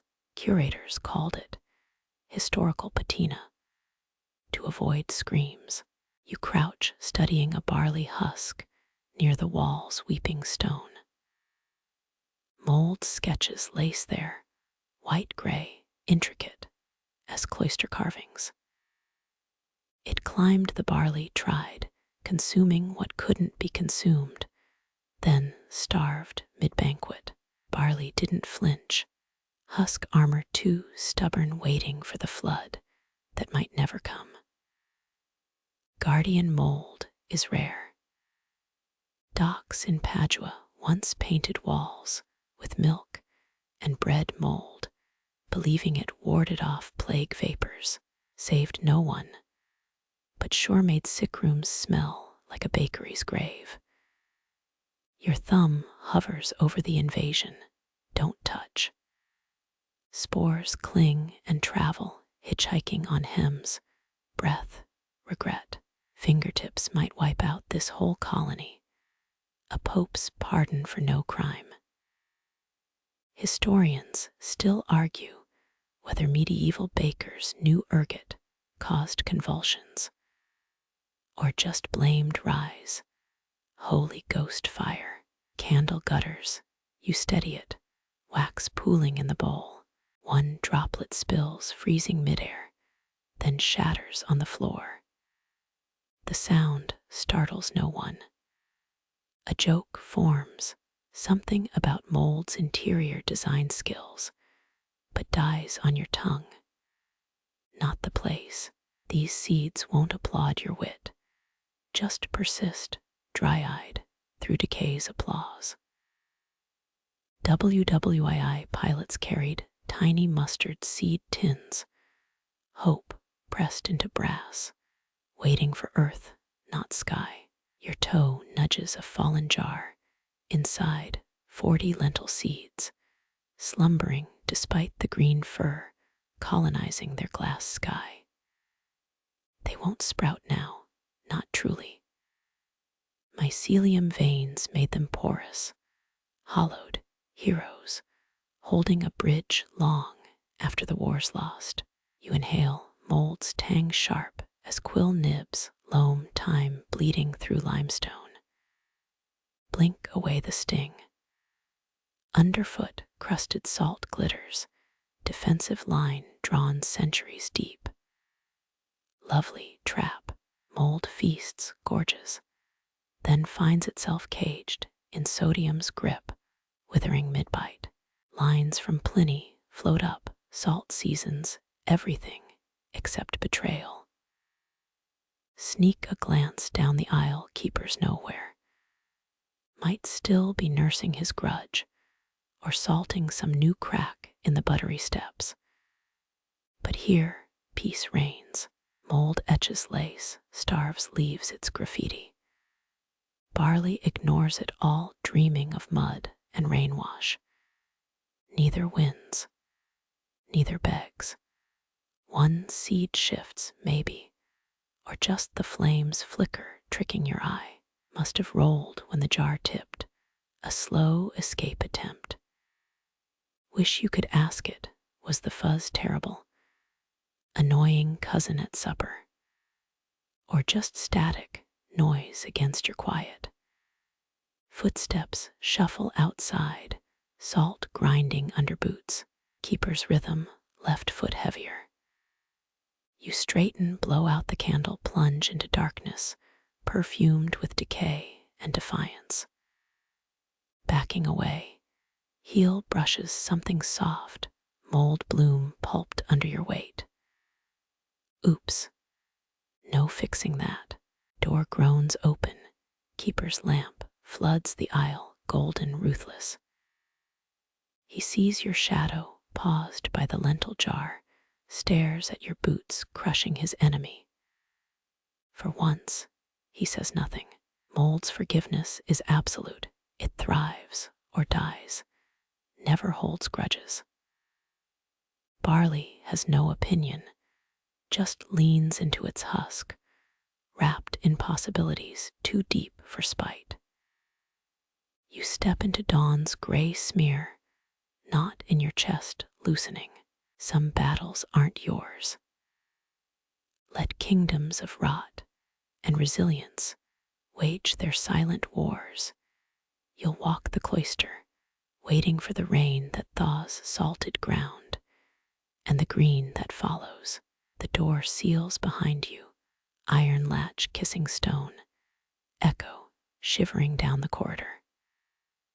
Your fingers stay pressed to the wood, still thrumming with the vault's cold pulse. No faces graced this threshold, only duties passed hand to hand, like a blindfolded relay race. Your heel grinds salt into cracks, those white lines the keeper scribbled yesterday, last week, 3 harvests ago. Doesn't matter when. Salt's the same. Centuries of fingers worked this floor, never meeting, never speaking, yet holding the same thread. An Egyptian king's granary papyrus listed 40,000 sacks of emmer wheat, each marked by scribes who'd never tasted. Names forgotten, stomachs fed. A jar of flaxseed sits, now in your left pocket, plump as sleeping ladybugs. 14 seeds pinched when the keeper's lamp swung east. They won't be missed. Not like Major Vonnegut's stolen taters, the guy who smuggled 19 prized spuds out of WW Belgium in his gas mask canister. Odd flex, but war makes gardeners of us all. You scrape your boot sole clean, wet wool and salt clinging to the edge. Imagine the one who'll find this stash when, 80 winters from now, a gap-toothed kid with your same habit, stealing seeds like promises. Her hands may be darker than yours, roughened by different plows, reaching right where your fingers nest now. Blue flax blossoms unfurling in her palm, your ghost tingling where she touches the glass. Keeper's cough rattles down the hall, phlegmy, unimpressed. He tends the lamps, wicks trimmed neat as a nun's fingernails, never knowing you pocketed hope. Don't feel guilty. Seed vaults only work if fools trust fools. Charlemagne ordered every abbey to stock 300 apple varieties, didn't stick around to count the saplings. Why plant faith if you want receipts? Your other pocket holds millet, loose grains like tiny moons, each grooved by hands you'll never thank. Thumb rolls one, ridge to ridge, feeling the absent farmer's thumbprint worn smooth. Historians still argue whether Celtic basket weavers sang to their seed stores, or just cursed moths between sips of beer. Underfoot, the earthen floor remembers every boot. Yours sink soft, where a monk's leather soles stamped fast, where a girl's clogs scuffed mud in granary shadows, all pressing future loaves deeper into darkness. 3 shelves over a chest squats under ratty wool, iron bands, rust bloomed at the seams. Open it, don't wait, yes. Inside, linen packets tagged with bone slips, scratched letters gone shaky over time. Edgar's rye bear crop. Died sweating that harvest, some say fever, some say axe wound over a tavern dice game. Doesn't matter now. Grain dreams the same either way. You pluck a barley head from its string, brittle as starved lace. It's small, stunted, not the fat stalks they sing of. Blame it on the great rainless summer of 1458, or the flock of starlings that got past the scarecrow. Still, Edgar bundled it, knotted twine with fingers cracked from cold, whispering live, live, live. Melted wax seals the next packet, thick globs imprinted with what might be a thumb, might be a chicken's foot. Who can tell? Beneath, oats roll loose, pale gold, still smelling faintly of a horse's breath. Medieval stable boys tucked these into their hats, charms against lightning strikes. Or maybe just snacks. Keeper's lamp flares, sudden at the door, you freeze. Half-cursed shadow spreading crooked across the shelves. He mutters, never looks up, just dumps another sack of salt by the threshold. One nod, sharp final, and he's gone. Salt grits under your knees as you kneel reaching for a squat clay pot at the back, cool under your palms, rough as a stray dog's tongue. Inside 20 millet grains, fuzzy with dust, nestled like eggs. Beside them, a scrap of vellum, inked letters spelling Alia N. Rotland. No date.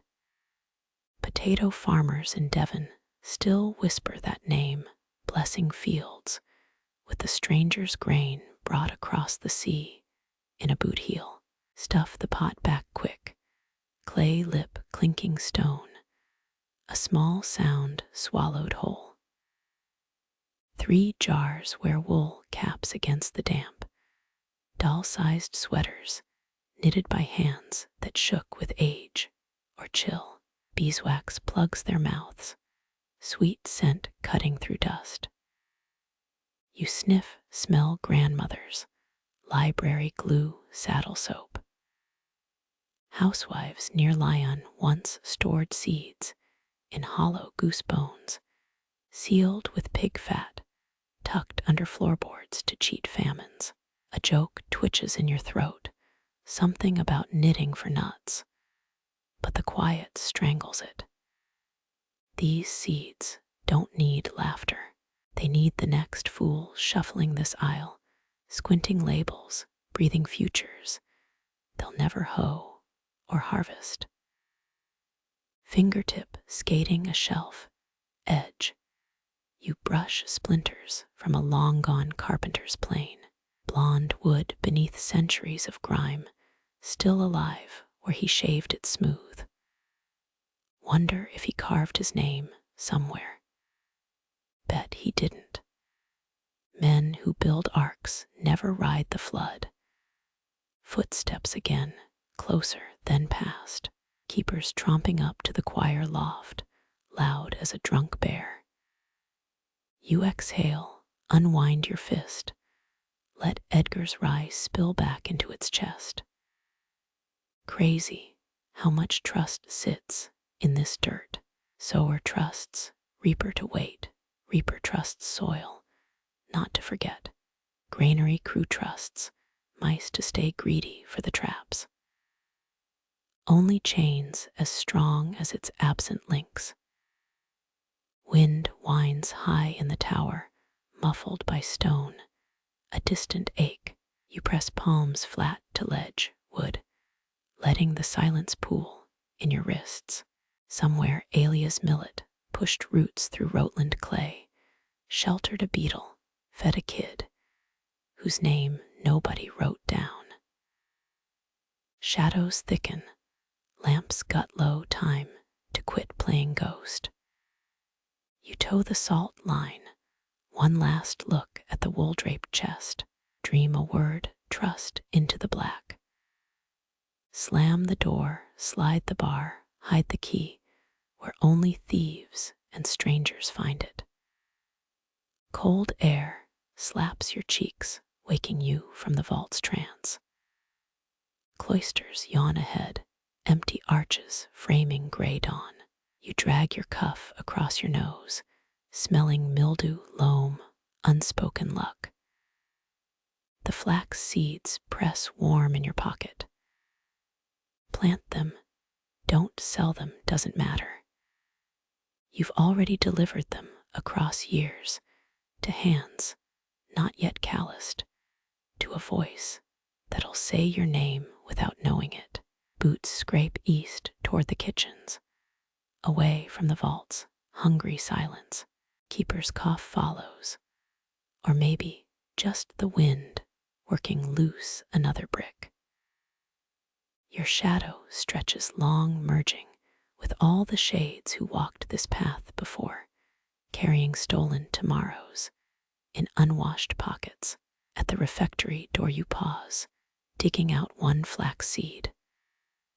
Place it on the step, tiny and pale, a cipher for the quiet pact. Rain will come eventually, fingering the grain, learning what you stole, what you owed, what you blindly passed along.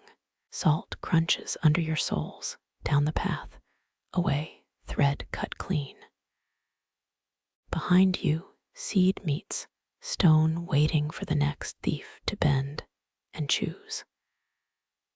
Lamplight licks your cheek, golden fleeting, as the keeper's shadow bends over his last task. He trims the wick, a practiced flick of his thumb, flame shrinking to a shy blue pupil. His nod hooks you brief, a fisherman's knot tying you to this moment. You glance down, half expecting your flaxseed offering to gleam on the step. Gone. Maybe the wind took it, or the keeper's broom, or a scuttling mouse with plans. Doesn't matter.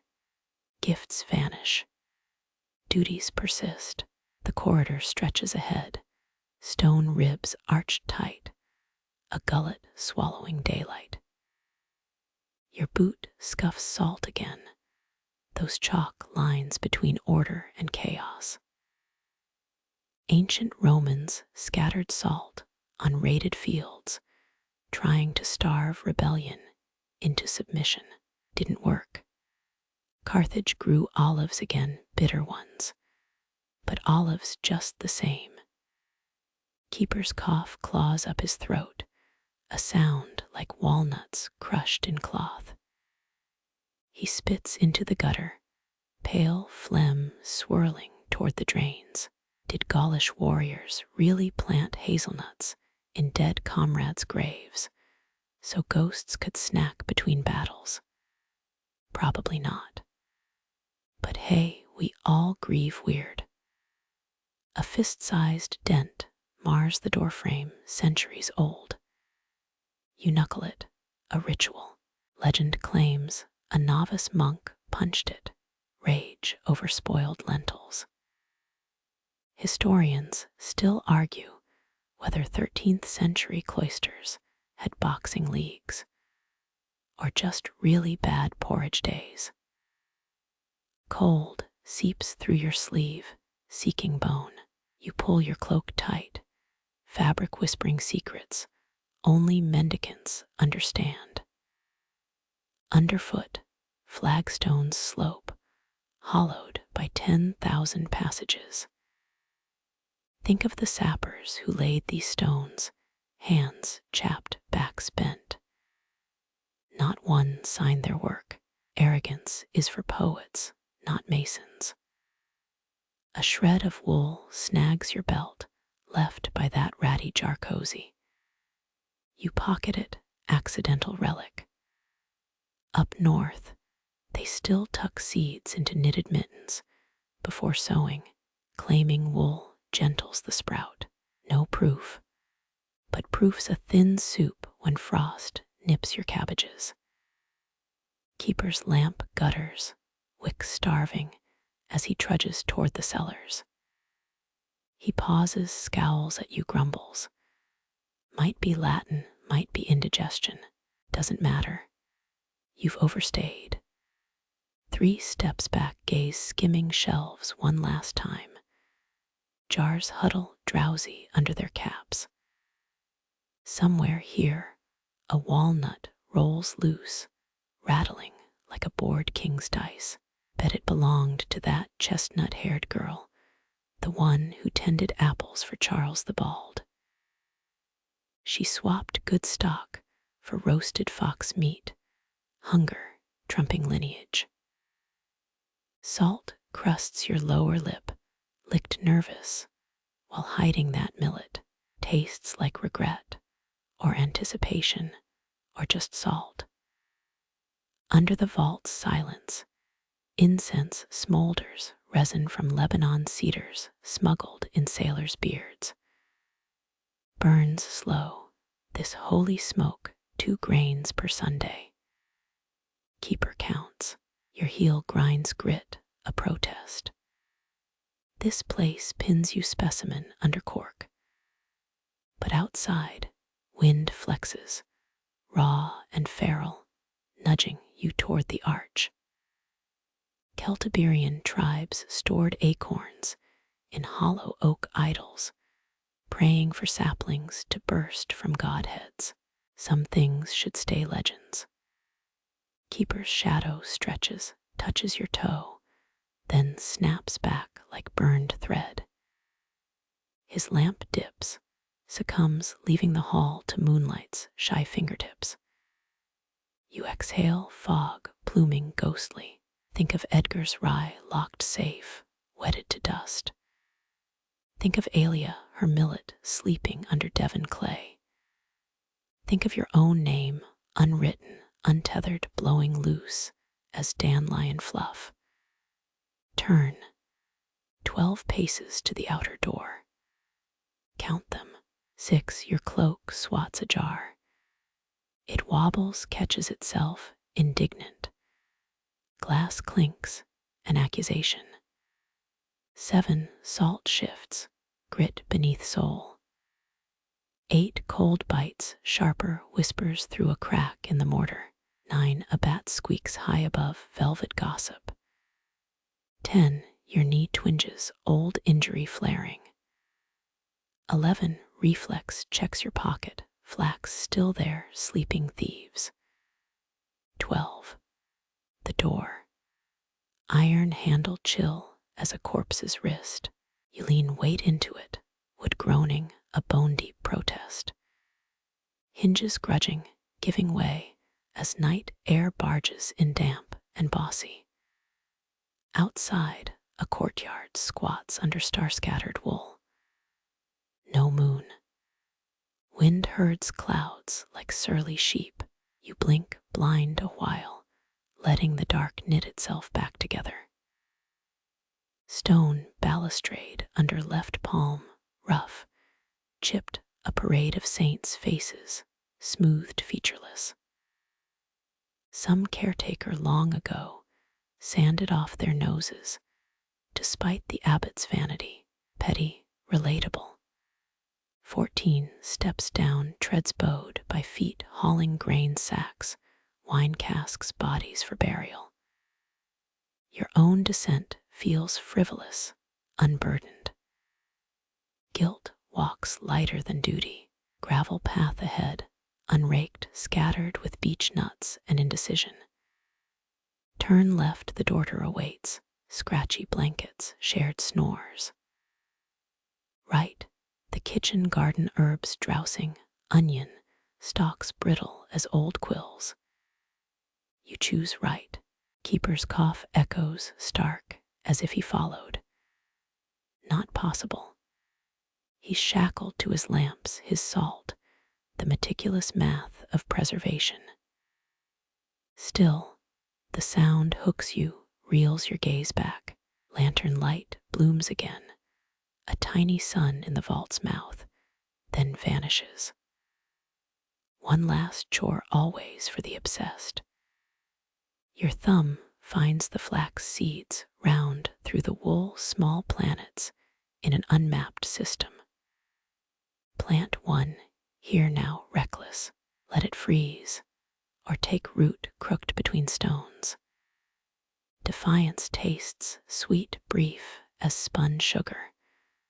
Would the keeper weep if he knew? Or just snort, pocket his own stash later? Wind rifles your cloak, cold fingering your nape, a scold.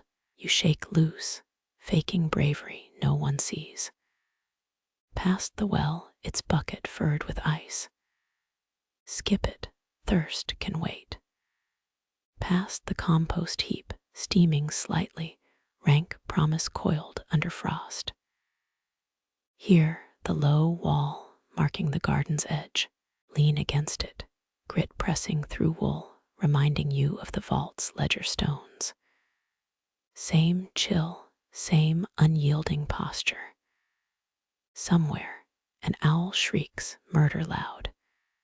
Field mouse's worst night. You don't flinch.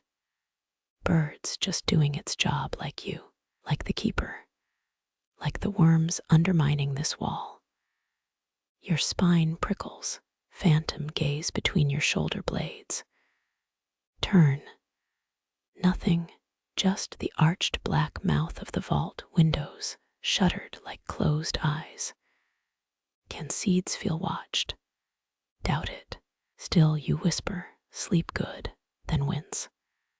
Sentimental. Gravel grits, signaling approach. You straighten game-faced as kitchen boy Herrick lumbers into view. He hefts a sack of turnips, mud-crusted face flushed with effort. Squints at you, suspicious.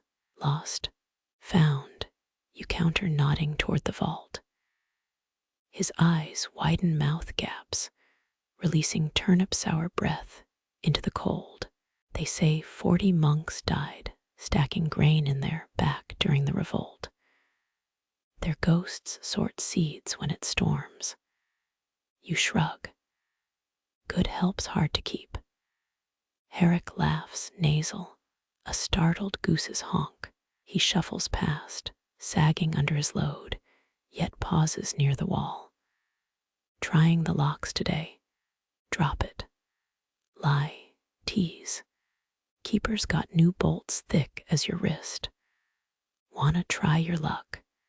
Herrick pales, turnips nearly spilling. Shakes his head, hurries on gravel crunching panic. Fine. Let fear guard what faith can't. Your toes ache now, leather soles porous as old bread. Frosts claiming the garden, effortless conqueror. Each blade of withered time wears ice filigree, sharp as cathedral glass. Move or freeze. The gate beckons, iron screeching like a tortured crow when you shove it open. Lane beyond, ruts hardened, mud frozen into bad pottery. Left leads to the goat shed, right to the high road, straight to the swineherd's pit. Memory guides you left unbidden. Goat musk and dung sharp comfort in the dark. You duck under the lintel, hay dust tickling nostrils, warmth lapping at your icy hands. Brindy, the old nanny, lifts her head. Yellow slitted eyes judge you unimpressed. Her kid, blotch bleats once, nestles deeper into straw. You crouch, palm out, empty. Brindy huffs, but shuffles closer, velvet muzzle, testing your sleeve for apple cores. No kernels to offer, much less secrets. Just chapped fingers, snatching borrowed heat from her ribs. Her breath gusts, fogging your knee, reeking of onions stolen from the kitchen heap. Outside, wind shrieks, scouring the orchard. Branches clatter, bones tossed by giants. The keeper's lamp would flutter now, his shadow huge, dancing along mortar lines. You scratch Brindy's pole, rough curls catching under nail. She leans, greedy, nearly tipping you into muck. Pig, you mutter affectionate. Hooves shift, straw rustles, world narrowing to this barn, this warmth, this borrowed peace. Brindy sneezes, violently, startling blotch awake. The kid scrambles up, splay-legged ears flopping before flopping back down. Climax over. Dust sifts from the loft, hazy in stray moonlight. Imagine the loft stacked to beams, with saved seeds, every bean counted, every pea pod blessed. Not here, just hay bugboard crawling with mice intent on fattening. Time leaks uncounted. Candle marks moments, heartbeats, who cares? Your calf cramps, protesting stillness. You rise, stiff, every joint crackling like kindling. Brindy butts your hip, indignant, before retreating to her kid. Out again, cold slaps, erasing the barn's brief mercy. Wind now drives sleet, needles pricking your cheeks, forehead, eyelids, hunched deep into your cloak, hood swallowing your face. Path vanishes, whited out, ruts gone treacherous, under fresh ice. One hand skims the fence, splinters biting, as you stagger toward the daughter. Light bleeds through its shutters, thin welcome, 30 paces, 30 plumes of breath, whipped away mid-curse. Handle numb under grip, shove hard, stumble in wet boots, skidding on rush mats. Warmth wraps you, peat smoke, sweat, damp wool drying. 20 pallets line the walls, tenants snoring, farting, shifting in straw ticks. Yours waits, far left, beside snuffling brother Donal. Slip off boots, hang cloak near the peat stove, its heat kissing your shins. No fires allowed near the vault, just cold preservation. Here, warmth's a right, no a gift. Donal mutters, caught in some dream feud, and kicks his blanket off. You snag it, toss it back, your fingers brushing worn linen. Same hands, same thief's grip that pocketed seeds hours ago. Sock feet silent on planks, you creep to your pallet, peel back rough sheets. Nest in straw prickling through ticking, a subtle revolt. Shut eyes, see shelves, jars, dust motes swirling in lamplight, keeper's scowl, that dent in the doorframe. Sigh, roll over. Donal's elbow jabs your ribs, accidental invasion. You shift, wall ward, salt still gritty in your hair. Sleep hunts you slow, tugging at hems of thought. Flax dreams wait, blue flowers trembling, roots tangled with Edgar's rye, alias millet, whispering through Rotland soil. Keeper's lamp winks, once, a farewell. Blotch bleats faint in your mind, your belly, warmed by stolen barn heat. Outside, sleet slicks the world, sealed tight as a wax-stoppered jar. You drift, Seeds turn in silent earth, keeping time beneath the storm. When the door swings open, dawn thin and butter pale, your pallet lies empty. Cloak gone, dust, motes swirling, where your boots stamped off cold. Salt line holds door-bolted jars as you left them. Only a flax seed glitters on the sill, perched where the thaw will lick it first, tiny and brave and utterly alone. Wind noses it, testing, then sweeps on unimpressed. Some gifts refuse to stay given. Dawn bleeds weak through scudding clouds, gray light clawing at frost-crusted cobbles. You trudge away from the vault each step, heavy, not with weariness, but with stolen futures. Your ribs ache strangely, as if rootlets twist between bones, seeking purchase. The path to the village mocks your pace, ruts frozen sharp as pottery shards. Sleet stitches lines across your hood, cold needles pricking wool. 20 paces from the gate, Brindy bleats, her lament thin under wind's howl. You almost turn, but the seeds stir under your sternum, a rustling reminder. 3 bridges ahead, 3 thresholds arching over the grunta's frigid snarl.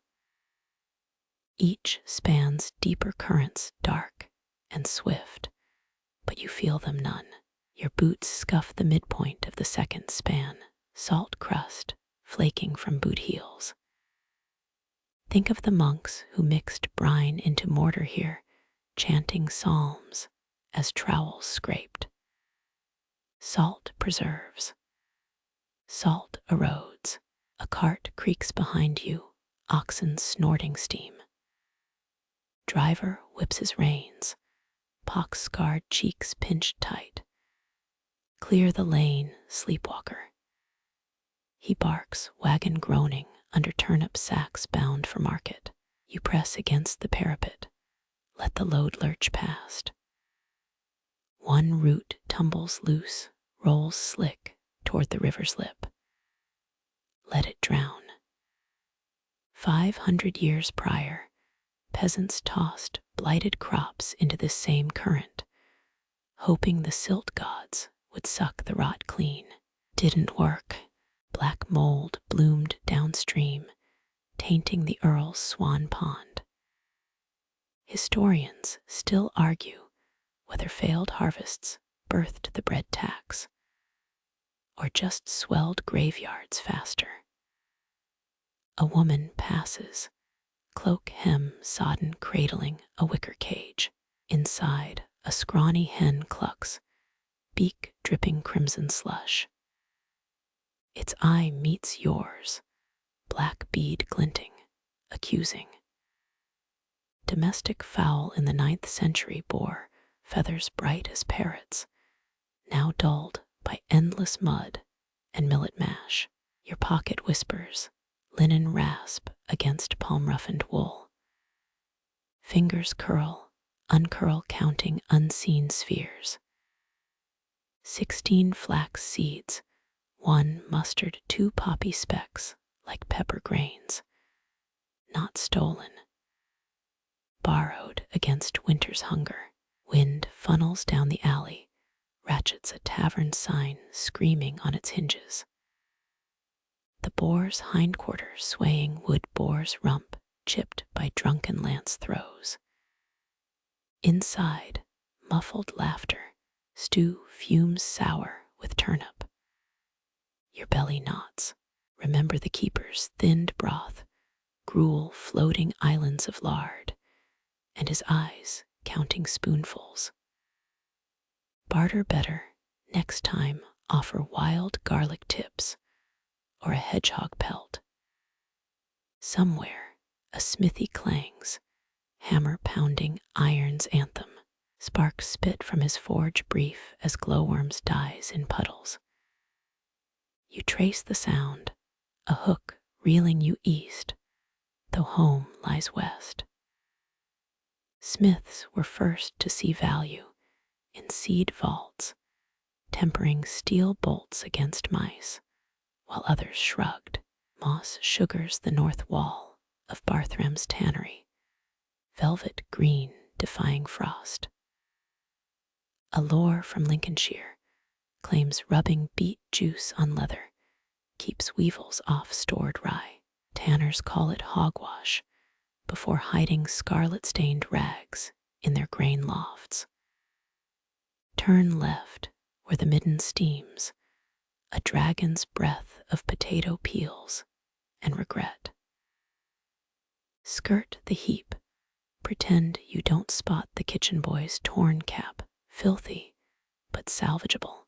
Leave it, someone's sorrow, not yours to pocket. Two girls skip rope, chants sharp as crows through chill air. Ash, oak, thorn, and you bury the bad seeds, keep the good few. Their souls slap frozen mud, rhythm matching your pulse. You mouth the words, a nursery rhyme older than the last plague. Southwark's apothecary looms, windows greasy, with candle tallow, dried toad skins dangling like grotesque lace. Master Ellis frowns over his scales, measuring liverwort flakes for some lord's gouty toe. His ledger weather-stained vellum logs barley shipments alongside love filters, both sold briskly in lean years. The door squeals, dank herbals gagging your throat as you enter. Ellis glances up, spectacles fogged, then back to his weights. No handouts, he grunts, bronze scoop trembling. You spread empty palms, a pantomime of poverty. Let him think you beg. His eyes narrow, a viper gauging strike distance. Trade then. He gestures to jars cluttering shelves, foxglove, deadly nightshade, dusty poppy heads. All dormant, all dangerous. Reach into your cloak, slow fingers closing on the linen pouch. Withdraw it, loosen the tie, spill one flax seed onto the counter. It gleams, a tiny amber eye Ellis's gaze catches, brightens. Archives stock. He murmurs, fingertips hovering, afraid to touch. Unbroken lineage from St. Winfred's own fields lie smooth as oil before the Normans burned them. Ellis hesitates, thumb rubbing his chin's wart. Monasteries hoarded seed saints once blessed. King Henry's men torched entire barns, searching for non-existent gold. 3 barley grains survived Exeter's blaze, hidden in a nun's hollow crucifix. Now they're hailed as relics, multiplied 300-fold. 1 vial of wound salve he offers, glancing at your mud-caked hem. 3. And saltpeter. 2. No saltpeter. His tongue darts lizard-like across gray lips. Pocket the seed, turn, baiting the hook. Wait, Ellis hisses. The door halts, hinges whining. 2 vials, saltpeter, and a copper's worth of meal. Nod, seal the packed seed forsaken on his countertop. A tiny betrayal. Salve jars clink in your satchel glass, nipping your hip through wool. The copper warms your palm, a false comfort. Past the butchers, pigs' heads leer from hooks, tongues lolling. Blood slicks the gutter, crimson fading to pink sludge. A stable boy crouches, scrubbing stone, palms raw from lye soap. Your shadow stretches, gaunt, then snaps back as you duck into the tithe barn. Barrel-staved air, sweet decay, hay bales stacked like burial mounds. Here, in stifling dark, the village hoards its own future, hauled from perch fields and bean rows. 3 steps, halt, let eyes adjust. Then pick through gloom toward the rear ladder. Rungs creak, splinters snagging your tunic as you climb toward the loft's fugitive warmth. Hay prickles through your hose, sweet itch against calf skin as you slump against a barley sack. The whole loft shudders. Pigeons coo alarm, flapping toward knothole exits. Unstopper a salve jar reek of comfrey and rot. Smear it on your chapped knuckles grease, shimmering unpleasantly. Think of the keeper. Would his frown deepen, seeing you barter sacred stock for petty comforts? Doesn't matter now. From the loft slit, a view of the church spire arrow straight, spearing heaven's belly. The bells clang sext, 6 tin strikes flattened by wind. Below, Ellis scurries into the street, seed clutched like a ruby face lit with greed. Watch him vanish into the miller's, deal struck before matins. Let them plant it. Let it fail. Maybe the keeper poisoned certain stocks, seeds no one requested anymore, his quiet vengeance against thieves. Pull the meal pouch loose, corn rough ground gritty against tongue as you chew dry mouthfuls. Think of Edgar's rye, alias millet, nestled safe beneath Devon clay, their roots tangling already dreaming of rupturing soil, sun-drunk, sky-gorged. A sneeze rips through you, hay dust vengeance, eyes water blurring rafters into a cathedral ceiling. Wipe snot on your sleeve like a scullion, not some seed saint. Footsteps scuff below, voices low, thieves or lovers seeking shelter. You freeze, pray the hay swallows your shape. The vault unlocked Tuesdays after none. He weighs each jar twice. Blowguns dart the keeper, paralyze him. Laughter bitter and brief, then silence. Unlikely conspirators, but the rumor grows. Always does. Every generation births vault breakers, storming the archive. Fists stuffed with salt or gold, only to find dust and ledgers. Wait until their steps fade, until the birds resettle, before descending shaky-legged. Outside, wind shifts west, bearing river stink and wood smoke. You merge with the crowd, pilgrims and peddlers, quarrelsome geese and the weary-eyed. No one notes your passing. Past the well where women cluck, buckets swaying, voices sharp as shears. Planted fathers barley under a full moon, worms ate the lot, salted the furrows. Superstition, earth endures. Earth forgets. Your ribs ache anew, phantom tendrils squeezing, piercing marrow. Seeds don't root in flesh, not really, yet your breath hitches, green pressure building behind lungs. Cross the last bridge, ford the mill race, duck beneath the widow Ashland's dripping eaves. Her herb plot sleeps under straw blankets, lavender corpses rattling in the gale. Grate your door, iron latch stiff with ice. Shoulder, it would groaning surrender, and stumble into gloom. No peat fire, no stew pot, just hearth ash and stillness.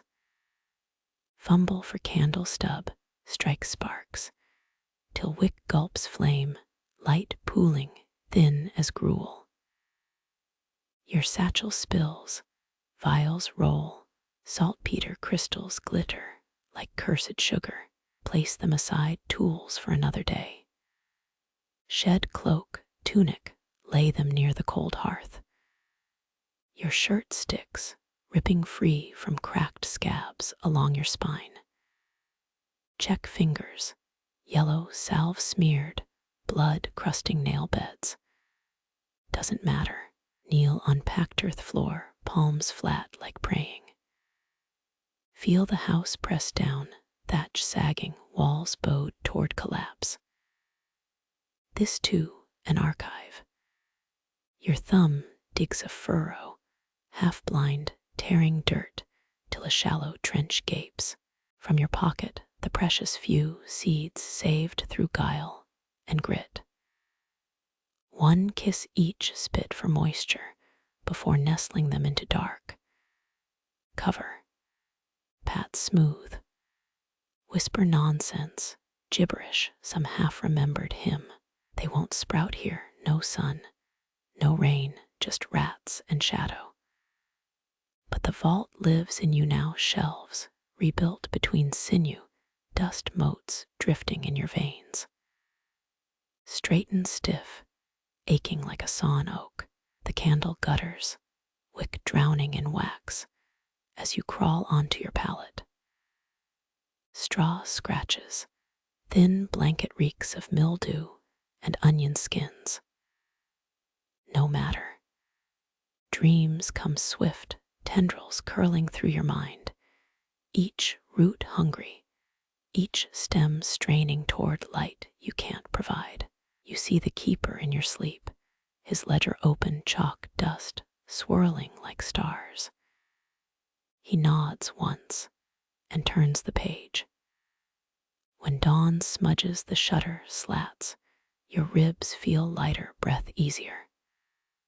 The dirt patch lies smooth, innocent. Only one seed sits atop, black and gleaming, poppy discarded from the trade. Blow gently, watch it skitter into ash, wind's toy gone between heartbeats. Ground stays mute, holding its secrets close, as the latch clicks, a soft finality, as darkness swallows the last candle sigh. Cold licks your bare feet, but beneath the packed earth, something hums. Not heat, no, a deeper warmth, the slow pulse of waiting things. Breathe deep, stratic mattress, rustling under your weight. Imagine roots down there, gentle as spider's silk, threading through soil's black velvet. They neither rush nor fret, forgotten by frost's sharp teeth. Outside, wind still keens, rattling shutters with bony fingers. Let it gnash. Here, under threadbare wool, your ribs cradle that borrowed life. A quiet echo of vaulted shelves, now far behind. Count breaths like seed pearls on a string. 1, 2, 3. Each exhale a cloud in the chill, each inhale sweeter, lighter. The salve's sting fades, knuckles softening, as if the earth itself nurses your wounds. Picture them, those tucked away treasures nestled in the dark, where no thief treads. They need no sun, yet no rain's patter, only patience, the endless quiet between now and spring. Memory blurs, the apothecary's glare, the bridge's icy snarl, all dissolving like salt in broth. You are not the keeper, nor the thief, just a vessel, a temporary husk sheltering tomorrow's green. Dawn will come thin and grudging, but granted. For now, let the cold be your blanket, the silence your lullaby. Every seed knows its season, every dream waits. Sleep laps at you gentle as river silt, bearing you toward the keeper's ledger, its pages blank as new snow. Your fingers unclench, palm up, open while below in the kindly dark. The smallest of beginnings swells, unhurried, certain as breath. as